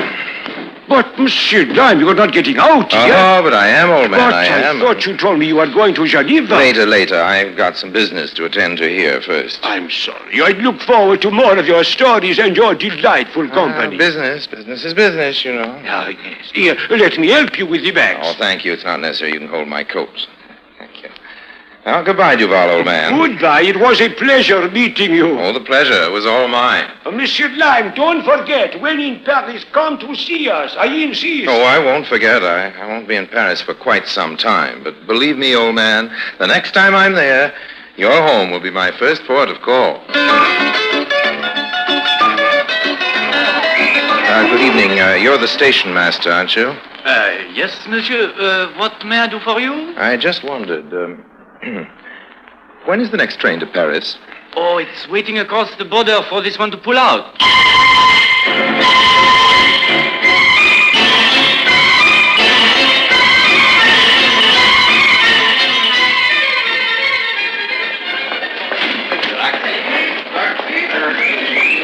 Taxi, monsieur? Yes, please. cela take, monsieur? 1149 Rue de Villers.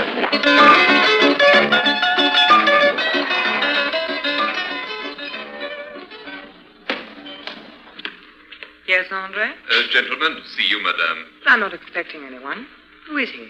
He did not give a name, only that Monsieur Duval had invited him to call. Tell him that Monsieur Duval will not be back until the 30th. And if he would like to come and... What's that? It must be the gentleman. Perhaps I'd better see him. It may be connected with the business. Yes, madame. This way, please. Madame Duval, allow me to introduce myself, Harry Lyme. I met your husband on the train last January. He kindly invited me to call when I was in Paris. That will be all, Andre. Monsieur Duval, unfortunately, is out of town. Harry, in heaven's name, where did you come from? No place in particular. You know me, I just pop up. And disappear again. Well, I'd keep moving, Olga. It wasn't very kind of you not to show up for our meeting at the Savoy in London. I waited all evening. A pleasant place, excellent bar, filled with others waiting for someone to walk in the front door and break the stillness of their lives. But to walk out. Never a word of explanation then or ever. I was afraid you were hurt, had been buried in a bomb raid. Oh, Harry, I'd searched all over London for you. I was frantic. Let's keep that in the past tense. Fact is, I'm here. But why? What are you doing in Paris? It's obvious. Came to see you. How did you know I was here? I was on a train. I met your very dull husband. Oh. He giggles, you know. He really does giggle. Karen, he giggles when he's a little drunk. Oh, I know, Harry, but he can't help it. He talks too much. About you. Oh. He had the vile taste to show me, a stranger, your photograph and boast about his beautiful wife. And I saw the picture. I got right off the train, came back to Paris.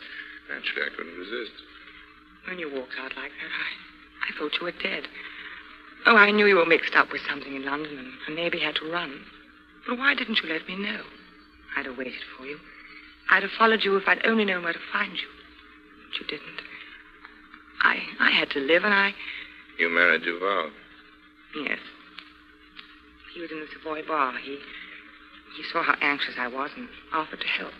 Help me to find you, Harry. You married a small skinhead with the giggles, honey. He's been good to me. In his own way, he loves me. He's proud of me, and he'd do... And it all adds up to the fact that you don't love him. You would know. You've always known more about women than is good for them. Well, I must say, Karen Olga, it's not very flattering to pick a dud like Duval after knowing me. I didn't care much after you were gone. It could have been anyone who offered a little security. Life was dull. The struggle for a little food to eat, the blackened ruins of London, the weary faces all around. Why should it surprise you that I should marry a dull man when everything around me was dull as myself? Darling, you were never dull. No, Harry. Please, I've tried so hard to forget you. No, don't make me remember. Oh, Harry, why did you have to come back? Now I have to start living again.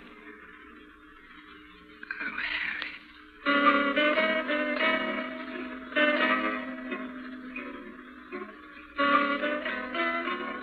You rang, madame. Yes. Please show the gentleman to the door. Yes, madame. This way, monsieur. I'll see you tomorrow. Yes, but don't come here. I'll come to you. And where are you staying? I'm not settled. I'll telephone as soon as I can. Goodbye for now, darling. Bye, Karen.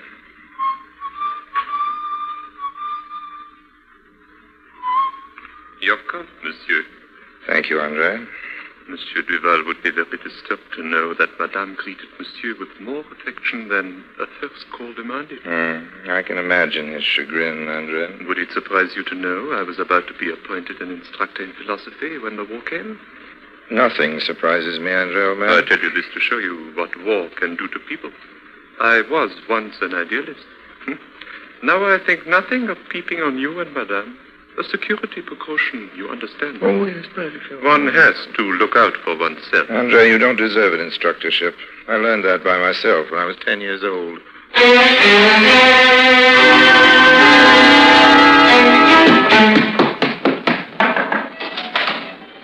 Harry, something terrible's happened. What's up, Olga? We've been discovered. Henri saw me in your arms. He's threatening to tell my husband, unless I keep him on and say nothing about his little racket. Racket? What's he up to? I've been suspicious about people coming to his room in the basement at all hours of the night. When he was out yesterday, I looked in and found a lot of perfume, the kind my husband manufactures. When I asked him about it, he merely laughed. When I gave him notice, he threatened to tell my husband about us. You can handle this. Tell him I'm an old friend who you haven't seen in years. Jealous as he is, after you saw my picture and took the first train to Paris, I had a letter from my husband telling me about meeting you. I'll teach you not to show his wife's pictures to strangers. Oh, you don't care.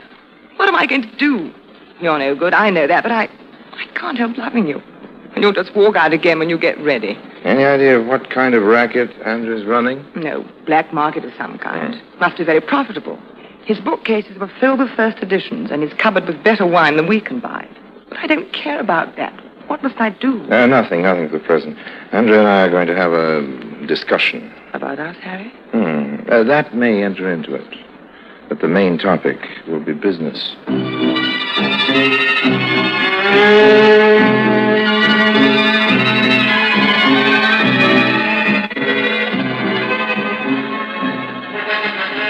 The racket, as you call it, Monsieur Lime, is very simple. The American soldiers have money and are crazy about the Duval's lure of Eros perfume. They pay anything else for it. Where do you get it? A friend at the factory steals it for me a little at a time. That's a mistake, Andrew. How so? You get caught at the next inventory and you'll be out of business. I'm in fear of that, too, but what can I do? You need organization. This racket is one that has to be worked fast on a large scale while the Americans are still here and before the factories can get into full-scale production. Clean up fast and then fold. Monsieur speaks as if he had experience. Oh, I have, old man. The first thing is to move headquarters from here. The address is too respectable and too small. We need a warehouse, a truck, a few hijackers and cutters, and, of course, a backer. A backer? Who furnishes the money to get the organization in operation. But who? He'll have to be unknown, a silent partner. It'll be a three-way deal. Me, you, and the unknown, the third man. But it cuts our share. Is it so necessary? Oh, yes, absolutely. He's always there in the background, old man. He's the one we can blame if we're caught. The brains the police are always looking for. If the lesser thieves elude them, the higher up who always gets away. Oh, no, Andre, we couldn't go into this without our third man.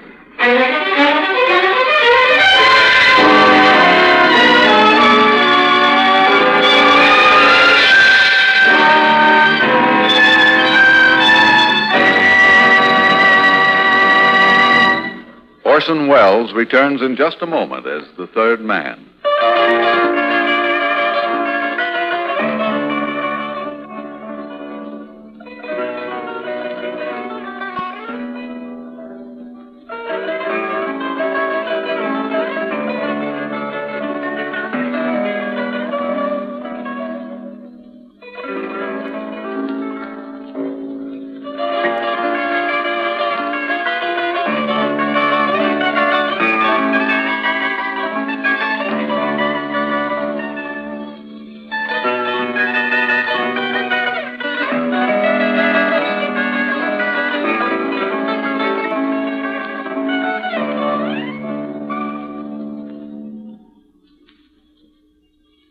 And now Orson Welles, as the third man, continues with Paris is Not the Same.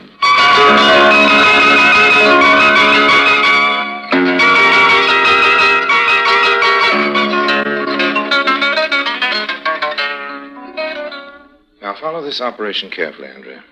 Here are 4 bottles, 3 empty and 1 full of lure of Eros. I take the hypodermic needle and draw off 3/4 the perfume. So. Now I put a 1/4 of an ounce in the 3 other bottles. Then we fill all 4 with distilled water. Very skillful, Monsieur Lime. Yes, I was graduated from medical school, almost.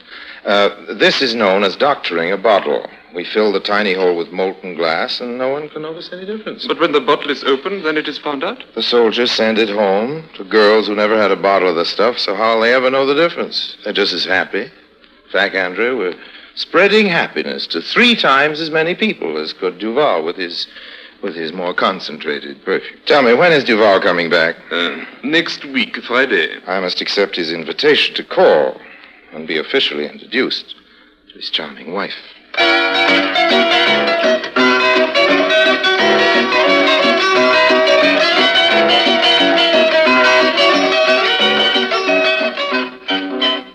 Karen, dear, may I present to Monsieur Lime, the gentleman I wrote you about? I'm glad to meet you, Mr. Lime.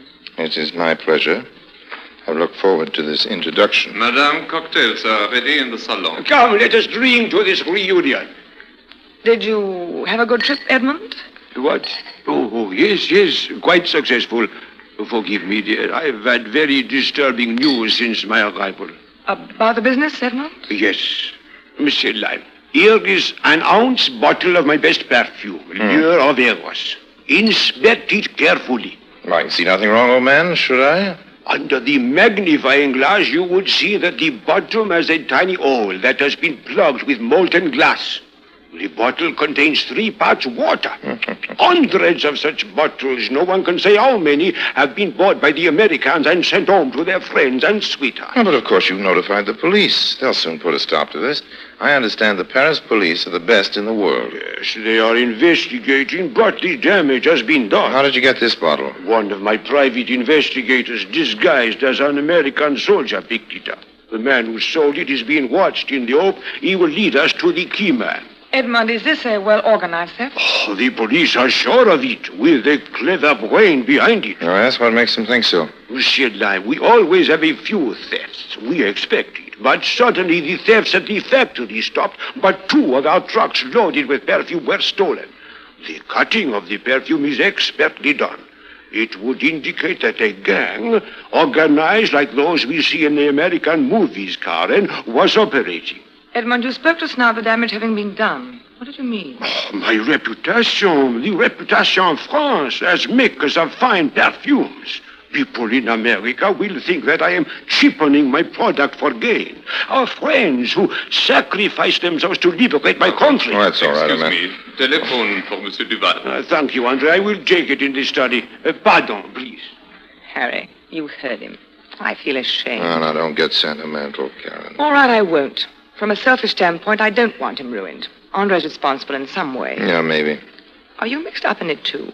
After you talked with Andre, he moved everything out of his room. Well, let's say Andre and I reached an understanding about what he saw. I've got to tell Edmond about Andre. If Andre talks, Duval will throw you out. I'll have to take that chance.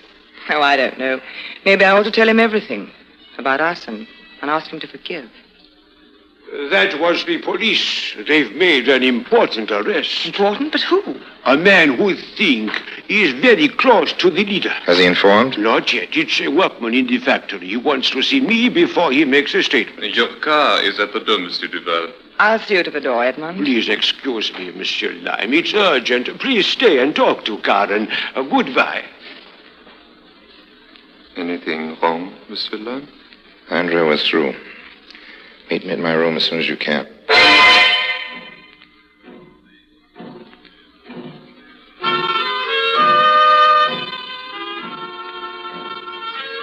My friend has not talked yet, or I would have been under arrest by now. I am taking no chances. I will hide until this blows over. Come on, the money, Monsieur Lime. We are wasting time. Okay, man. Here it is. I divided it up. There's 3 parts. Naturally, man. One for our backer. Oh. Are you sure there is a 3rd man, Monsieur Lime? I told you, old man. I never operate without it. If I could only be sure that... What's that? Someone is coming. What do we do if it's the police? Quick, use the fire escape here. Don't forget your money. Goodbye. Good luck, Andre. Goodbye, Monsieur Lime. Come in. Oh, Monsieur Duval, what is it? You look ill. I get you some wine. No, thank you. Monsieur Lime, I have just talked with my wife. I don't know what that has to do with... Karen has told me everything.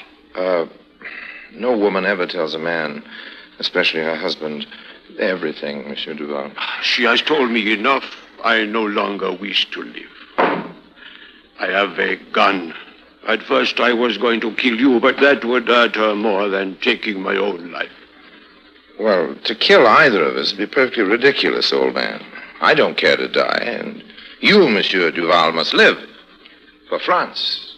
Monsieur Lime, I would like to make a bargain with you. What bargain exactly? There is reason to believe you may be connected in some way with these spurious perfume sales. Mr. Duval. Andre has disappeared, and until he is found, we have no proof. In exchange for 50,000 francs, I wish you to leave Paris. It's my intention to leave Paris. But you must leave in such a way to destroy Karen's regard for you, in disgrace, and in a way that will make it impossible for you to return. Mm-hmm. And how do you expect to accomplish that? You will sign this letter. It states that you abused my hospitality by stealing from me. In short, that you are the man behind the perfume swindle. She may not believe you even with the letter. I do not intend to show it to her. It will be in my safe and never be used unless I find you in Paris. Then I shall give it to the police. Will you sign? With pleasure, and 50,000 francs, if you don't mind, Monsieur Duval. Thank you. You're a fool, old man. In your position, I'd have used the gun. No woman can go on loving a dead man.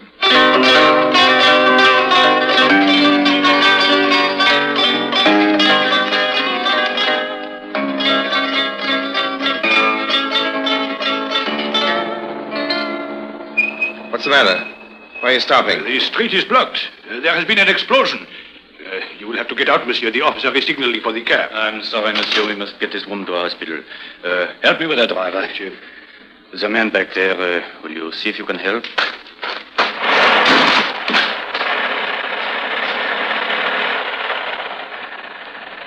It's no use, officer. This man's dead. His head's completely crushed under that cornice.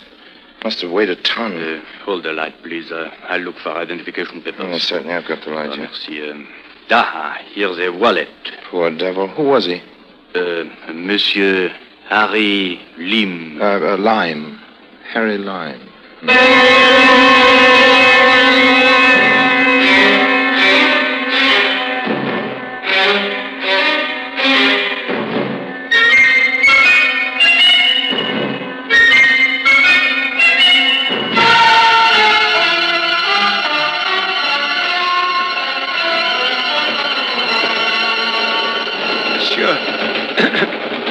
Monsieur, permit me to introduce myself, since we are to be sharing the same.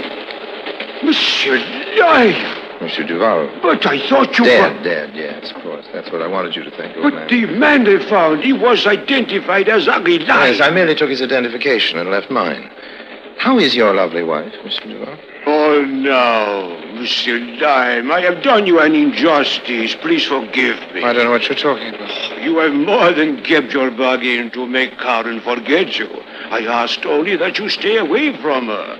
You told me no woman could love a dead man. That is why you did this, Monsieur Lime. You were right. Karen grieved for weeks, but suddenly she changed and is quite devoted to me. We are most happy. I owe it to you. Oh, not at all, not at all. It's convenient to disappear, especially after I signed that letter. Oh, I know you. You do not want to admit your generous act. I admit I thought you were entirely bad. But on second thought, I knew differently.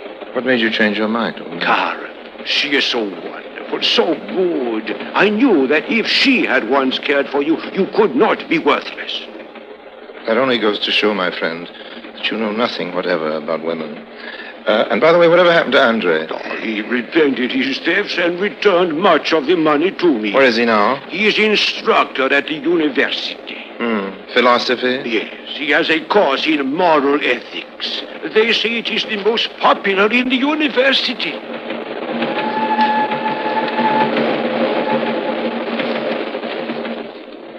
As the train came to the border, Monsieur Duval looked startled as I stood up to stretch. Our eyes met, and he seemed to be asking me if I were getting off. A look of relief came to him as he saw that I was getting the cigarettes out of my coat on the rack. He settled back and smiled as the train sped on toward Geneva. There was something missing about him. I couldn't quite make it out.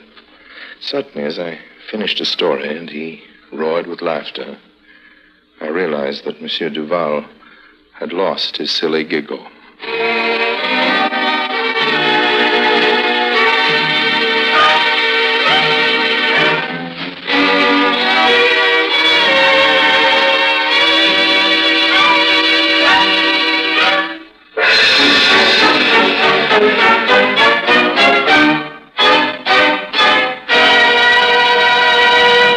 Harry Lime returns in just a moment.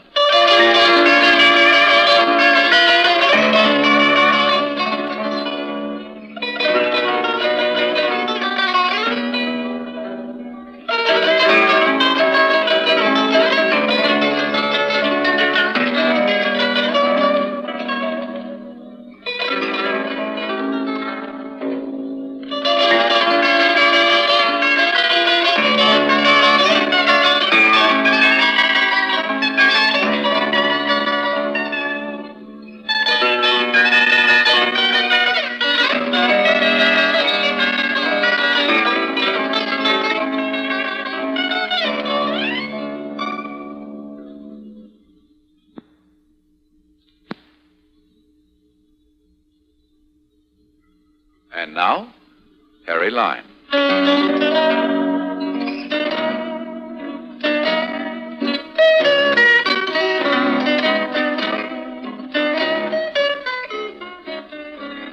Well, I've been back in Paris a couple of times since then.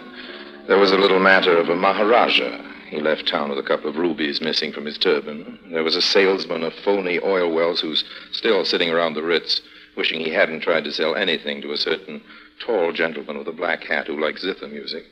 And there were some blondes and at least 3 redheads. That's why all the hanky-panky and the sidearm snookery with the oil wells and the Maharaja's jewels, those redheads were expensive. Don't let anybody try to tell you that Paris isn't the same. It is. Only more so. And remember, friends, be very careful at all times. Wear your snowshoes in the winter, and if you ever feel like killing yourself, be sure it's a couple of other guys.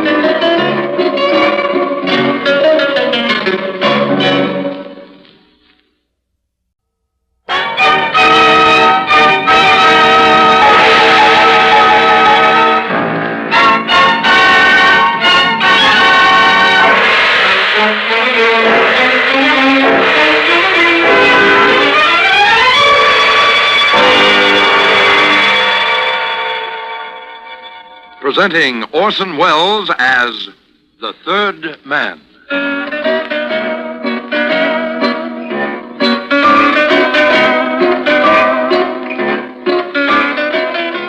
The Lives of Harry Lime. The fabulous stories of the immortal character, originally created in the motion picture The Third Man, with zither music by Anton Karas. This time, just for a change of pace, I've got a yarn for you about a honeymoon. That's the title I'm giving it. Honeymoon. In a minute you'll see why. It's about the strangest honeymoon that ever happened since honeymoons first began, since the first honeymooners in history left that garden back there, even before old Harry Lime was around. Yes, this one I'm going to tell you about is certainly the strangest of all. Stick around. See if you agree.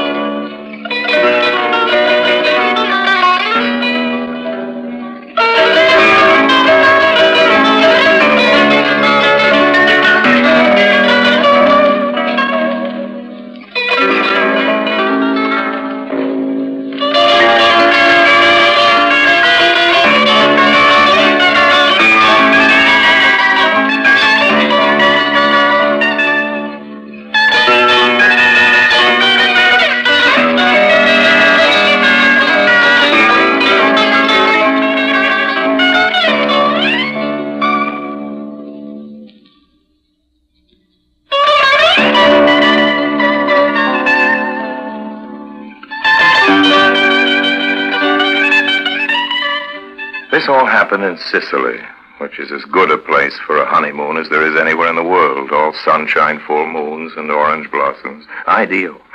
What was I doing there? Well, I wasn't on my honeymoon. I was in Sicily on business. That's really another story, but I was there to see an old friend of mine called Plucky Mariello. Well, it doesn't matter what I was seeing Plucky about, strictly confidential business, and besides, as I say, it belongs to another story. Anyway, I was there. I was in the bar of the Diodoro, that lovely honeymooner's headquarters. But I ran into the Countess.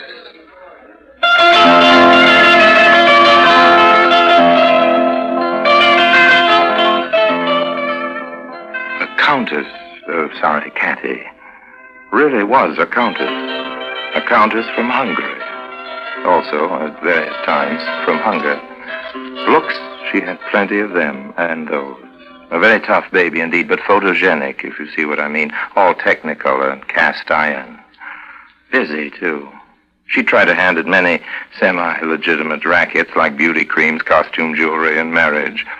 And just now she seemed to be resting between jobs. That's what I thought, but I was wrong. Like I say, Cat is a busy girl. Well, where's that famous movie? Don't look at me. I didn't steal it. You would if you could, Harry, if there was a price tag on it. Kiss me. Okay. Another? There's a price tag on that, too. I hope it isn't too high. No, I come cheap. All I want is a little information. And then you'll kiss me again. How generous of you. Thank me later, Countess. What do you want with Mariello? What do you care what I want with Plucky? Well, you two used to have a thing, didn't you? What are you doing now? Stirring up the dead ashes of your passion? I'm here on business.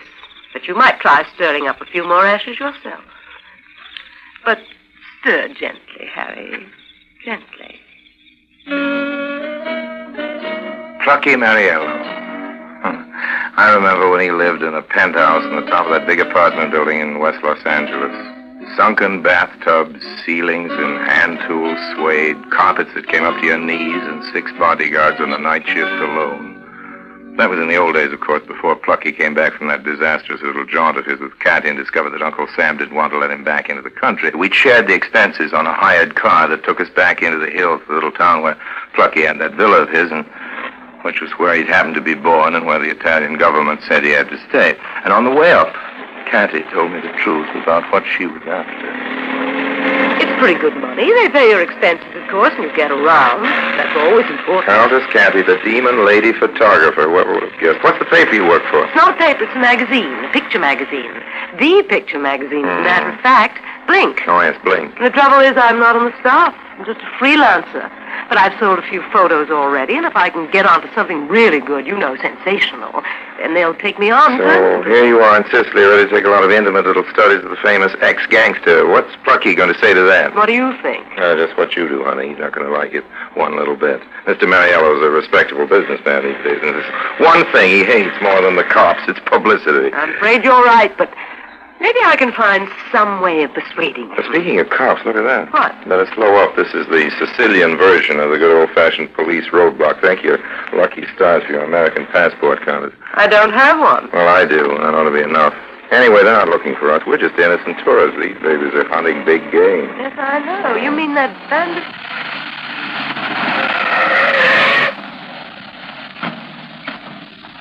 Tomasino's the famous bandit, isn't he? How marvelous. Bandit is a romantic word, Signora Contessa. This Tomasino is not romantic. He's a dangerous killer. He must be. I understand there are 2,000 of you men specially assigned to the job of catching him, the biggest manhunt in Italian history. Think you'll get him, officer? We know we'll get him, Signor. The only question is when. Good day, Signora Contessa. Buongiorno, Signor Conte. Goodbye, officer. Thanks. Tomasino. That was really divine. Now, don't tell me you've got a romantic yen for a brigand. Just a yen to take his picture. Oh, what a spread that would make. A little tricky to arrange. Of course, but then everything's possible. Don't you think? The way you say it, Catty, I'm almost convinced.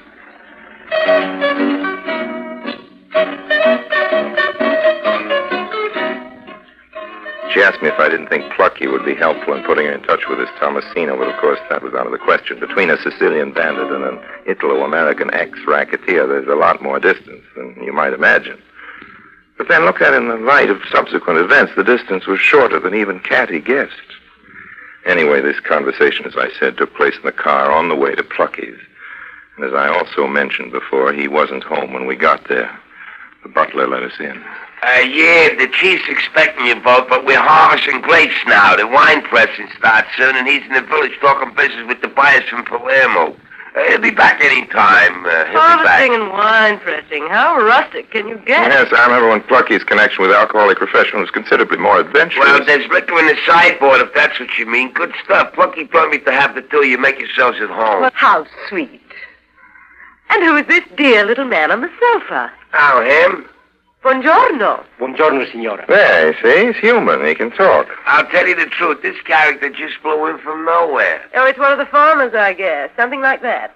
I don't know, but if you want, lady, I can toss him out with pleasure. Oh, don't dream of it. I You would can leave just- us now. Who, me? We'll make our own drink. Oh, all right. This little man seems to be harmless enough.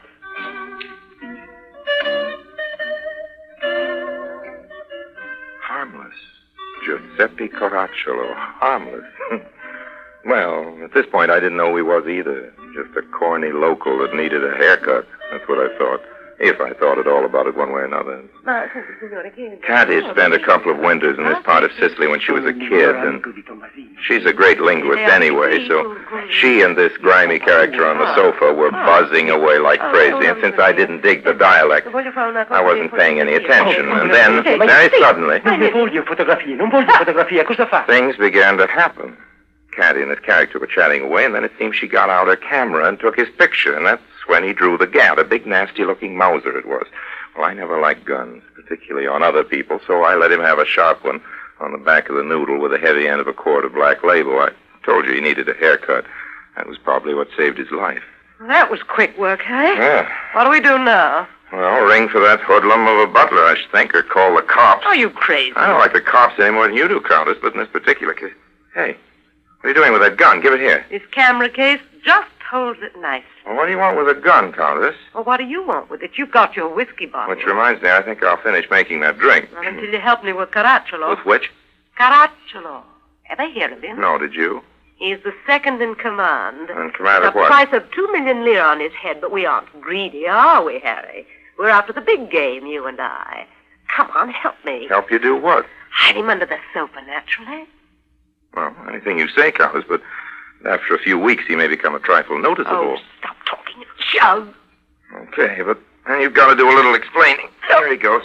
First, I'm going to send this camera off where it's safe. Look out! Look out for what? His foot. You can still see it sticking up. Oh, all right. Come Here on, we go. push him further underneath. Now, where are you going? Just going to the car to give this camera to the driver. Yes, but what happens to that's me? all right. I've got another one. I always I mean about the car, not the camera. You aren't sending it away, are you, the car? Certainly. Plucky can take us back in one of his.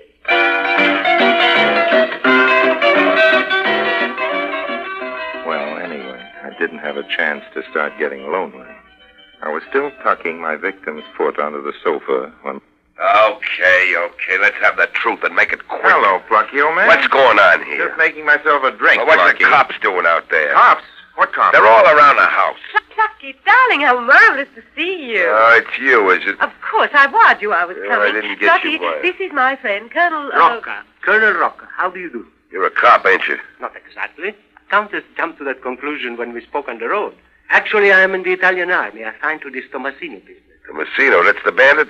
You mean you think he's somewhere around here? Not Tomasino himself, but his second in command, Caracciolo. Caracciolo? A very dangerous man. He has been reported in the neighborhood. The neighborhood? That ain't my house. That's not it, Plucky. Just because I'm Plucky Now, Mary hold on, old man. You must be sensitive. Nobody's accusing you of... Oh, shut up. Colonel Rocca. Yes, Contessa. You told me before I might presume. Oh, yes, Contessa. A pleasure. I will be charmed to drive you back to the coast in my own car. Oh, but first, of course, you want to see how your men are coming with their search. To be sure, Contessa. I will go and check with them now. Cops. After all the trouble I got into building up my good name. Plucky. Yeah. You know why I came here, don't you? Well, how could I? You haven't told me yet. I'm a photographer now, Plucky. I work for Blink. Blink, the picture magazine? Yes, and I want to take a whole series of you. No pictures.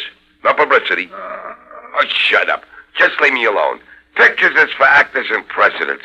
I want to be unanimous. Oh, but this would be so interesting, Plucky. You know, ex-gangster at home with his books and dogs. Hey, you know what? That groaning's coming out from under this here sofa. I'm a ventriloquist, Plucky, didn't you know? Come on, grab one of his legs, Harry. I'll take the other. There we are. There we are. Now, who's he? Perhaps I'd better do some explaining. I'll say. Niente qua. You see, he came here asking for your help, Plucky. Not a touch, huh? No, he thinks with your connections you can fix it so a friend of his can get out of the country. That don't sound legitimate to me, and if it ain't legitimate, Give me your drink, Harry. Who's his friend? Well, don't tell us, Candy. Let us guess. His friend is none other than the bandit Tomasino, right? Tomasino, now get him out of my house quick. I don't want no bandits here. I've already told you want the man to smuggle Tomasino out of Sicily. No, I'm taking care of that. You? Certainly, darling. I am Harry. And all Plucky has to do is let me take those pictures. You heard me, Caddy. No pictures. But, Plucky, darling, I've already taken one. When? When did you take any pictures? None of you, darling. I've got Aptolo. Now, hold on, Caddy. He didn't like being photographed either, darling. But I made a nice shot of him just the same. Here, in this room. The room will show up very nicely in an enlargement. And that way, little Rocker can see just where this bandit has been visited. Oh, frame up. Where's that camera? Halfway back to the coast, darling, in a fast car. But I've got another camera. Picture of my drawing room with a hot bandit sitting on my sofa. That's right, darling. Yeah.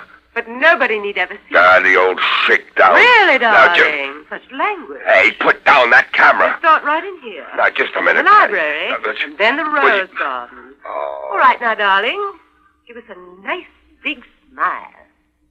So that's how Plucky Mariello happened to pose for all those pictures you may have seen in Blink. That's also how the notorious Sicilian bandit Tomasino fell into the hands of the Countess Catty. As you're going to see, it was easily the strangest honeymoon in history.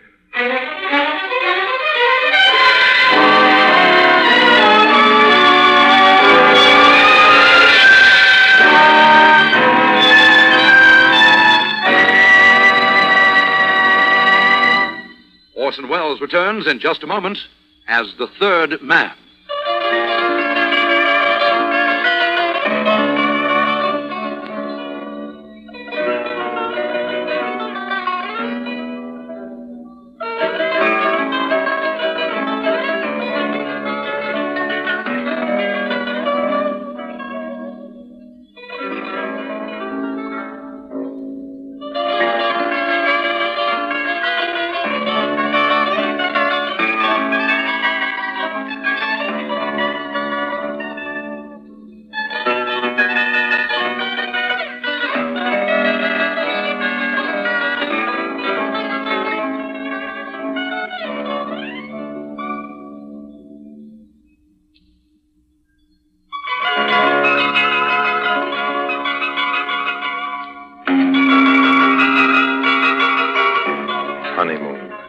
Sicily was made for honeymoons. There was a young couple in the hotel, Jim and Jean. Their names were American. Nice kids. The classic honeymoon duet. I think they're the ones that gave Catty her idea. Now comes the really big job. We're pulling it off tonight. Now, the first thing to do... Now, wait a minute. Not so fast, Countess. What's the job? And anyway, where do you get this stuff about we? Well, there's $20,000 waiting for us in Tangier if we succeed. 20,000? I'll go back to my first question. What's the job? The money's all arranged for.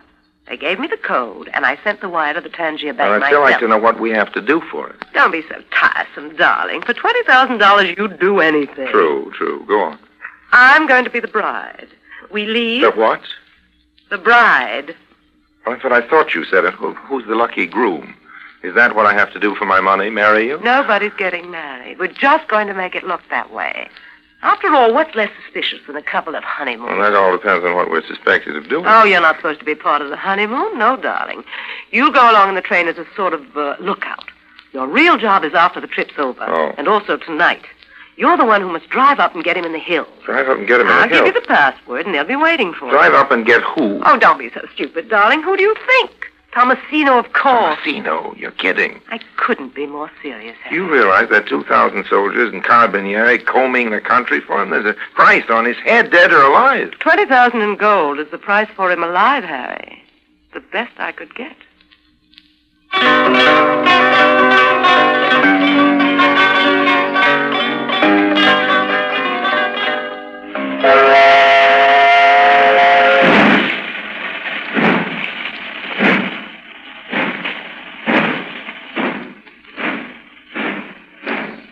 The honeymoon special. It leaves Taormina at 8. The next stop is Messina, an hour or so later. They made quite a couple, the Countess and the bandit. She dressed very carefully for the part, and if you didn't look too closely, they were quite convincing. An idea at that. Nobody expects a hot bandit to go away on a honeymoon. That cat is a sharp customer, I knew that, but now I was beginning to give her credit for being even smarter than I thought, when suddenly, down the corner, there came somebody who wasn't going to do that 20,000 any good at all. Colonel Rocker, in the flesh. He nodded and went right on past their compartment without so much as glancing at them. The next thing I knew, he was at the far end of the car talking to some characters who looked like cops to me. Not a very pleasant situation. I went back into the compartment and sat down opposite the bride and groom. They didn't say anything. He couldn't, of course. Tomasino only spoke some dim Sicilian dialect, and she was cuddling up to him in a way that made my flesh creep. I felt kind of silly sitting there facing that honeymoon couple. Definitely the third man. Don't look so worried, Harry. You're almost as bad as the blushing groom. I told you, Kathy. I'm sure I saw Roca get on the train. What of it? What of it? Those cops have orders to shoot on sight and shoot to kill.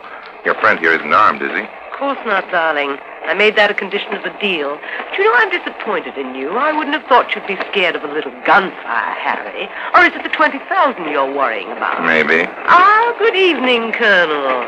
I looked up. There he was in the doorway of the compartment. Colonel Roca. He wasn't holding a gun, just a cigarette. And he was smiling. Good evening, Contessa.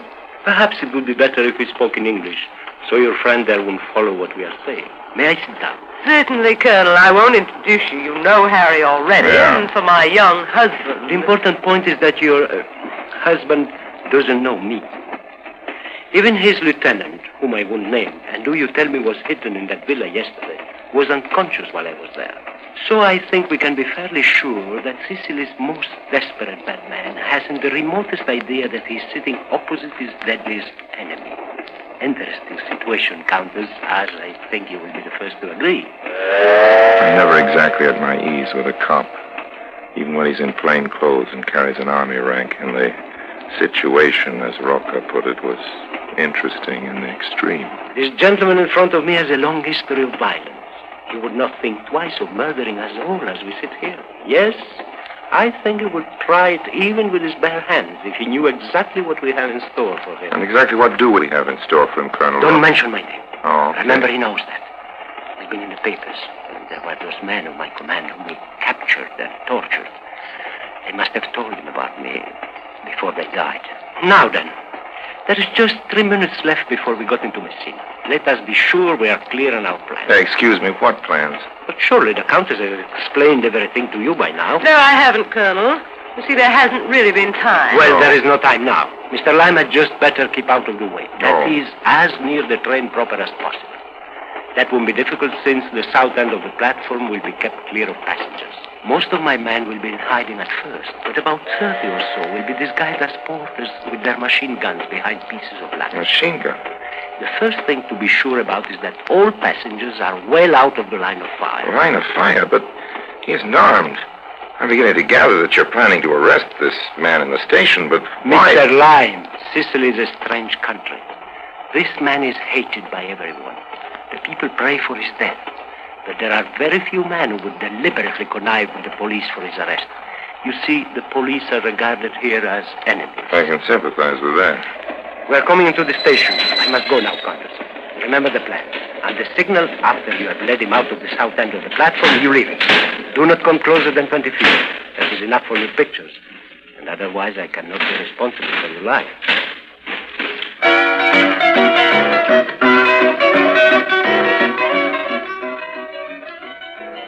So now I had the whole thing straight at last. That was the deal. Caddy was turning him in, but on her own terms. Setting it up so she could get her pictures while it happened. Senti, noi cambiamo i treni qui. Sì, signora, ma non si sconta. Congratulations, Caddy. Thank you, darling. So now you're going to be a famous photographer, and the groom here, I suppose, is going to be a famous corpse.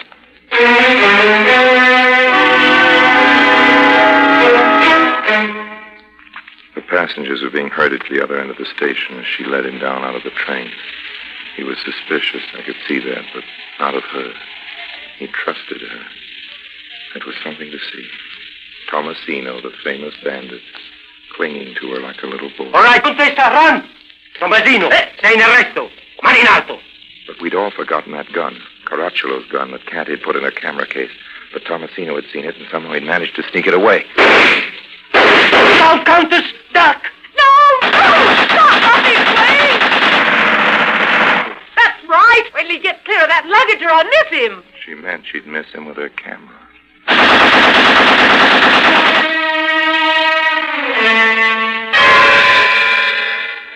Harry, where are you, Harry? What's wrong? Did they get you? No, my other camera. Where is it? He's dying. Look, he's dying and I'm out of film. Here's the other camera. Good. I don't have time to reload. You hold this one and be careful of it. That's the one I used for everything up to now. Oh, no. No what? I'm too late. He died on me. Wait. Before they take him away, I'll get a shot of the corpse. Give me the other camera. Quick. Give you what? That camera I gave you to hold. I didn't have time to reload, so I just switched cameras. Yes, I know. But it was all over by the time I started in with the second one, so it doesn't really matter. I've got the whole thing in the first one, but where is it? Oh, that was a camera. Stop trying to be funny. Of course it was a camera. All right, I was stupid. I let you hold it. I wasn't thinking. Now, what's your price? Price for what, Countess? That camera, you dirty... Language, Countess, language. It can't be far from here. Where could you hide it? There was an awful lot of noise and confusion here in the station just now, so maybe you didn't notice it, but the What? train went by on the other track. I see. You threw it into the other train. Well, that means we can get it back. You can't do it any easier than I can. Now, maybe you had something rigged. All right. You've got to have a price. You of all people. Me of all people, sure. I sell everything. Contraband, fake passports, stolen cars. What you told me the other night, Caddy, you said I'd never done a decent thing in my life. It's true. I took it as a compliment, but now I'm afraid I've spoiled my record. Nobody's selling those pictures, Caddy. There's nothing to sell. You see, I threw your camera under that train. Don't look like that, Caddy. It isn't becoming. Remember, there are other cameras in the world. Somebody might come along and take your picture.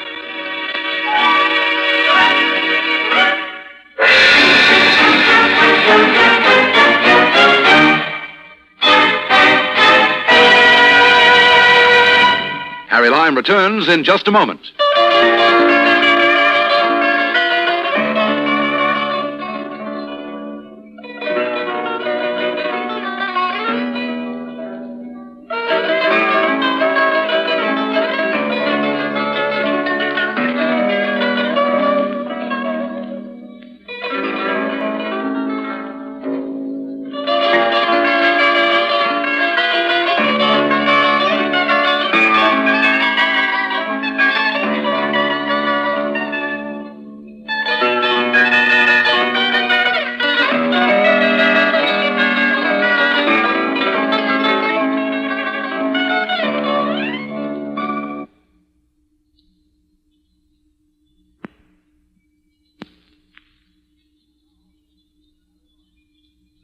And now, Harry Lime.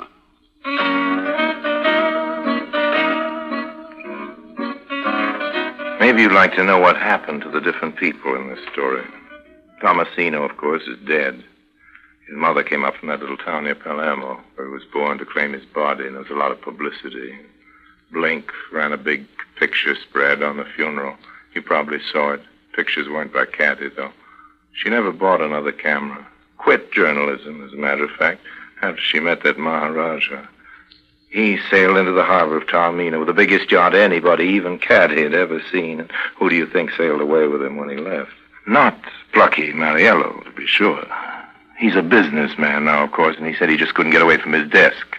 Well, no, the Maharaja's new passenger, of course, was little Cathy. The last I heard, they were on their way around the world. I wonder now exactly how far she'll get.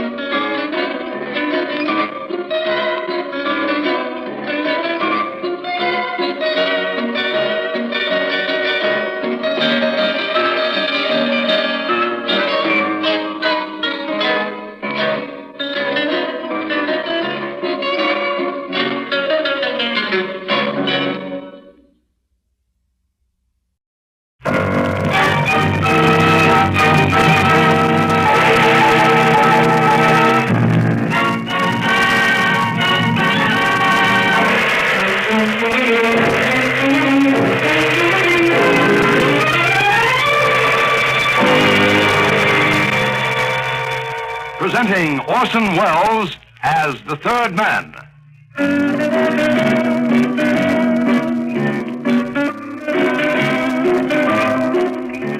The Lives of Harry Lime. The fabulous stories of the immortal character, originally created in the story The Third Man, with zither music by Anton Karas.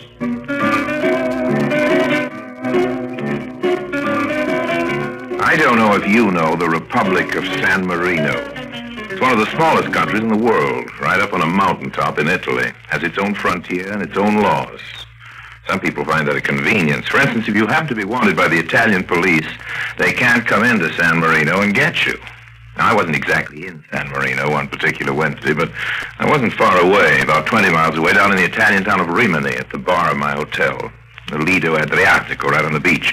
Mario, the bartender there, mixes as good a Tom Collins as anybody this side of the States, and I was just about at the bottom of my glass when a peculiar little character sidled up to me. He had pop eyes like the ends of hard-boiled eggs, and a couple of shaky hands he kept laced together across his chest most of the time.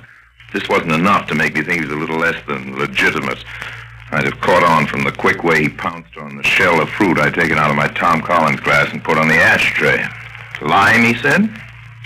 Now, what does this lime rind make me think of, senor? Could it have anything to do with you? He said he was a fortune teller, and that was how he began his pitch. I gave him 1,000 lira, and he went on. He didn't do such a job, except that just toward the end, he made one big mistake.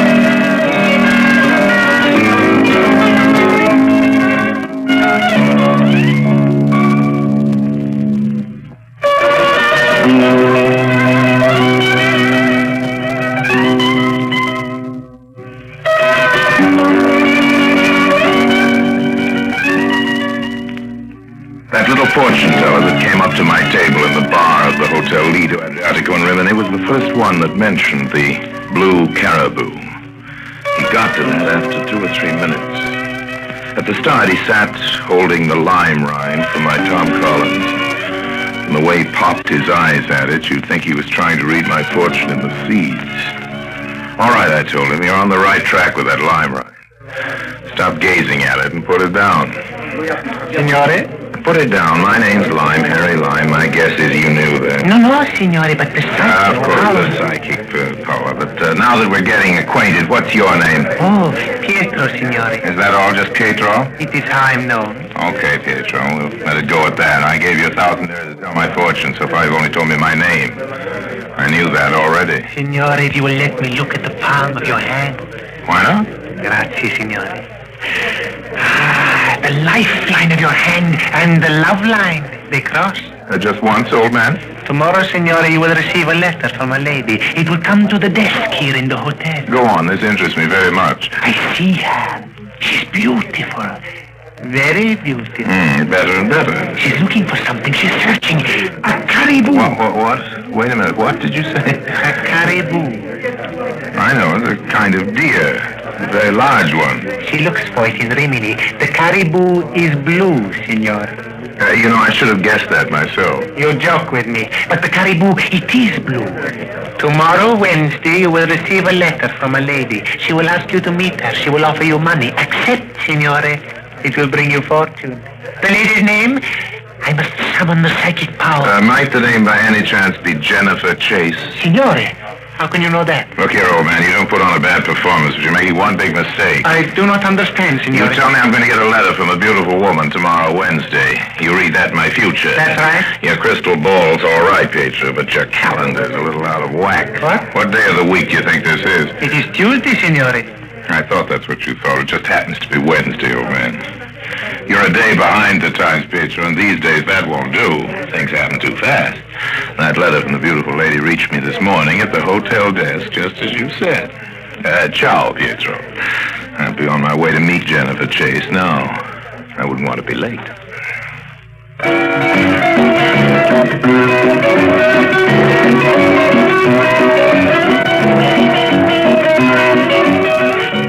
Ciao. Ciao. That ciao is the Italian way of saying so long. But to my American stomach, it had another meaning. Food. That was all right, because Jennifer Chase had suggested in her letter we meet for supper at a little pizza place I knew about up in the town. So I left Pietro consulting his own future. Would Jennifer Chase pay him or not, now that he boggled his jaw? I walked back from the beach and across the railroad tracks and into the middle of the town. Jennifer Chase had feathery blonde hair and blue eyes and a curtained-off booth reserved for us at the back of the pizza restaurant and a sense of the humorous side of the grotesque. That poor little man.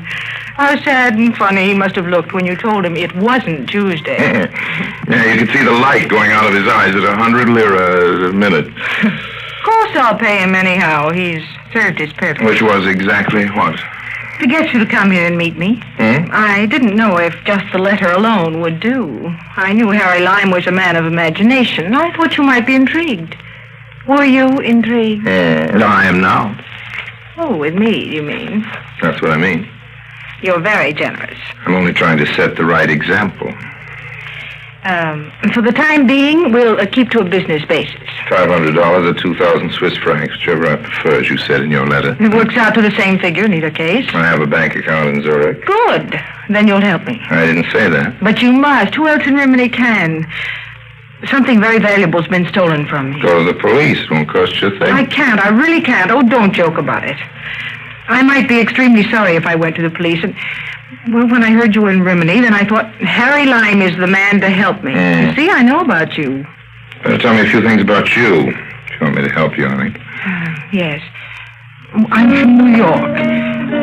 So she talked for a while. She's a girl from New York. She'd been in Italy about a month. When I asked her what it was that had been stolen from her, she wanted me to recover, she said it was a blue caribou. Blue caribou, stolen from her in a back street in Rimini. Oh, please don't laugh. You see, I buy antiques and art objects for a firm in New York. And the blue caribou is the finest antique pottery piece I've ever seen. Oh, so that was it, an antique pottery piece. It was stolen from me. Well, how did you get it in the first place? Have you ever noticed the antique shop on the main piazza? Sure, it's full of junk. Phony Copper de Monte, stuff like that. I know the place. No, I went in there. As you say, the wares are worthless, but while I was there, a customer came in. A large, fat man. Well, you seem to remember him very well. Well, I saw him once again. He came into the shop, and the clerk showed him a pottery piece. I heard the price mentioned. It wasn't a 30th part of what the piece was worth. In that crummy little shop, they had a piece worth thousands of dollars, and it went to the fat man for a few thousand lira. Was that the blue caribou? No, but there was a companion piece, and that was the blue caribou. So you saw your chance and bought it, I offered the same amount of money the fat man had just paid. Well, the clerk hesitated, but then he sold me the blue caribou. I was walking back to my hotel at the beach, and in a side street, the large fat man knocked against me and took the caribou. Oh, well, let's finish supper and then retrace your steps, That's the way to begin. Do you think we'll get anywhere? No, we might, if we retrace your steps far enough. You said you were walking out to the beach. The moon ought to be up out there. You know, it's one of the nicest beaches on the Adriatic.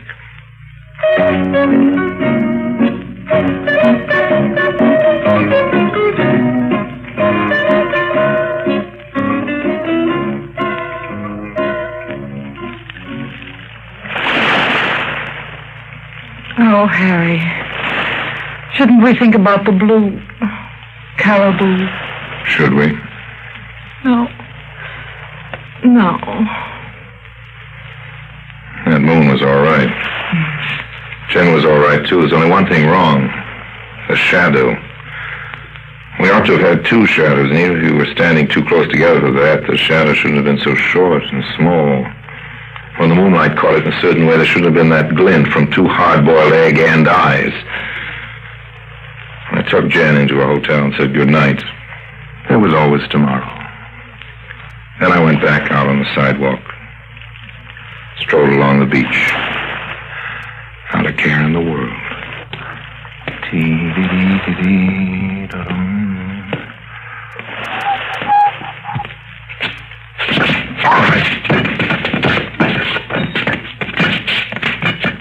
All right, Rosebud, what do you want? My name is Pietro. Yes, I know, the fortune teller who can tell you tonight what's going to happen this morning. Well, what do you think's going to happen now, fortune teller? You know, you oughtn't to follow people around at night. It makes you nervous. It is for money. Will the signorina pay me my money? All right, Pietro, so that's it. Well, she said she would. Maybe she will. How'd you like to make some money now, Pietro? Thank you very much, signore. You know the antique shop on the main piazza? I know it.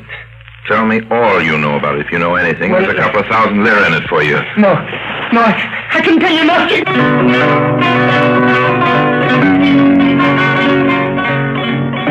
He ran off as if his life were at stake. What was it all about? What was wrong about that antique shop on the Rimini main piazza? I stood there a while, just me and the Adriatic, but after half an hour I didn't know any more than I had before. A large, fat man had stolen a blue caribou and melted into the Italian crowd. That seemed to be it.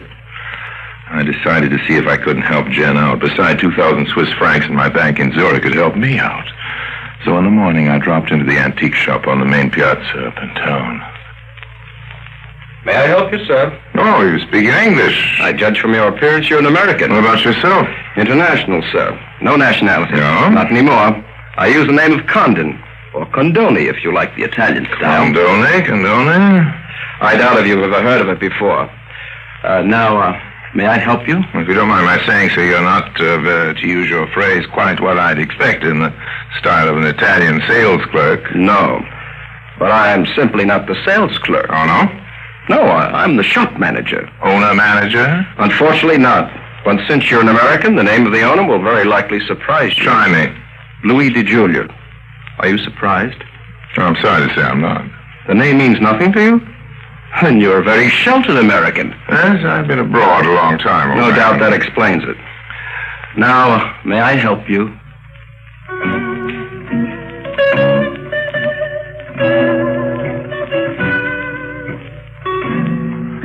I bought a piece of bric-a-brac and left the shop, but the plot had thickened, as is sometimes said. I knew the name Louis DeJulia, all right, but who doesn't? He used to be the head of the rackets in New York.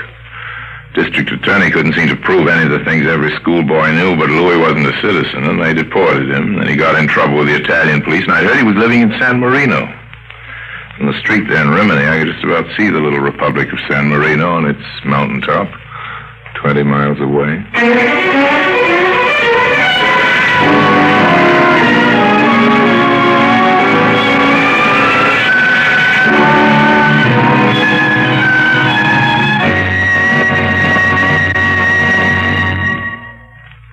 In a moment, Orson Welles returns as Harry Lime, the third man.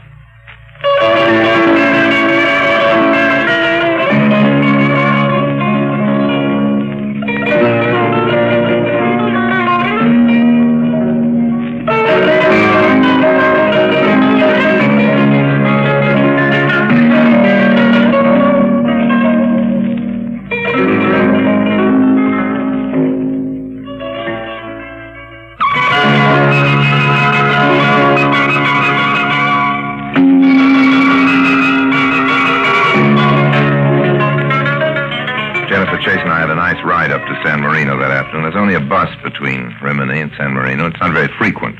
The railroad was torn up during the war.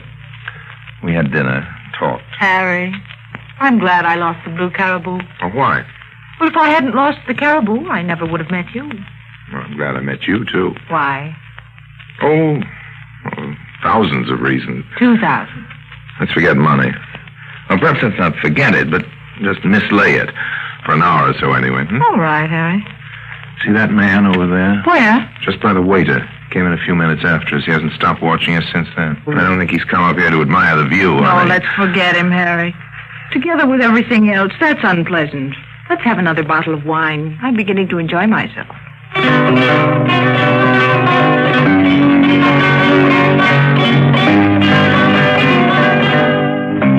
So we sat there and admired the view. It was late when we finally left.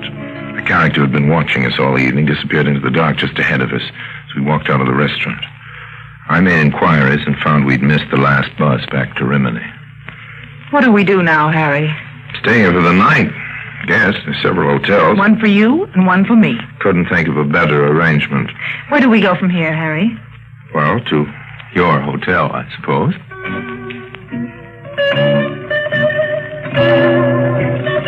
So we walked down the street. Jenny checked into her hotel before she went upstairs. We had a nightcap together. I can't help wondering about that man who was watching us in the restaurant, Harry. Oh, I shouldn't bother about him. It's fairly obvious why he was there. Why, Harry? Well, like most fairy stories, the good and the bad fairies are there to keep an eye on the other characters, just to make sure they go where the plot directs them. Otherwise, there'd be no end to the story. And you mean we were both meant to come here, to San Marino, to find... Perhaps the blue caribou. Maybe the end of the story. Maybe you're right. Oh, it's getting very late. Good night, Harry, and thanks for a wonderful evening.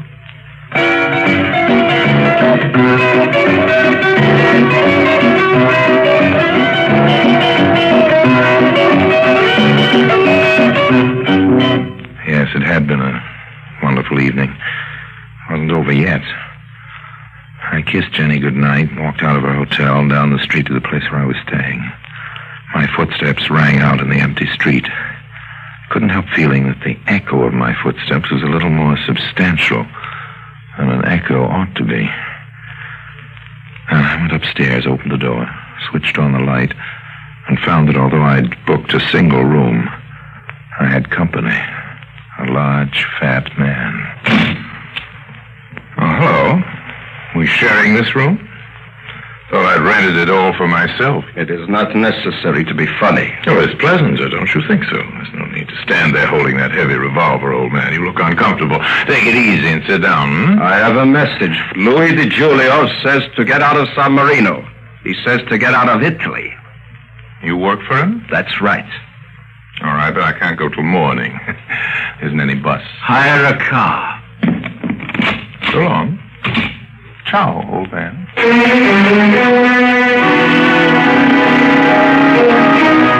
He's a gentleman, a few words, but he said a lot. I phoned Jennifer to be ready, and then I went out into the street to see if I could hire a car. I didn't have the hotel porter get one for me, see? I'd asked one or two people, and it hadn't been hard to find out where Louis Di Giulio lived. He was the most famous man at San Marino, and the place wasn't big. As luck would have it, I hadn't walked long when I was in front of his house. And again, as luck would have it, I walked up his front steps. My name's Harry Lime. Okay, come in. You were expecting me? No, but I've heard of you. Sit down in here. What's on your mind? Drink? I got good scotch. All right, fine. Say, you're in a lot more hospitable mood than your henchman, old man. Henchman? I haven't got any henchmen. That's finished, washed up. I'm a peaceful San Marino citizen. Here, this'll do you? Thanks. Well, that's all over. No henchmen, no nothing. Got an antique shop down in Rimini, old man? Oh, I gotta live. Brings in peanuts. You looked in down there? Only today I met a fellow named Condon, or Condoni, something like that. Yeah, that's what he calls himself. Real name something Bulgarian or Polish.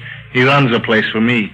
I can't go down there myself. The minute I'm out of San Marino, the Italian cops will get me. And the large, fat man, who's he? I don't know any large, fat man. Everybody knows a large, fat man. Your tone said something special. Well, old man, you're right. I mean the one you sent over to my hotel tonight to tell me to get out of San Marino, out of Italy. Who's now, that? Listen, you're Harry Lime, and I've heard talk about you, so I asked you in to have a drink. But I don't know any large, fat man, and I haven't got any henchmen. And you didn't send anybody to my hotel? You're learning it, Lime? That's right. Well, thanks for the drink. I was just looking around to see if I couldn't hire a car.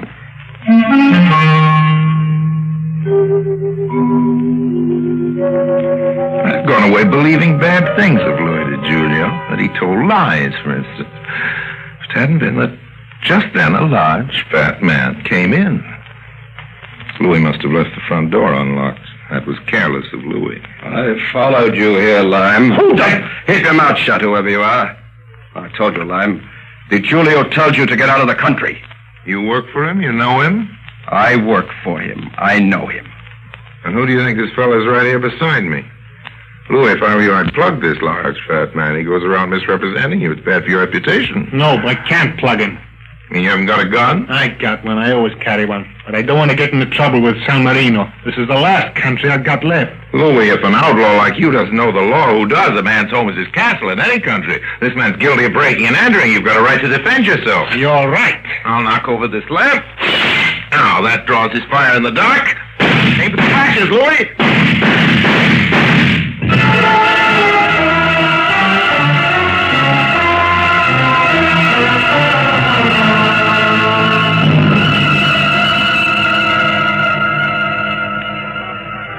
You dance well. Did you learn it by correspondence? Shall I tell you the truth? Tell me a lie. They're usually nice. I'll tell you the truth. You're the icing on this cakewalk, You're nice. Nice in the dialogue, honey. I wouldn't have guessed it from what I'd heard about you. What did you hear? That you were... well... The upper crust of the underworld. Something like that. Oh, I didn't want to go to the police about the stolen caribou. I was afraid there was something wrong in such a valuable piece being sold so cheap. Oh, very likely there was, honey. And I was afraid that if there was a police investigation, I might never get the caribou back. So I turned to you. And you haven't got the caribou back. No. Let's go outside. Whatever else happens here in Rimini, the moon goes on.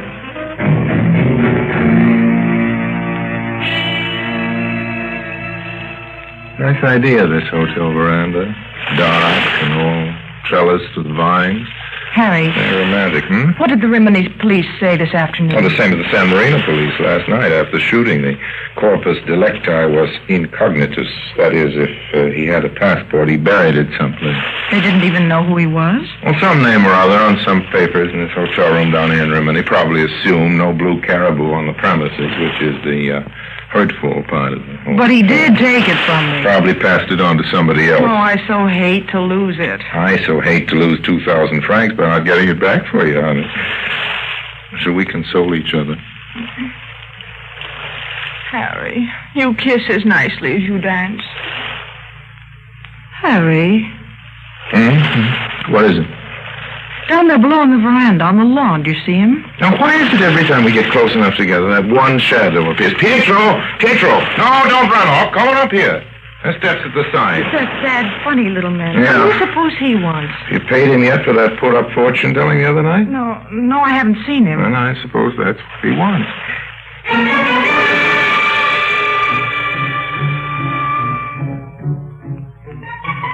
And it was. Jennifer paid him. But when I convinced him Louis Di Giulio was a peaceful San Marino citizen now, he was willing to take some money for something else. You see, when I'd asked him about the antique shop on the Rimini main piazza, time before, he'd run off because he was afraid of anything having to do with Di Giulio. Now he took a couple of thousand liras in those nervous hands of his, and he said one very interesting thing. Condoni, he who manages the antique shop? It is said he has no friends. He lives alone. But I have seen him sometimes.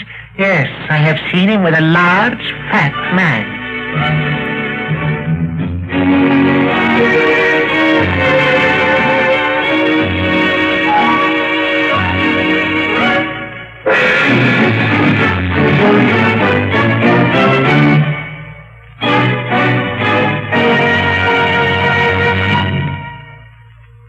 Harry Lime returns in just a moment.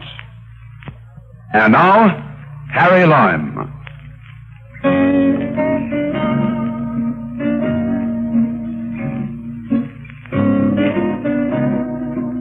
Well, before the antique shop opened the next morning, I placed that name, Condoni.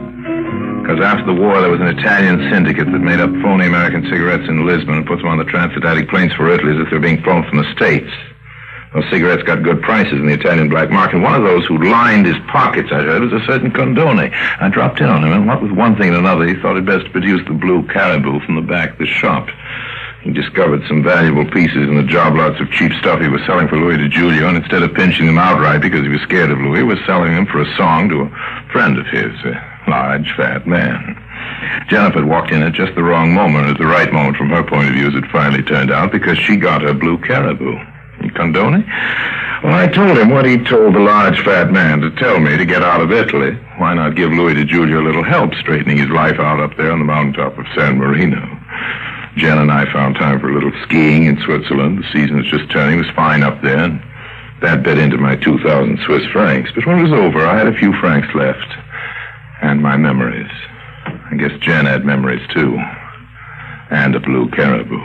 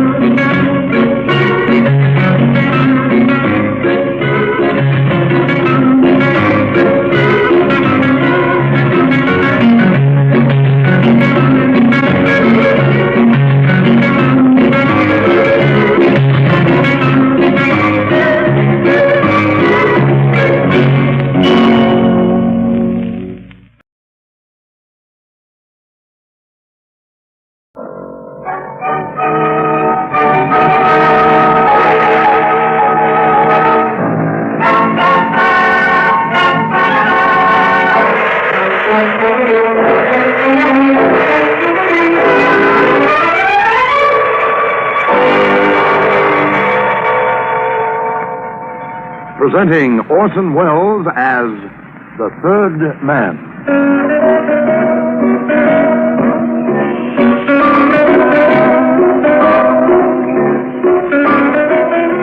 The Lives of Harry Lime. The fabulous stories of the immortal character, originally created in the motion picture The Third Man, with zither music by Anton Karas. A short while ago, I decided to pay a visit to Greece. I've always been interested in art objects, preferably the expensive, easily portable sort, and that's why sculpture isn't normally my line. This time, however, I was making an exception. I had my eye on something, and I wanted to have my hands on it, too, so I went to Greece. Unfortunately, art wasn't the only bug that bit me there. Stick around, I'll tell you about it.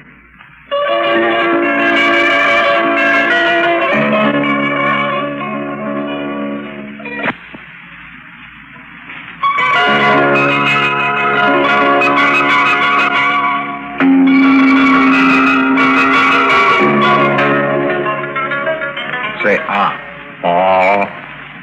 Again. Say 22. Nonsense. Okay. 22. What you have measles. Ridiculous. I can't have measles. I've already had measles. Measles are what kids have. I don't have measles. You have measles. I must inform the public health authorities. Fortunately, down in my office here in the hotel, I have a quarantine sign. I'll have to put the sign up. You're in quarantine. Now listen, Doc. You are in quarantine. Do we want a measles epidemic all over the entire port of Pyrrhus? We do not. You are in quarantine.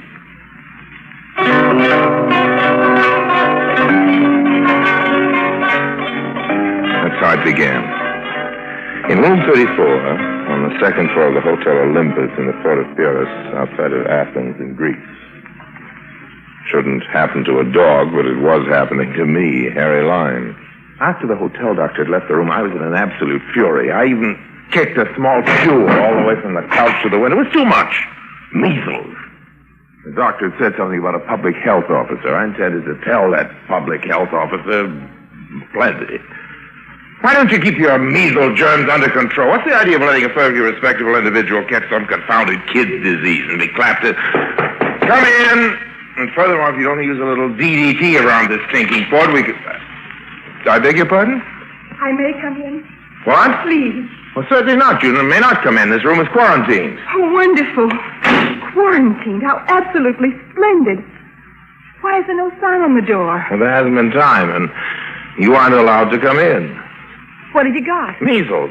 Go on. Go on. Get you mustn't touch me. I've never had measles. Well, go on. Get out of here. No. You cannot send me out. Now, listen. No, please listen to me. If you send me out there in that hole again, I'll be killed.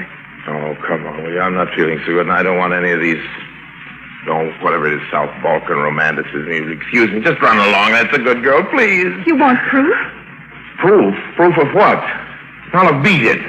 A public health officer is on his way here, and in a minute... Will you come next door, will you? Why should I come next door? To look at the proof that you must give me sanctuary here, behind your quarantine sign. Are you kidding? Quick, before the doctor comes. Follow me. Now. Wait. Make sure there's no one in the... Oh, come on now. Cut it out. You see? Right next door to your suite.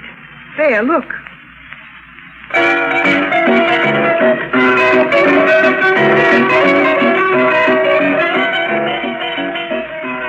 Spread-eagled in the middle of the room on the floor lay a man. His head had nearly been cut off. You see? Now, believe me? Yes, you will take me in behind your quarantine sign? Quick, let's get out of here. Back in my room, she sat tense in her chair, but only her eyes showed her fear. She couldn't have been more than 25 or 6. Her hair was reddish gold. Her face was... Well, I couldn't think about how lovely she looked. She might even have been the one who cut that man's throat. Okay, names are a good place to start. Mine is Harry Lime. What's yours? I'm called Andrea. Andrea. Okay, Andrea, did you do it? That in there? Oh, no. Why don't I call the police? Oh, no, you can't do that. Well, tell me what it's all about, then I'll judge whether or not I should call the police. You're an American, not a tourist? No, I'm an art lover. Never mind that. Now tell me. An art lover? Yes, that's right. Oh, tell me, Mr. Lime. What do you know about Greek politics? Greek politics? Nothing. Why? Oh, well, let me tell you. Go ahead. That man in there. Yes? He was called Gregor. Well? I was to give him certain papers. Documents proving that Greece was to be attacked. What? You may well be astonished. Well, it was announced yesterday on the radio. But I never knew that. Where can I hide? Hide? The bathroom. Come on. Bathroom. Get in that door, quick. Coming? Porter, sir. Oh, Porter, good. Where's the sign you have police to put on the door? Sign? Oh, the sign to the door, yes. The doctor asked me to bring it. Yes, thanks.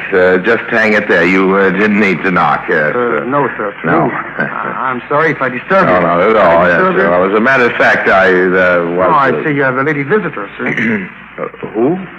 A lady visitor? Well, nonsense. How could I? I'm in quarantine. Yes, sir. Oh. What gives you an idea like that I have a lady? The lady's handbag on the mantel, sir. The lady's handbag on the wall. Good day, sir. I will attend to the sign on the door. Thank you. Okay, he's gone. Who was it? Oh, just some kind of a hotel porter with a quarantine sign. He didn't need to come in for that. I know, but he did. Why did he come in? If all he wanted was to... He wanted to see if I was here. Oh, stop it. He's at the hotel porter. I tell you. You don't understand. Oh. Now what? I left my purse on the mantel. Sure, and he saw it. Please, Mr. Lime, I've got to think. Now they must know I'm here. By now they must know. Oh, if only I knew which... Oh. She sat, her head in her hands, thinking. Things were coming a little fast for me. That man next door, that at least was a fact. But her story, what was going on? Why couldn't she go straight to the cops with her? Hey, Andrea. What's wrong with taking your papers to the police? Please, I'm trying to think. Okay. Oh, my goodness. This time, take your pocketbook, will you? 1 minute! Yes? I am the public health officer. Oh. Good afternoon. Yes, good Almost evening. Good evening. I am coming in. Yes, please do. I am being Dr. Papanikolaos. Dr. Papanikolaos. My name. Yes. Good evening. Good evening, yes. Please to take your coat, your tie, your shirt, all off. All right, here we go. Well, I'm supposed to have his measles, you know. A contagion disease. Yes. Very. Please, sir.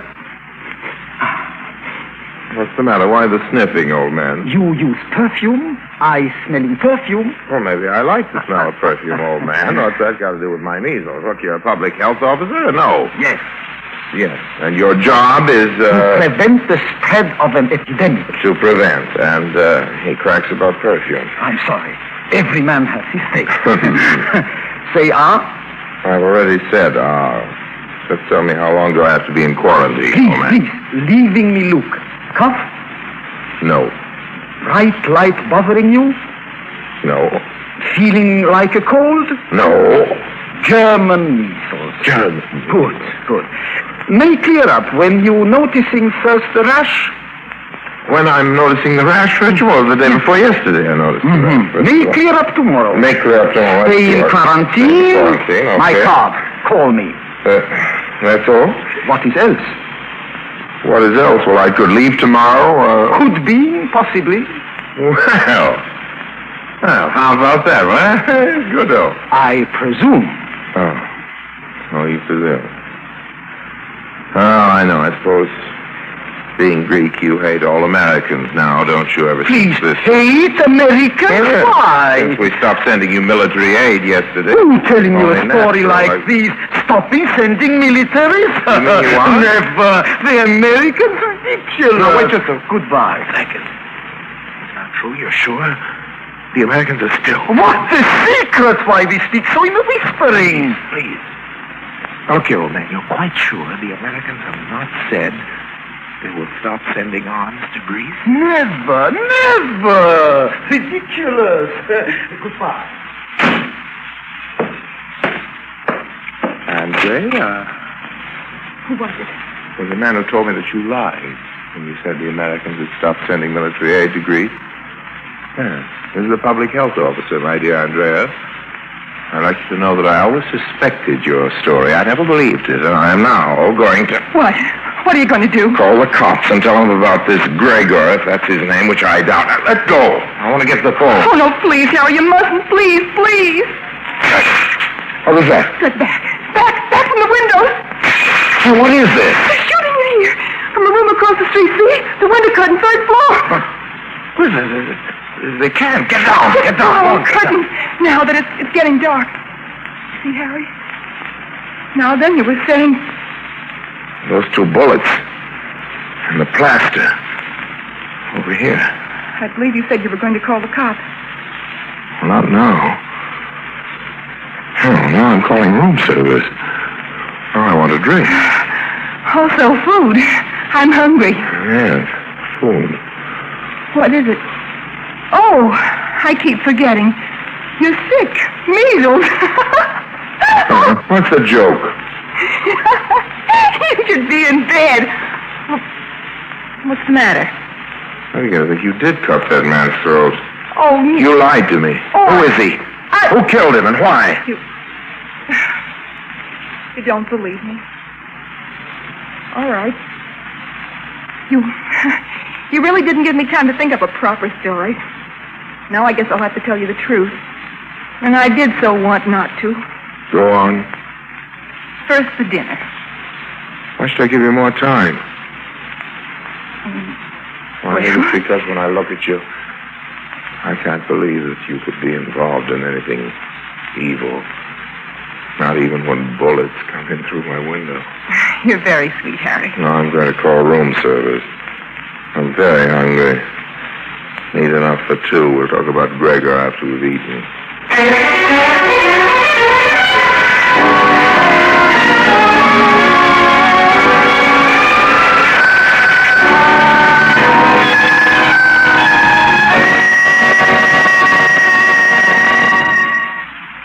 and returns in just a moment.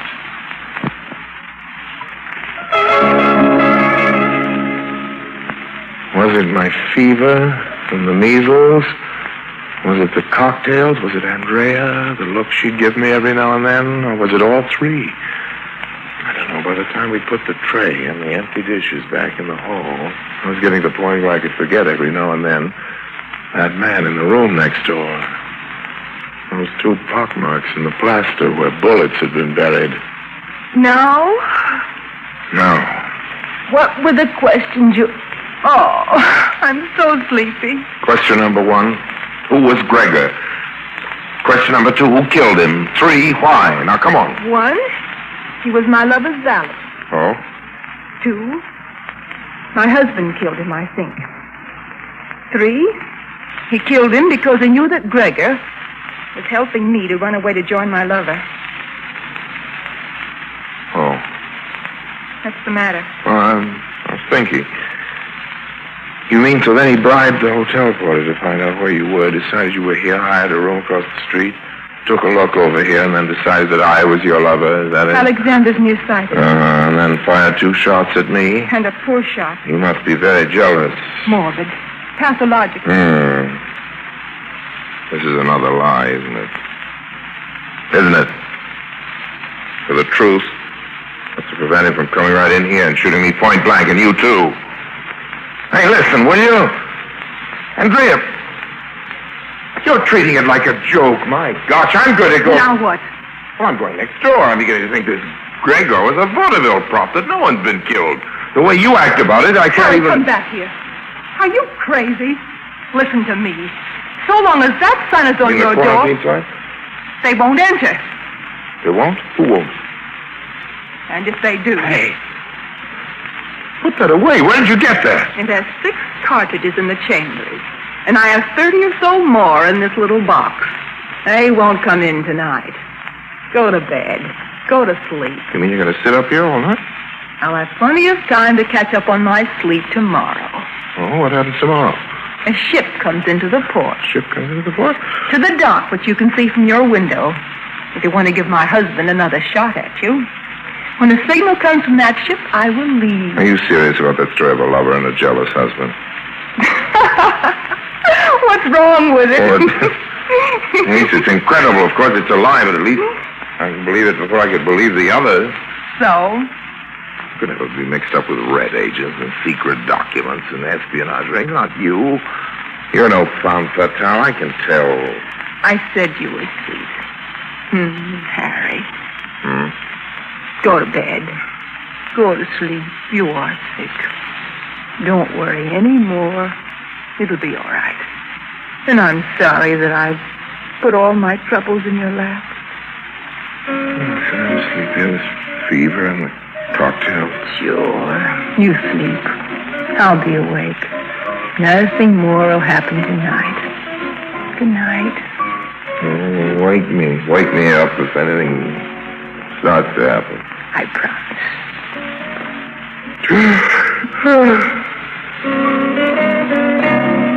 Andrea. Andrea. Still dark. I looked at my watch. It's 5 in the morning. Andrea? Who's that? Oh, Harry, I frightened you. I'm sorry. Where were you? Down to the dock. The ship I was... Oh, you mean your lover's arrived? Is that it? You don't believe me yet, do you? 5 o'clock. Give me that gun. You take a nap. I'll sit up a while. I might take you up on that, Harry. Good.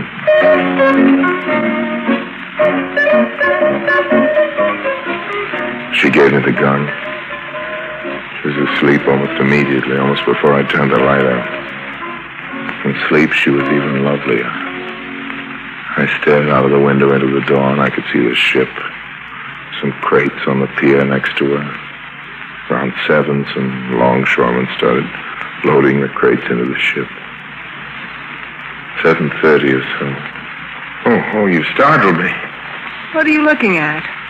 Trying to figure out which one is your doll boy down there. Oh, come on, Andrea. What's it all about? level with the... Why was Gregor killed? I don't know. Maybe he talked too much. Talked about what? I wish I knew, Harry.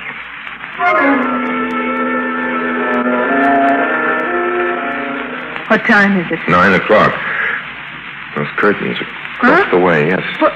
They moved just a minute ago. Now they're into the bathroom. Yes, who is it? Public health officer. Oh, it's Dr. Papanopoulos. Are you okay? Okay. Come in. Hey. You're not Dr. Papanopoulos, or whatever his name is. His assistant. He sent me over instead to give you medicine. Medicine? Penicillin. If you would roll up your sleeve. For measles, penicillin? We cannot lift the quarantine unless you get this injection, Mr. Lyne. Oh, well, okay. What's that in there? Just alcohol to Just what? toss the needle on the bed there. Quickly. Wasn't a bad idea pretending to be a doctor. But on the other Andrea, hand... I'm not sure that you're making a... Take a sheet, Harry. Tie his hands. Countess, you'll never be able to... Up or I'll shoot your teeth in. This gun has a silencer, too, you see. Tie him good, Harry. The pillowcase for a gag. Listen to me, Lyne. You do what she says and you'll be a dead man before another hour is out. One more word and I'll shoot, and I mean that. Wish I knew why we're doing this. Is he your husband? Him. Now, the pillowcase, quick. It's getting later than... Quick! The signal's gone up. On the ship, Harry. If you're worried as to why you're doing this, just remember what would have happened to you if I hadn't come in this room. Smell that. What is it? Morphine. Enough to kill. Okay, he's quiet for a while. Is your bag packed, Harry? We're all set, but What? What about the man across the way when you came out on the street? That's all figured out. What did you think I was doing at 5 this morning? Come on.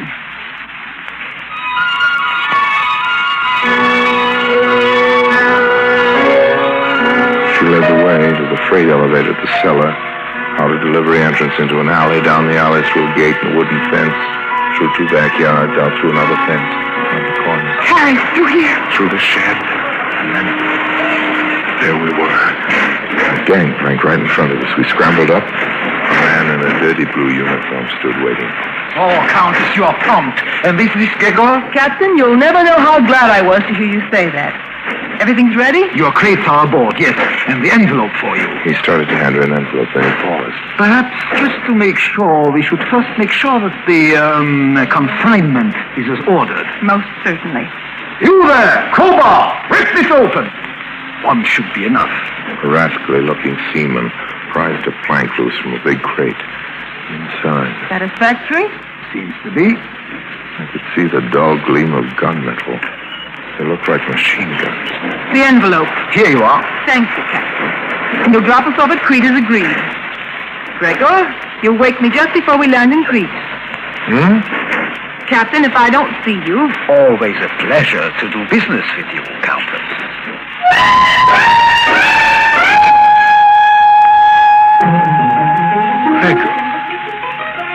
Gregor. Yeah. Do you mind if I call you Gregor, Harry? Well, why? Just for a few minutes more, till we land in Crete. What's the matter, Harry? Oh, I hope this boat sinks. The guns, you mean? And you, too. And me. And your blood money. I suppose that's what was in the envelope, the payoff, huh? Yes. Half yours, of course. Unless it's counterfeit. The last installment always is when they can get away with it. Why aren't you registering a complaint with the captain?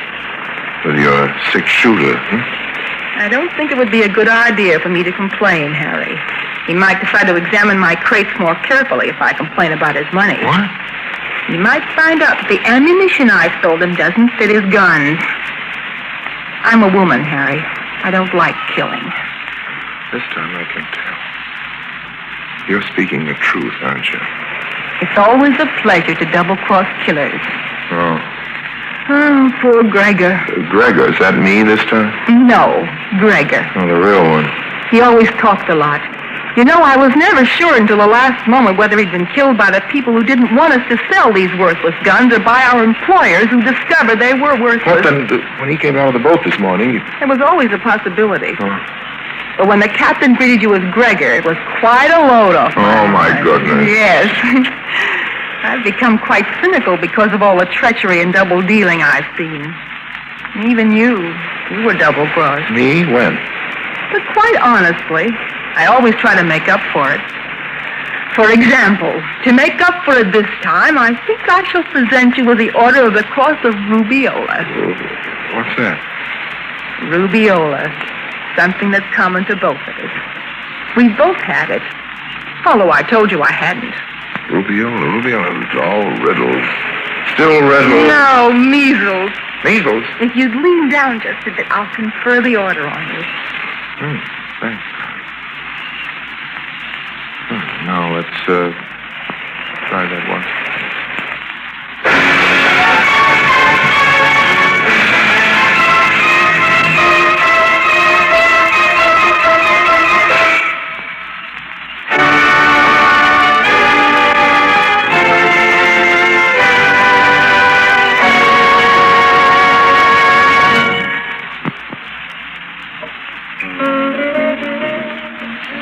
And so we wound up in Crete.